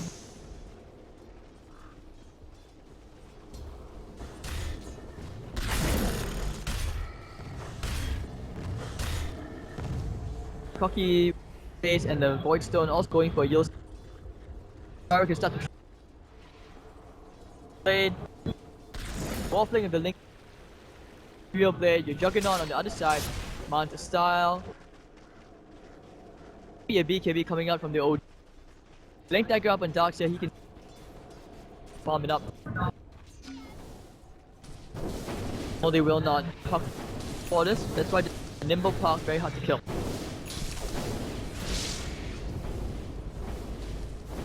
Anyway, Jogs buy. No, he buys another Blade of Alacrity, so that should be a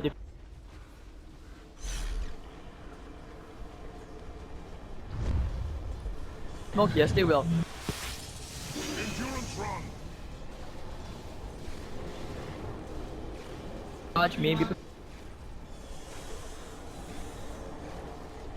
Better if you find walk all the way to the bottom, but they should realize it is. Oh, it's very nice scan, it spots them out, and now they will run to the west. Enough not hanging around for a minute longer.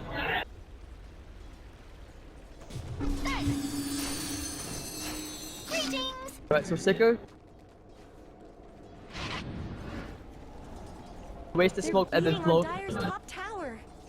Situation very well as you have lanes pushed in. The obvious that showed up for 30 seconds, that was.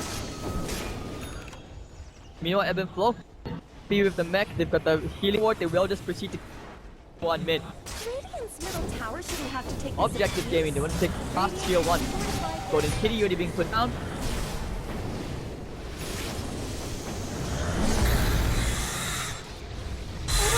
Closing it up just by a tiny bit.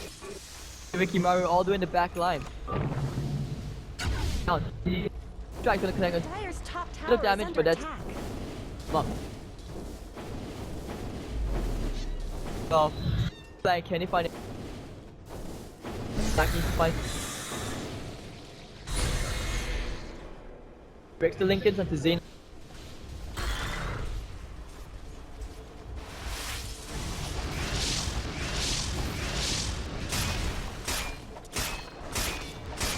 Alacrity.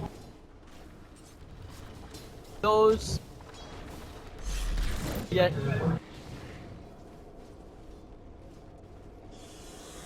Very. Although it feels like They're beating on Dire's top tower. daring to take them on trying to start fights. More items onto the.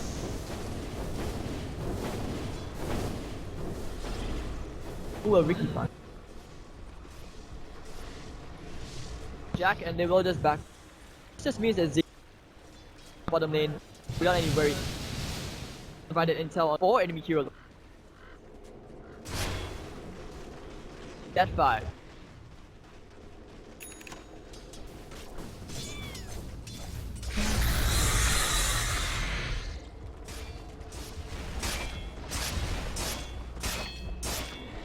Now you look at the cores, how the farm, how they Dire's middle tower isn't going to last long. kind of par, but your Juggernaut's far behind. You don't have the diffusal now, after this next. death's bounty. Will proceed to go on to do Roshan. Their favor, but I don't think they have any plan of letting that one go.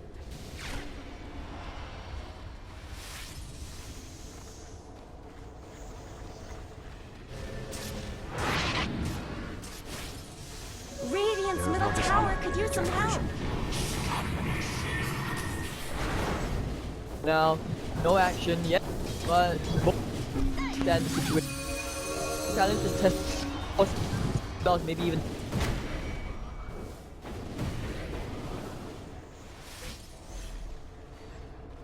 Go back off. No inspiration. What he's been doing right now so far is just providing intel around, trying to break smokes, trying to plant these very key wards. Enough is still trying to farm out the BKB before he can start the fight. So this is them just avoiding the fights for now.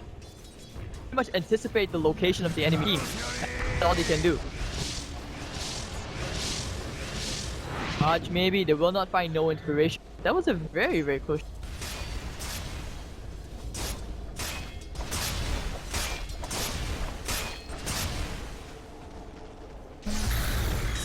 Now they will go back for round 3, back to the tier 1 mid. Resolve Tears of Pain, lays out the healing ward again. He's trying to finish this off once and for all, even using the Blade Breach to mid for this. No Tower Deny coming up.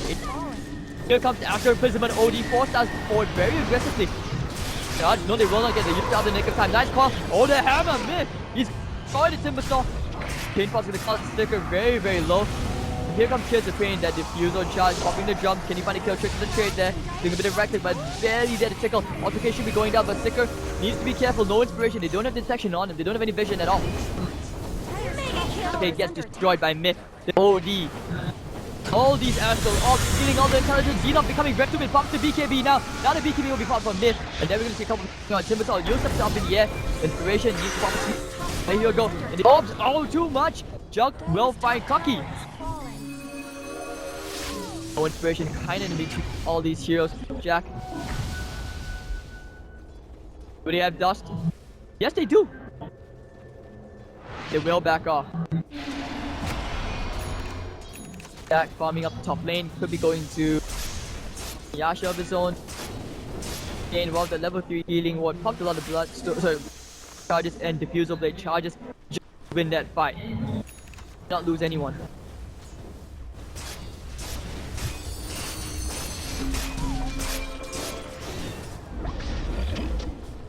Back in. We'll just back off. Gun is available if they want to try for it, and before they can go for back charging all the way to the bottom. Crazy space cow.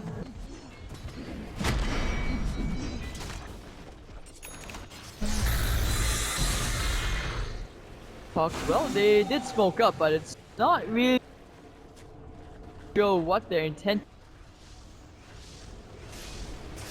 What up on here?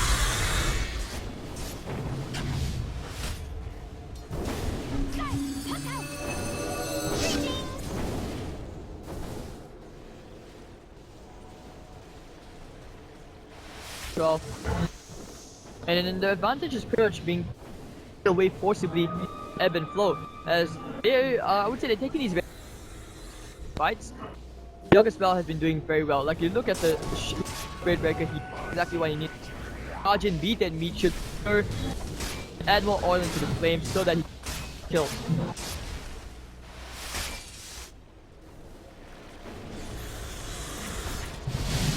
Well, 1,000 gold.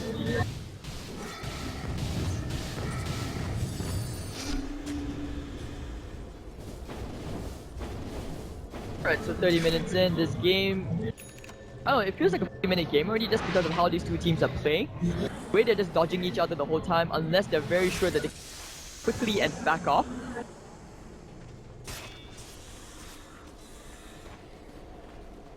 Guys, the itemization so far. Well, Jack does buy the full Sanch, so that could be a halberd, or it just could be the Sanch and Yasha like Jinkoki building towards either an Octui, Aghanim Scepter. X seems like more likely option. All the way in the bottom lane, find the charge, can they find Sticker, Nether Strike, Bash, the here. Still. 17% happening again. Middle lane, they're just pressuring in the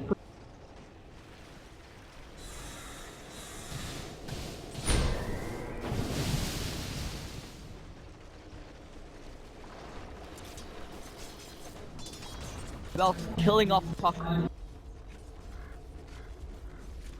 Still hasn't found time for the.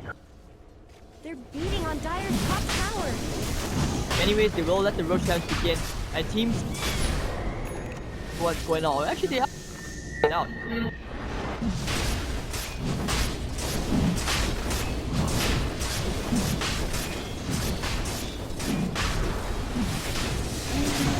And they're picking it out. They know that the rush is.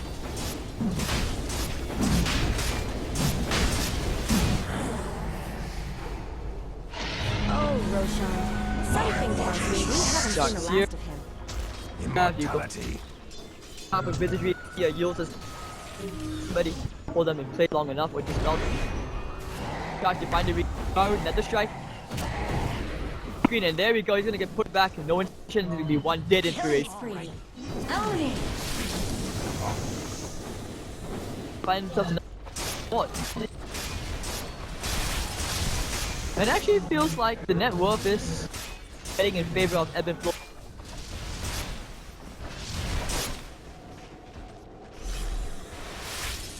Dire's bottom tower is being chipped away. Puck going. Self wanting down, but all these heroes so tanky. Could also pick up the Glimmer Cape, which he already has the casual cloak. With the tier 2, no one really started contest. That should be the tier 2 going down. Top lane, however, being rat, Morphling just doing Morphling things, has a link. Oh, he's not played actually. He's actually back when Ioscadi. He wants to go right click. Beating on Dire's top tower. Oh, okay, the tier 2, but then afterwards, shut the top lane, and then they'll push that out in order to the tier 2. With this Aegis of theirs, they can actually Lich. There's only one thing to do. This all your spells, just don't die.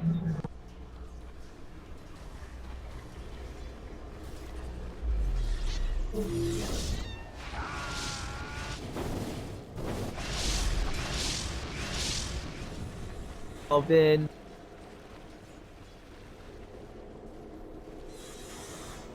try to go for like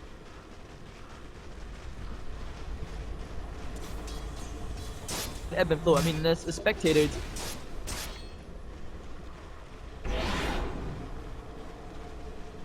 don't really seem play very cautious. Radiant's bottom tower. Right on the Juggernaut, should be selling the Aquila to go for Radiant Basher. fortified their structure.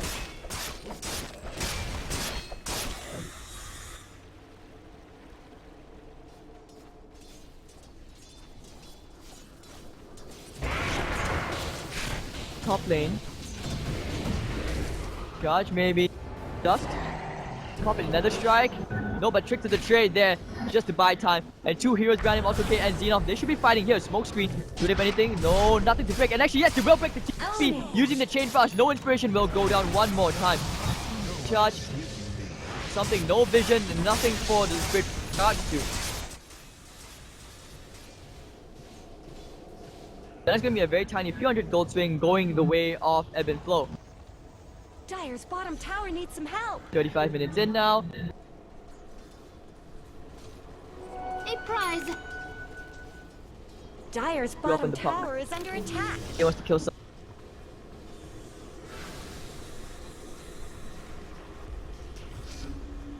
Radiant's top tower Now, deserves some but it does justice. get tier 2 taken at the bottom lane. Very nice healing ult. Dire's middle tower isn't going Here. to last long. Dire's Gets the courier snipe. There was some more dust inside. And they will stop away at this tier 3. Blade Fury. Morphin's gonna try and challenge it. Smoke screen is there and they're gonna miss a couple of hits. Coming out. The drop tier to pain. Still has it Aegis. Oh, OD destroying the Riki Maru. Meanwhile, all the way in enemy base, they're pushing the tier 2. Can they take it? They keep on going. They will take the tier 3. They're gonna meaning rack. OD, what are you doing? Objective gaming. Morphing's all the way back to the base. He's gonna try and trade the racks for racks. Still not happening. Can he catch Chico? Needs to be a copy. Yes, he will find a double cop canceling 2 TPs. And all the way back in the enemy base. Morphing's one lane of racks. Got a bit of buys back now. He needs to keep the enemy team here. OD needs to try surfing away. They need to make this worth their while. As the Morphling trades very evenly and not a worthwhile trade. Ebb and flow. 1-for-1 racks trade. Morphling's gonna keep on going. He's still gonna keep on bashing away the top lane of Rex. He still has to replicate. He will be fine. He's gonna replicate all the way back. And do they need to him? No, they will not. Jack is gonna be charging all the way back into the creep back in the base.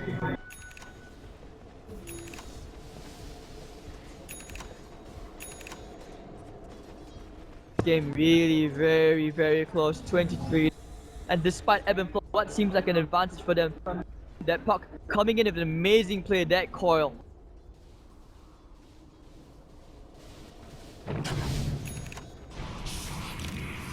Sicker actually just salvaged what seems like a lost cause.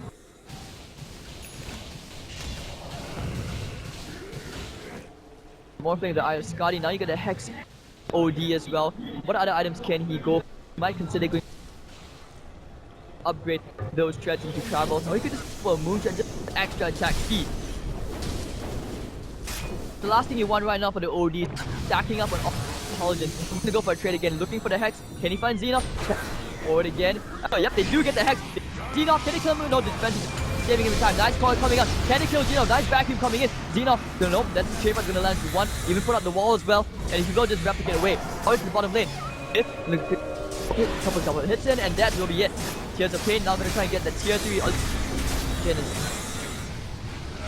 don't really have to. You'll need to use. Wait 35 seconds for it, and actually Timbersaw destroys the Spirit Breaker, helping out with the burst damage from the pocket. And the 4 staffs all helping out, but then here comes the Timber Chain forward. Cocky in the wrong place, in between 4 heroes. The silence coming from the Bucks. Can he get anything else? Timbersaw still alive. Here comes the wave from Xenoth. Gonna bring down the OD, get the wicked kills as well. Here comes Xenoth on the hunt. They're gonna find Tears of Pain. Can they find Sicker? Tears of Pain will be going down here. There we go, the silence, and now they're gonna find Exos as well, who tried to keep his team alive. The 4 staff is gonna be there, adaptive strike. Double kill.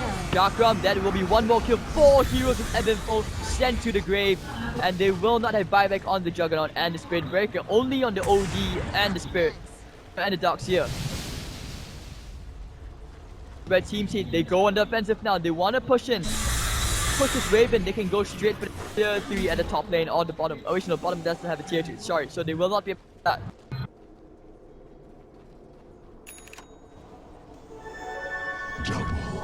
Sicker getting that Dagon 3. 1 more Hex coming up, it's gonna be on the Timbersaw. Need the money for the Abyssal Blade. All these 4 staffs. Fun to watch, quick Clowny. And now they will take this tier 3. Dire's top tower is gone. Going straight for another lane of racks. We could be seeing a game 3 here, ladies and gentlemen. And right now they will push to take this melee rack. More thing, they will get the ranged as well. They're the creep wave, but Evan Flow, they seem pretty comfortable with this. Exo looking coming in. No, the creep. He eats himself there. Can they kill Sicker? They need to kill the. Yes, they will. And that's just a replicate. Xenoth all the way back into the base now. Death's bounty.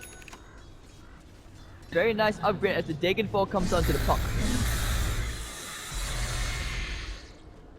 Firmly in favor of Seed.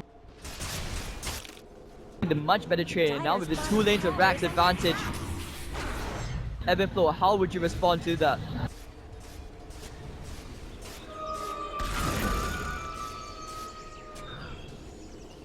But teams refuse to concede. They will try and force the game 3 as hard as they can. They are so close to successfully doing so. 24-17. By killing heroes, the kill score is not necessarily the most important thing in the game. It's always about just playing these mind games and just still all these tactical plays which you can just play around with your opponents. That's what you do with the Morphling. That's what a Morphling does. The puck kind of brings you to the reminiscing days of TI3 where Alliance just comes similar to Na'Vi. They'll try to go and check the Roshan here, but however everyone's around the pit. Jack getting hexed up, Chakram flying out, but that should be it.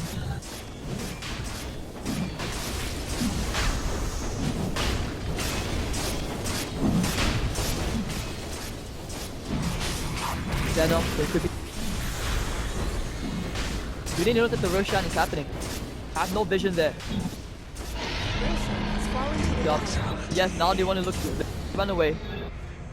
Oh, they popped the BKB. They know that Myth has no BKB. This could be where they decide. Hold on, Mickey's on the wrong place, Sticker. Try and nuke him down and yet to get the kill as well. Darkseid will be the one to kill him. Ricky at the very sideline. Janoff, him fighting against the world. Can he kill him off? The Omni Slash, Janoff will go down. The Chakram will not be able to accomplish anything, but that's why they will just back off. Polish up the list with this side. And now we'll find one more, killing up the Juggernaut. And will just all the way. Get back into the charge. Do they have another strike? Needs a bash. No, will not find it. Yo, Scepter. Why? Breaker will get the kill, so a 3-for-2 trade. Dyer's bottom tower is being chipped away. Now they Dyer's will no go all the way fortified down the middle. They're not really... Then tier 2 will go down and fortification wasted. Dyer's bottom tower needs some help. Dyer's bottom tower always did get short shrift. Here comes spin. Timbersaw gonna try and shut this wave. Range creed in the cart is still there, so they should be okay with that. Yep, the cart's still alive. It's a very, very slow push. Without Juggernaut, this is very slow indeed. Will not be able to push despite having the Aegis. Gold. Rough ebb and flow. Holding on for dear life.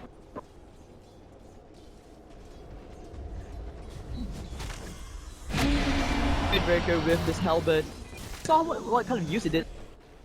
Like, yeah, you have it. But as long as you have the Omni Slash, that's damage. But they need more. Xenophon is just very unfortunate that there were 1 or 2 bashes in that ultimate. Now Jack, I don't know where he go for. Going for the Sarkuras. He's gonna go for a 4-staff of his own. So you just all these links, and of course just make sure you negate them off and nerf him down that he can't get anything done. Darkseid has been instructed to find the kind of impact which he wants to have. Energy is just not there. Juggernaut now with Abyss Blade.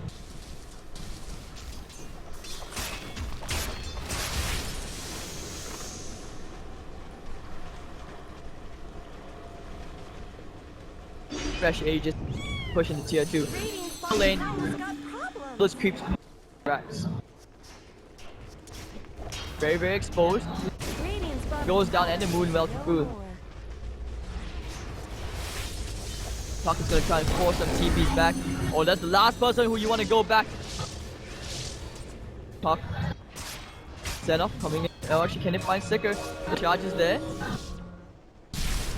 Got Dagon. No, they know where he has the charge. Sticker caught. Strike and the Omni Slash Juggernaut. They will find a kill. So one more pickoff going the way of ebb and flow. But here's the thing: you're winning these tiny pickoffs, but you just cannot find the way to push. As long as the Juggernaut goes down, you just cannot push. Xenophon has been pulling a lot of weight this game. He decided to go for the E-Blade, but it looks like he will be farming up a butterfly, or at least saving for buyback. Got now bottom to mid. Tons of intelligence going his way.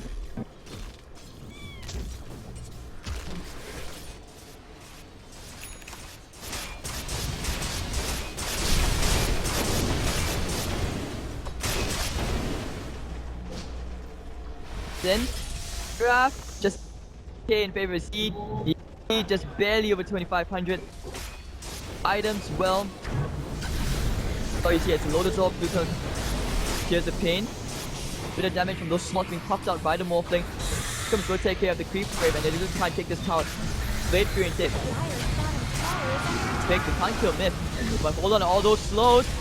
Pain. Back off. Waveforms forward, they can't get the kill, but Myth, that will be the Aegis pop. He's popping healing ward. Okay, they will be forced to go back. Myth, oh Myth, this is not the place. You need to fight here. Another strike. Chain Front's gonna come out, start bouncing out. Here's the pain going in. Here comes the hammer. Destroys the Morphling. And now Agent Coffee at the sideline. Jack will be caught in the trap. Robbie got cut down. Cut to shreds. Here comes the Lotus Orb. Nice foil. Inspiration. Can he find the kill to Myth? No, he will not. OD gets the kill. So 2-for-2 trade, and they can only keep going in the trade. Coffee, the use up to the air. They will destroy the Juggernaut. So 3-for-2 trade. Sticker. Nice hex. Catching an X on the Dagon. They bring 4. Can he make it a team wipe? Mythical on the run. No, use up into the air. Coffee will probably kill him off. And there we go. Rampage on the way for the Timbersaw. 5-for-2 trade. And make it 6-for-2 if you include the Aegis model. And this is where we decide we go for the third lane of Rax. Very, very unfortunate. Timbersaw getting all these kills. 17 Bloodstone charges. Agent Cocky carrying his team very, very hard. This guy's been to the gym and he's never skipped shoulders there. OD and Juggernaut now all buying back. Got Spirit Breaker. Oh, 17 seconds left. That was very, very forced. Breaker will be forced back off. Disruption. He may have just killed his teammate. Very, very quickly. Shiva got the Nita Hex right now. Hex, there we go. Sika should be dying here. That disruption pretty much killed his teammate. OTK will be backing off right now. Tucky, what do you even go for next? Oh, maxed out. Maybe your level 2 BOT. Game nowhere near over as Evan Flow fighting to try and close out this finals, but team refusing, saying no, we will force you into a game 3. Jack 2100 gold, still not sure what he will go for next. Young needs to do more, still has room for growth, maybe sell the drums if he somehow find the farm.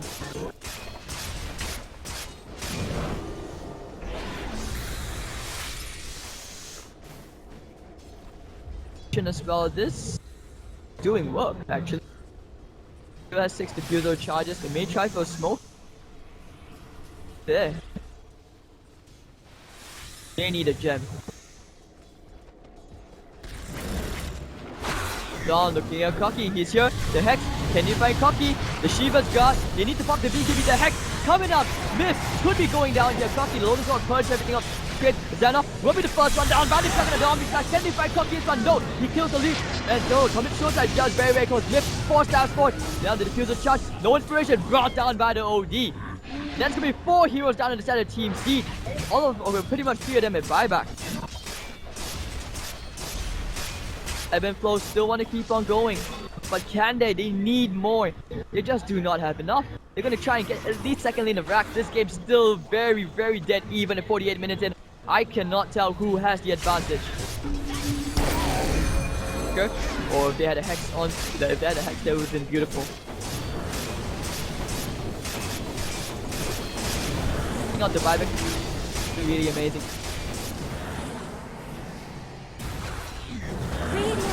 Oh, forced us all the way in. They could kill Sicker.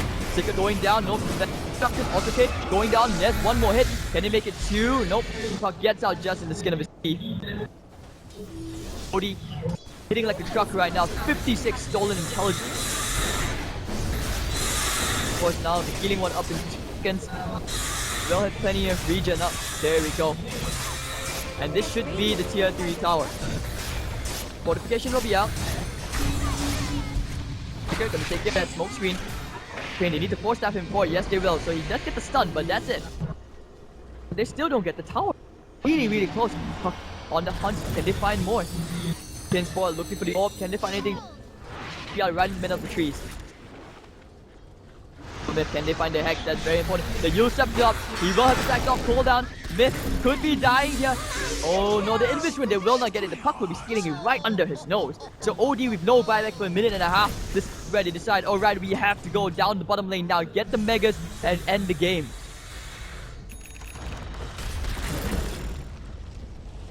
Buyback not for 3 minutes and a half. He has the gold, but he doesn't have the time.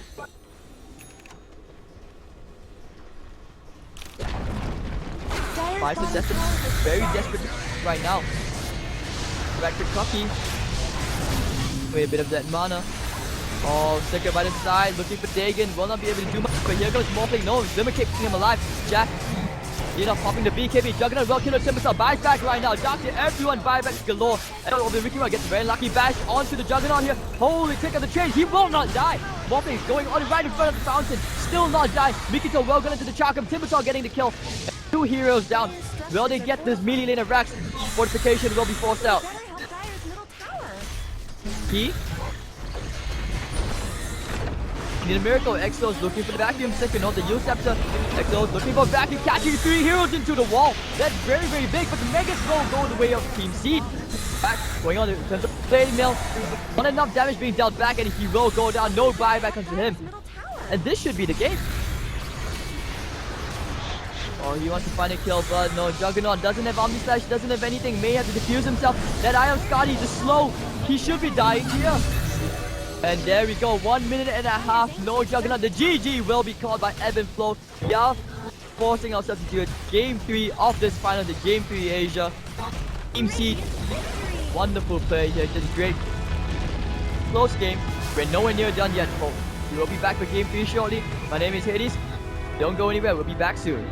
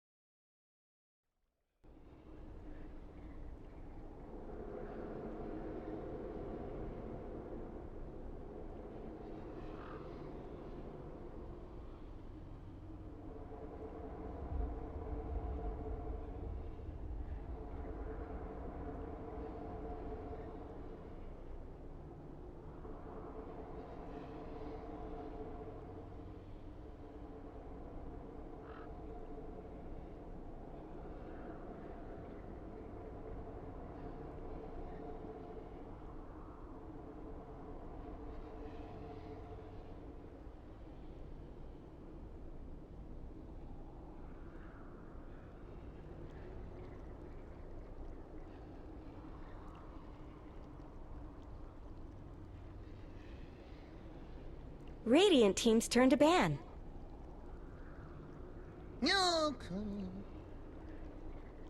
Dire team's turn to ban.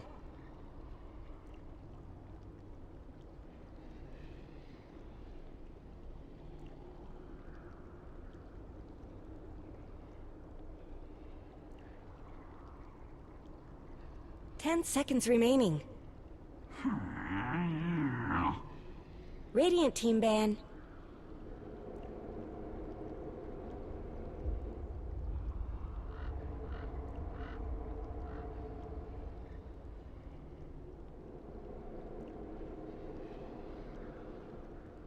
Ten seconds remaining. Dire team ban.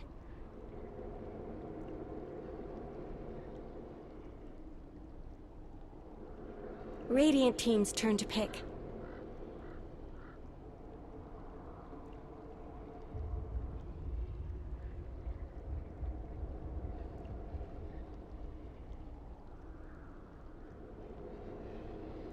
Ten seconds remaining. 5 seconds remaining. Dire team's turn to pick.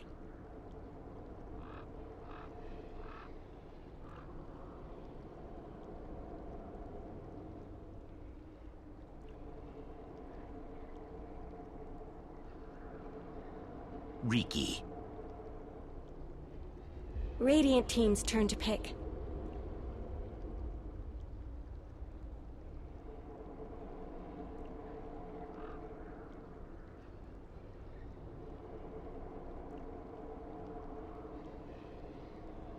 10 seconds remaining. 5 seconds remaining. Reserve time.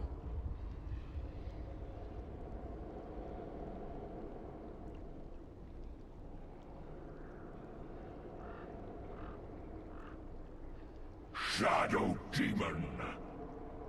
Dire team's turn to ban.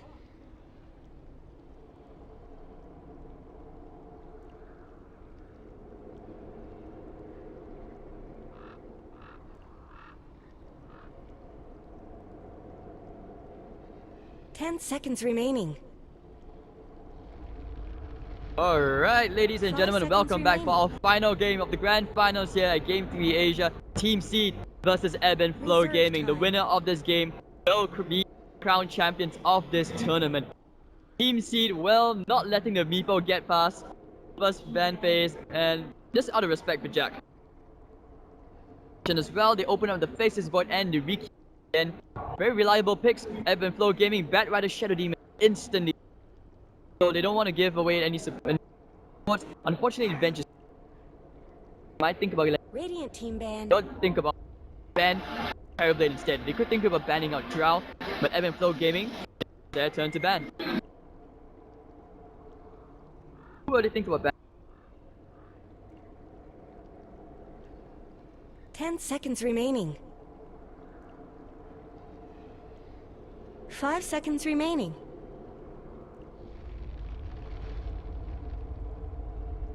Reserve time.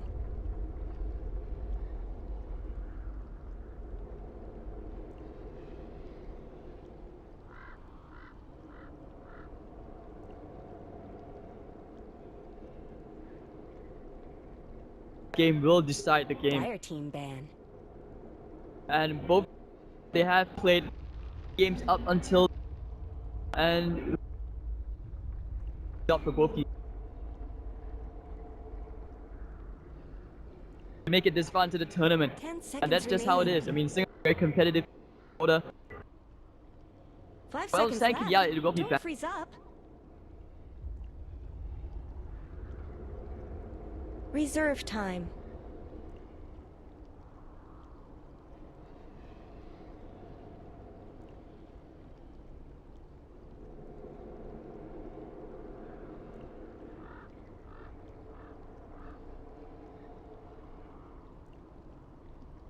Fire will be banned.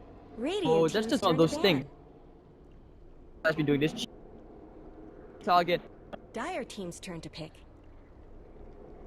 Lion. And so this takes.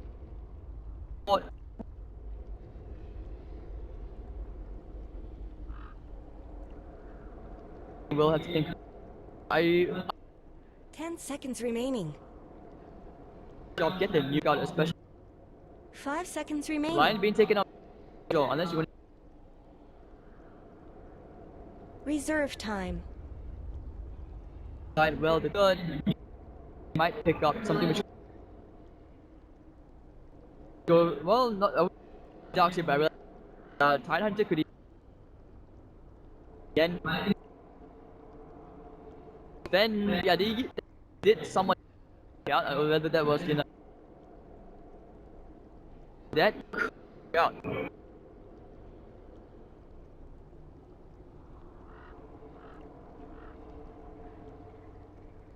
Draft cutting to the bone. The teams thought about what they're going.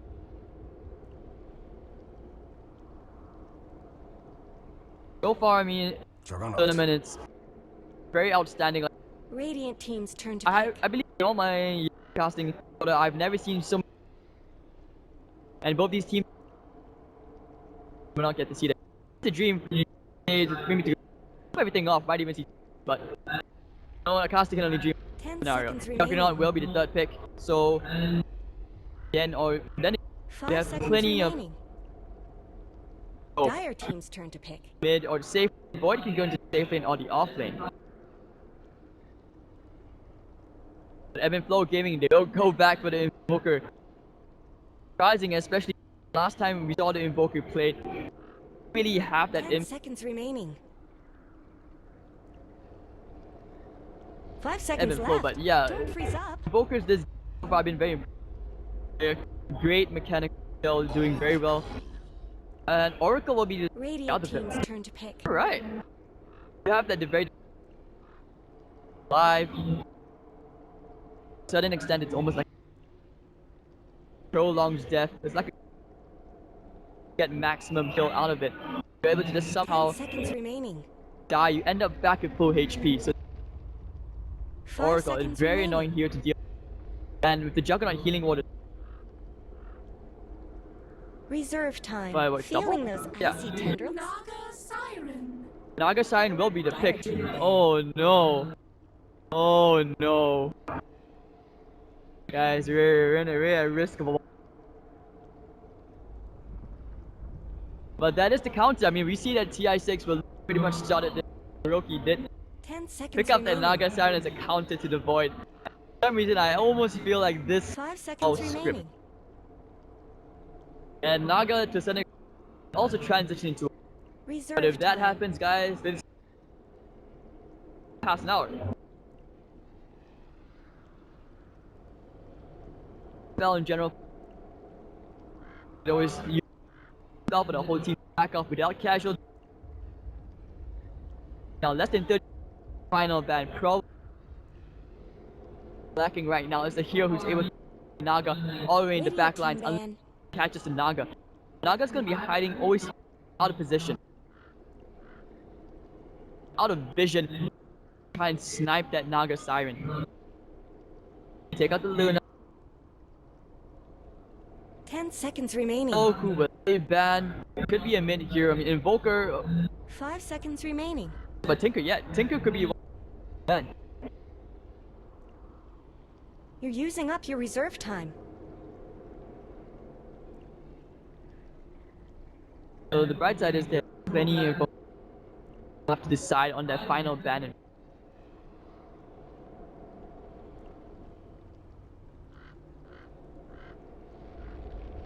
Reserve time. Ban out the life Radiant team's turn to did pick. deal with that Ricky lifestealer combo again. Something that team for.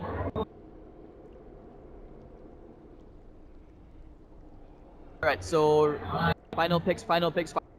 Open up this game. Will they pick 10 seconds up the remaining. draft? Game 3. 5 seconds remaining.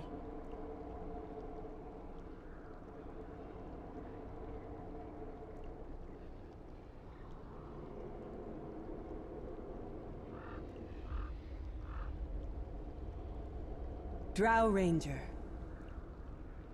Dire they'll team's go turn back to for the pick. drow. Great push. They can end the game very early. And you always tell whether a drow is good. How she gust. The difference between the drow player and the average drow. 10 seconds remaining. But at the same time, this is great because in Huskar. strong right click shadow.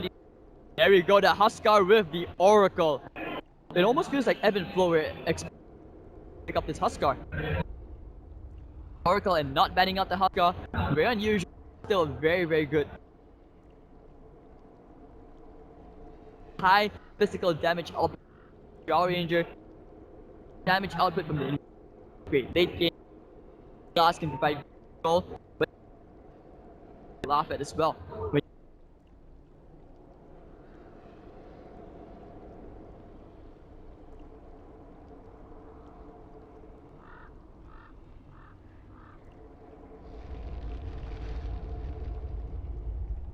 'Dire Correct, so have Jack- fortified their structures. Now I'm gonna quickly side. Team Evan Flow, Team 3. Jack is going to be playing top tiers on the Drow Ranger, Myth on the Invoker, Naga Siren, Exos playing on the Bat Rider. On the Dire side, Sticker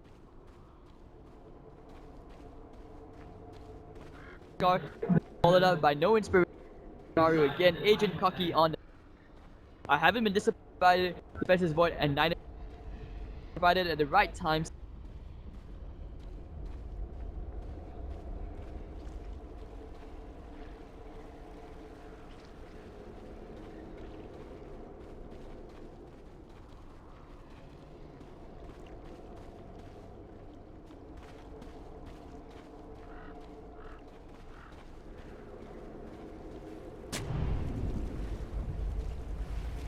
"30 seconds to battle."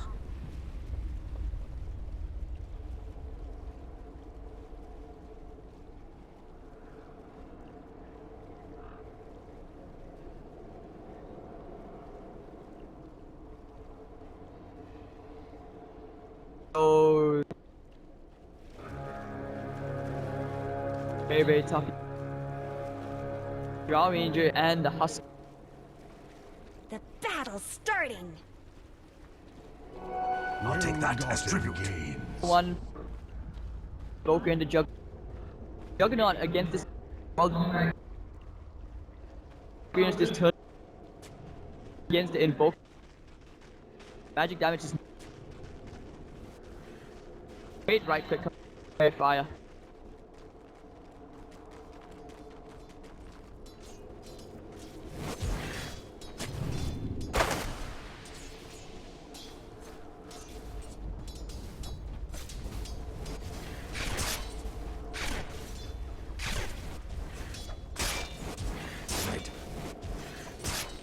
Ricky Maru things very, very annoying. Cocky, he's gonna quite low, he's gonna time walk most of that down.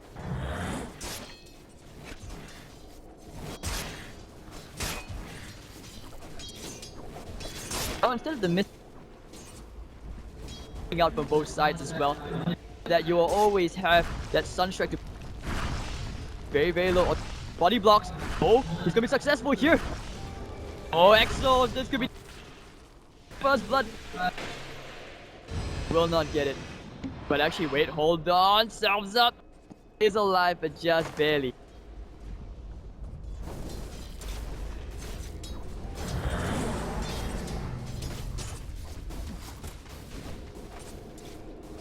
We're all having cloud for Cocky.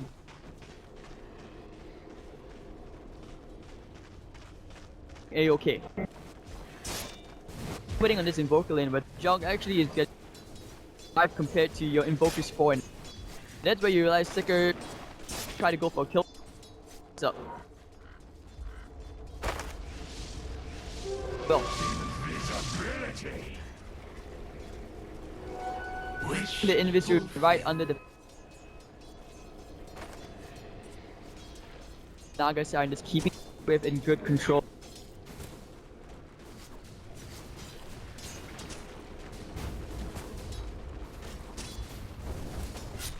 That go away. They die here. He made a bit of his life. They get the gust out. Do we have to end snare? They need more right click. They need the smoke screen. No, he will just time walk all of that away. Jack.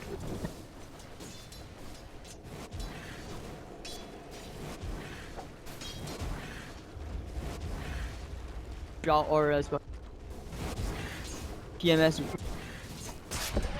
Tiny bit you.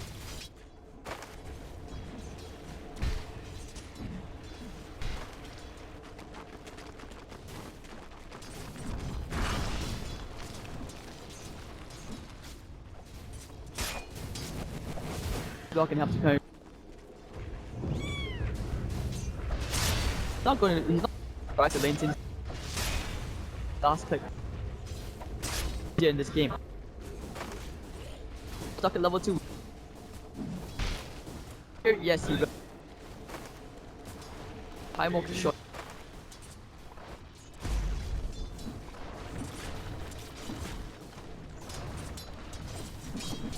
Now, early. More well delivered. Omelet of this. Bottom lane. Going to cocky again. They really can't kill him at all. This is. Can't kill him in the early levels. You're not killing him. There are 4 minutes and still not seeing any kills coming in. Those getting burned out. Very aggressive here. Dragon Lance. Dominator. Whatever damage you can try and harass. There's a bounty in the top.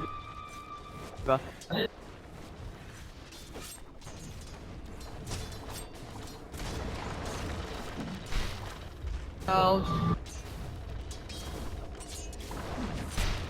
He has pretty good.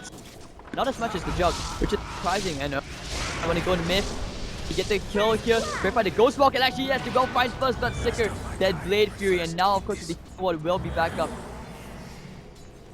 Try and take out the bit. Poison, can he kill back? Die himself. There's no Shadow Demon. King that poison and will Jug.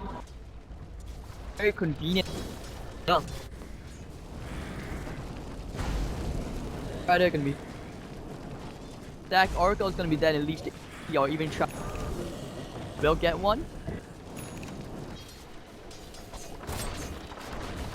Denied. 1-1 if very even.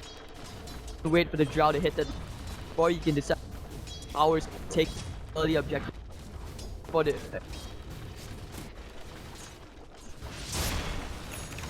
Midas.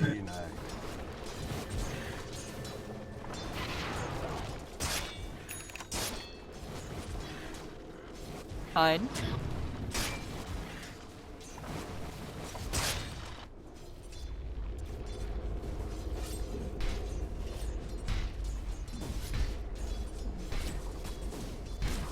Silence too much matter that you get arrow. Jack. Death's bounty. Bounty another dust. All that poison, can he not? Way too much.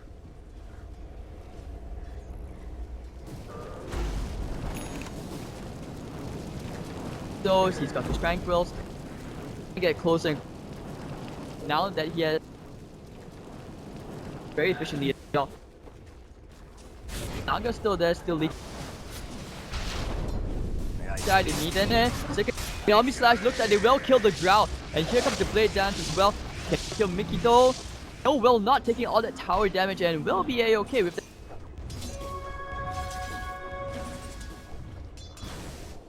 That was without the Chrono. That was really big, losing the Drow just like that. Back into the lane. Already level 7. Very huge advantage. Denied.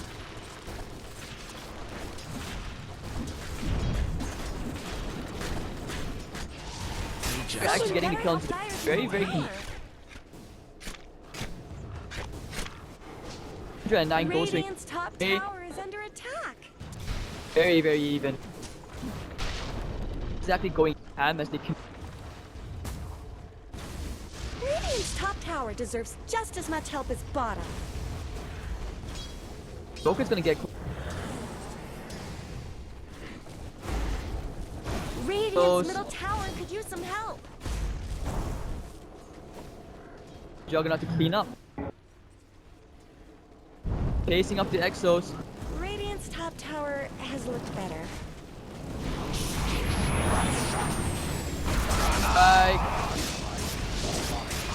Radiant's But top tower napalm stacks are gonna start. So can he get the wrecking? Do not forget the up close snap and the extra jaw damage. Radiant's top tower has Husker fallen. tier 1, but Exos getting the kill. It's gonna be going Shadow Demon. So more gold, more ward money. Level 6 hasn't found anything yet. There's 3 and 3, 0, 0, 0. Hasn't even been able to rotate. That's just the thing of Naga. No inspiration. Very nice observer down and the tower. So check out any possible rotations. Already has level 6 towards those Bloods.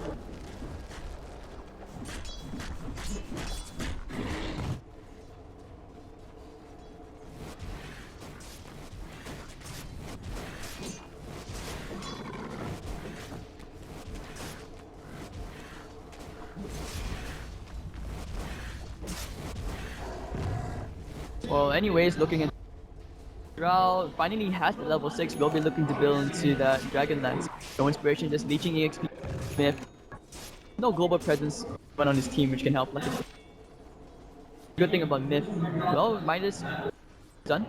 Recipe. Yeah, it's just been babysitting this Husker. They really want to keep the Husker up, but if the Armlet they're looking to go for make some action now, at least try to rotate and stick, combine it with the Chronosphere. Down to the bottom lane, Cocky. Easily kill. Out here. Silence away. Got on cooldown. They know what's going on. So, hiding behind the trees. Halfway there, but probably won't make it in time. Dire's middle tower is under attack. Get it away, playing in a very, very passive position. Myth, he's gonna take this chance to start chipping away at tier 1.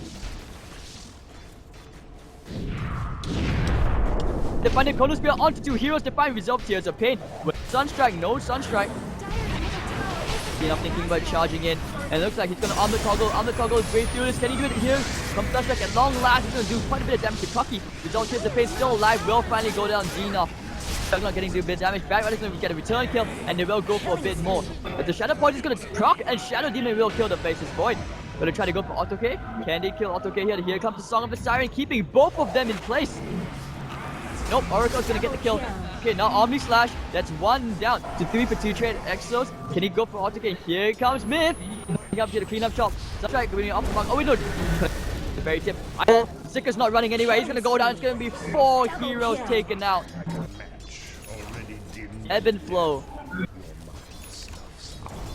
Taking advantage of Steed's over aggression, so they overextended, and that was just really, really well done on their side. So this Midas is going to start to pay off a lot. Actually opening up with the phase boots on me. Meh. So Yos, do you go for bombs? Do you want to build into that Aghanims early on? Radiant's middle tower. That was a good Chronosphere, but unfortunately, follow-up just wasn't there. Xenoff is now going to start chipping away into this tier 1. Armlet toggling his way through it.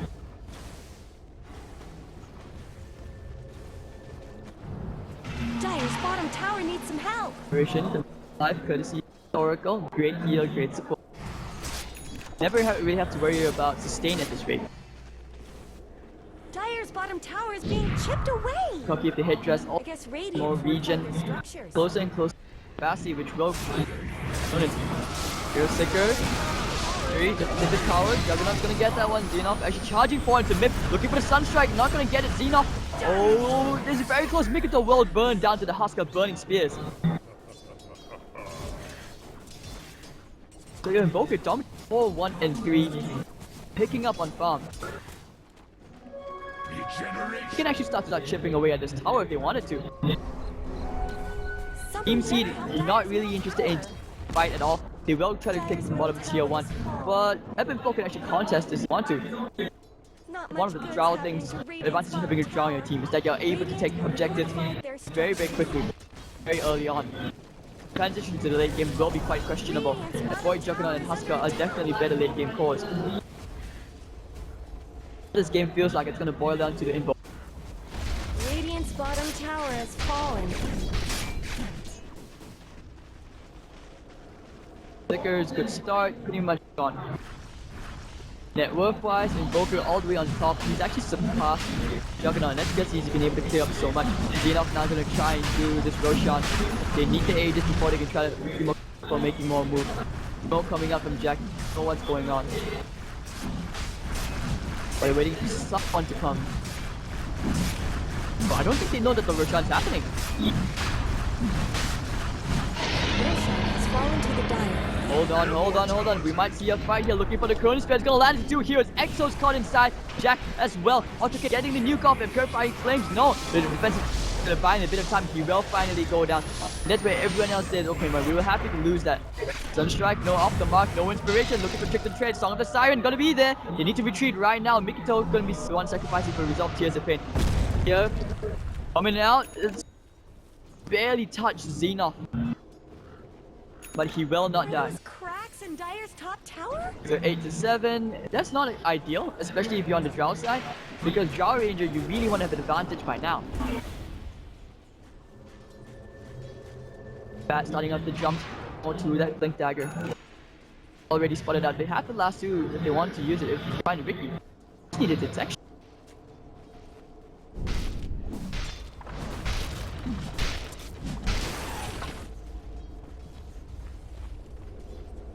So 14 minutes in, Tears of Pain still only has a Dragon Lance trying to build towards those treads. Not sure what this Drow will build into. Maybe Mjolnir into the Aghanims. Drow, do you want to go for more defensive items like a Blink, or just complete Hurricane Pike? Don't have enough to can't really catch it. Jack looking for Cocky. He's gonna time walk all the way down. Or if he could get the disruption, that would most certainly be a kill. Myth all alone in the middle lane. 3 heroes walking this general direction. Myth, Ghost Walk. Do they have the dust? No, they do not. Well, we'll see whether Xenoth can do anything. Well, actually, no, it's already been my bad.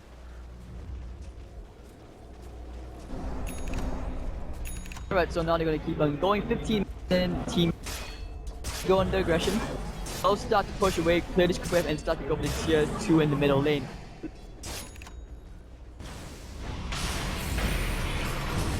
Oh, Jack, caught. Vincent. One Purifying Flames, no, the heal's not going to be the Gust, not going to be saving his teammate. And Snag keeping Juggernaut in place. You have to take this abuse? Xenoth with this Dragonlance will be chipping away the tower slowly with and with the level 4 healing ward, they should taking it. No jump forward mid. Ghost walks away very quickly. Cold Snap and Snare. Can he kill Xenoth here? Nice Chronosphere catching 4 heroes. Mid looks like he'll be going down first. Can he find a second? Exos, the time dilation. It's gonna make sure he doesn't get the Firefly off. And now, oh, there we go. Exos should be going down as well. Can he kill Xenoth off? No, they will not. Drow trying to get a couple of clicks in. Will not snipe as the armlet toggle was there. Where did Radiant's middle tower go? Starting to understand why teams ban out Huskar against Team C. Disruption's gonna come out. Who would it get? Go Omni Slash. Can they kill a Drow? Trick to the trade. Blade Fury with the face boost just too much. And Snare keeping Sticker there. But the false promise is gonna keep him alive. And of course, all that heal, he will be A-okay. Xenoth doesn't really have to worry as well. Juggernaut actually will eventually go down. Taking too much. Jack. No. Xenoth leaping forward very aggressively. Song of the Siren. There's no follow-up. They're just keeping them there. Looking for the Sunstrike. Not gonna land. Xenoth gonna armor toggle back up. And Myth. Oh no, everything's just falling apart. And now can they find the last one? Can they kill Xenoth? Looking for the Riptide. He's gonna leap forward, but it doesn't matter. Alright, so the rest of the team seed will just back off, realizing, okay, wait, our 2 cores are down. Reset. But at least they don't lose to T3.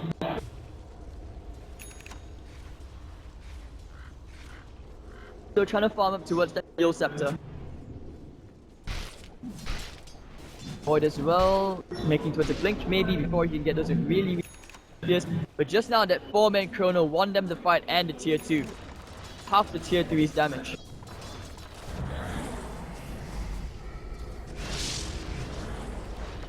As well, completing their Mountain challenges a fair bit.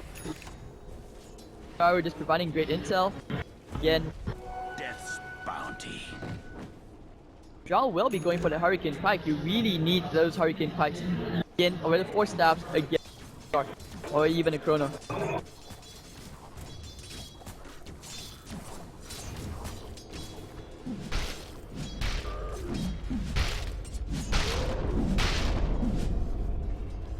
Alright, so Cocky, very close to the blink like I mentioned.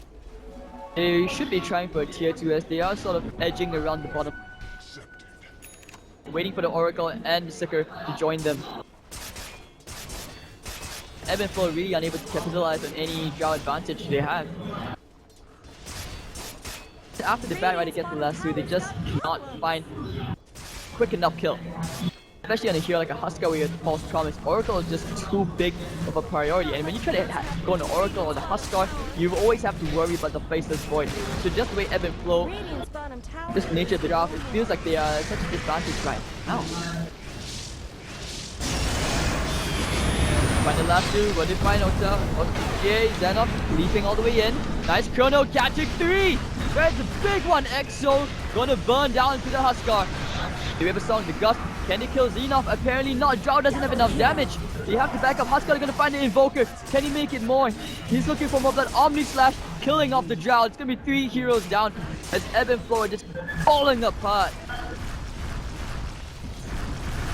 Alright, so Xenoff gonna clear out this creep wave and they can start to push.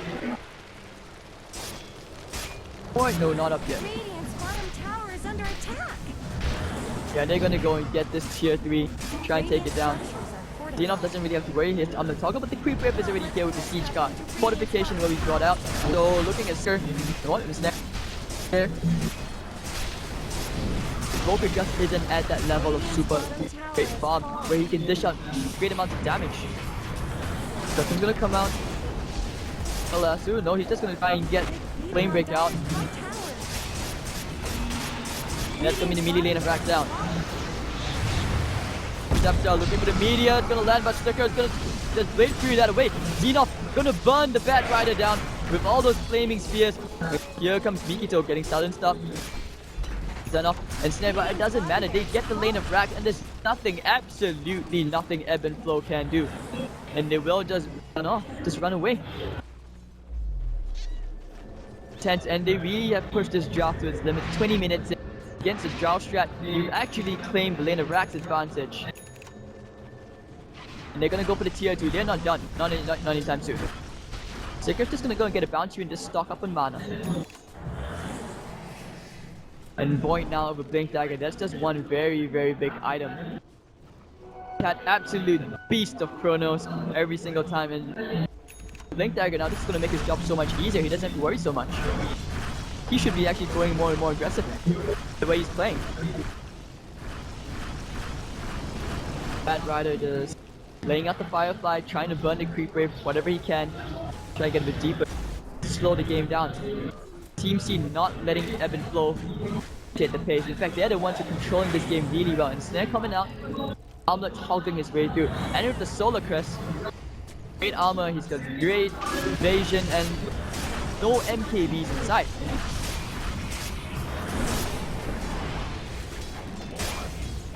So that should be the tier 2 top gone.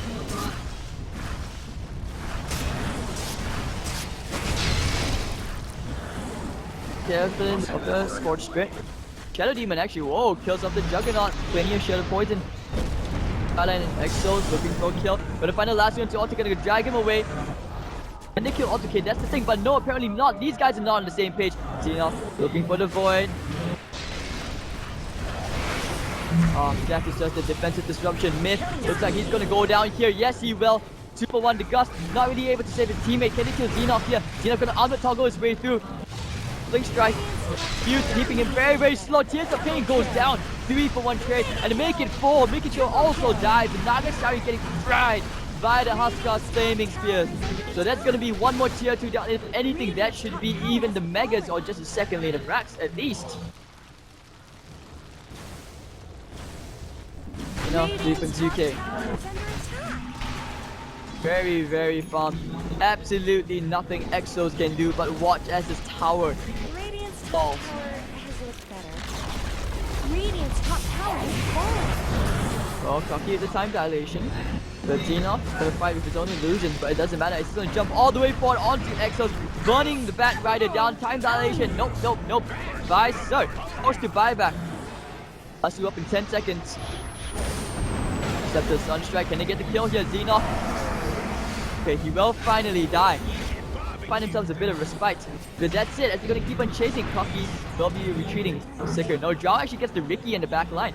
And now they're gonna keep on going, chasing after Cocky. But no, I think they wanna try to go for Otoke. Otoke. Then we have the Riptide. This kind of flame break not gonna be. Okay, will die nonetheless. All that physical damage to Jaw getting more and more gold. So, alright. They somehow keep the Rax. That was really close. Fortunate that the false promise was used on the Void and not Scar. Otherwise, they could have kept on going. No lifesteal yet on the Huskar. He goes for a Halberd or even a Satanic. There's really nothing that Ebb and Flow can do. Kill him. Or maybe he tries to farm a Blink Dagger and an Eggs.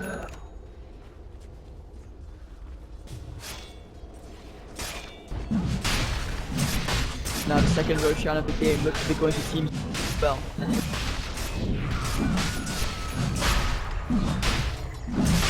Flash really makes value. Xeno. Yeah, then again he really doesn't need lifesteal as long as you have the Void. Not sure how Ebb and Flow let that Huskar go through.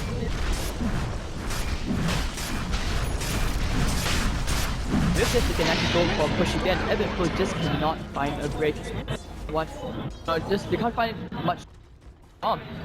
Blink Dagger, now Halberd up and Huskar Asian combining the Solar Crest. He's gonna kill that Drow very, very quickly. Drow now trying to push out the top lane, going for that Aghanim, or attempting to go for the Aghanims.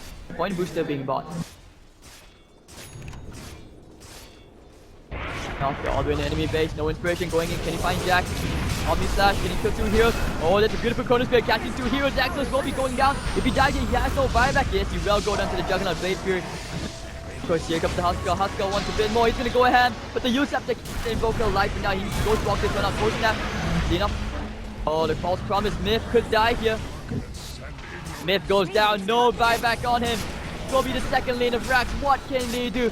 Drow takes the top T1, but that's just a consolation. Backdoor protection. Shadow Demon will kill off the Ricky. Can Jack get all those shadow stacks up? He needs the shadow poison stacks. They'll attempt to. As right now, Team C trying to break the backdoor protection, but it doesn't matter. The creeper bottom lane. Now they're gonna keep on going, jumping all into the back. This will be the melee lane of Rax gone. Song of the Sign could be dead by a bit of time, but too late. He's gonna lose the mid T3 as well. Radiant's middle tower has fallen. Radiant's top barracks Chipping away on that melee Rax, and you're trying to defend it. Is there anything they can do? Disruption's gonna be there for a while. Xeno tried to death from the illusion, trying to bring him down. Drow, can they kill him off? No, I don't think they can. Cocky with the time dilation. Xeno's gonna leap away. Can he kill Tears for pain? No, it's gonna get the Megas anyway, so 24 to 15. 26 minutes in, we have the Mega Team Seed.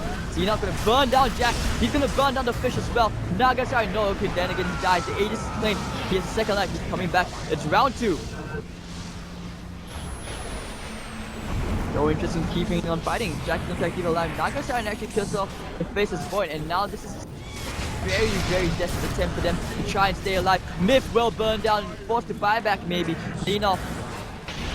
All those right clicks don't seem to matter. The Halberd, Tears of Pain, gonna try and fight, but no, the Song of Silence. Xeno. Everyone from Team C, whoever is there, just kind of waiting there. Your combo, can they kill Xeno? No, he's still alive. He's gonna kill Myth.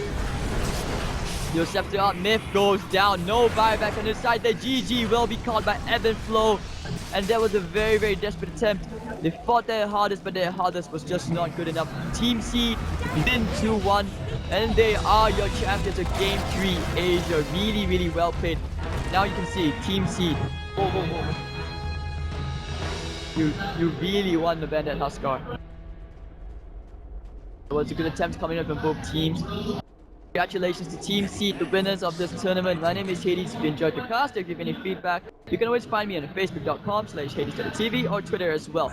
So hope to see you guys at your broadcast. Thank you all for watching, and see you guys in the future.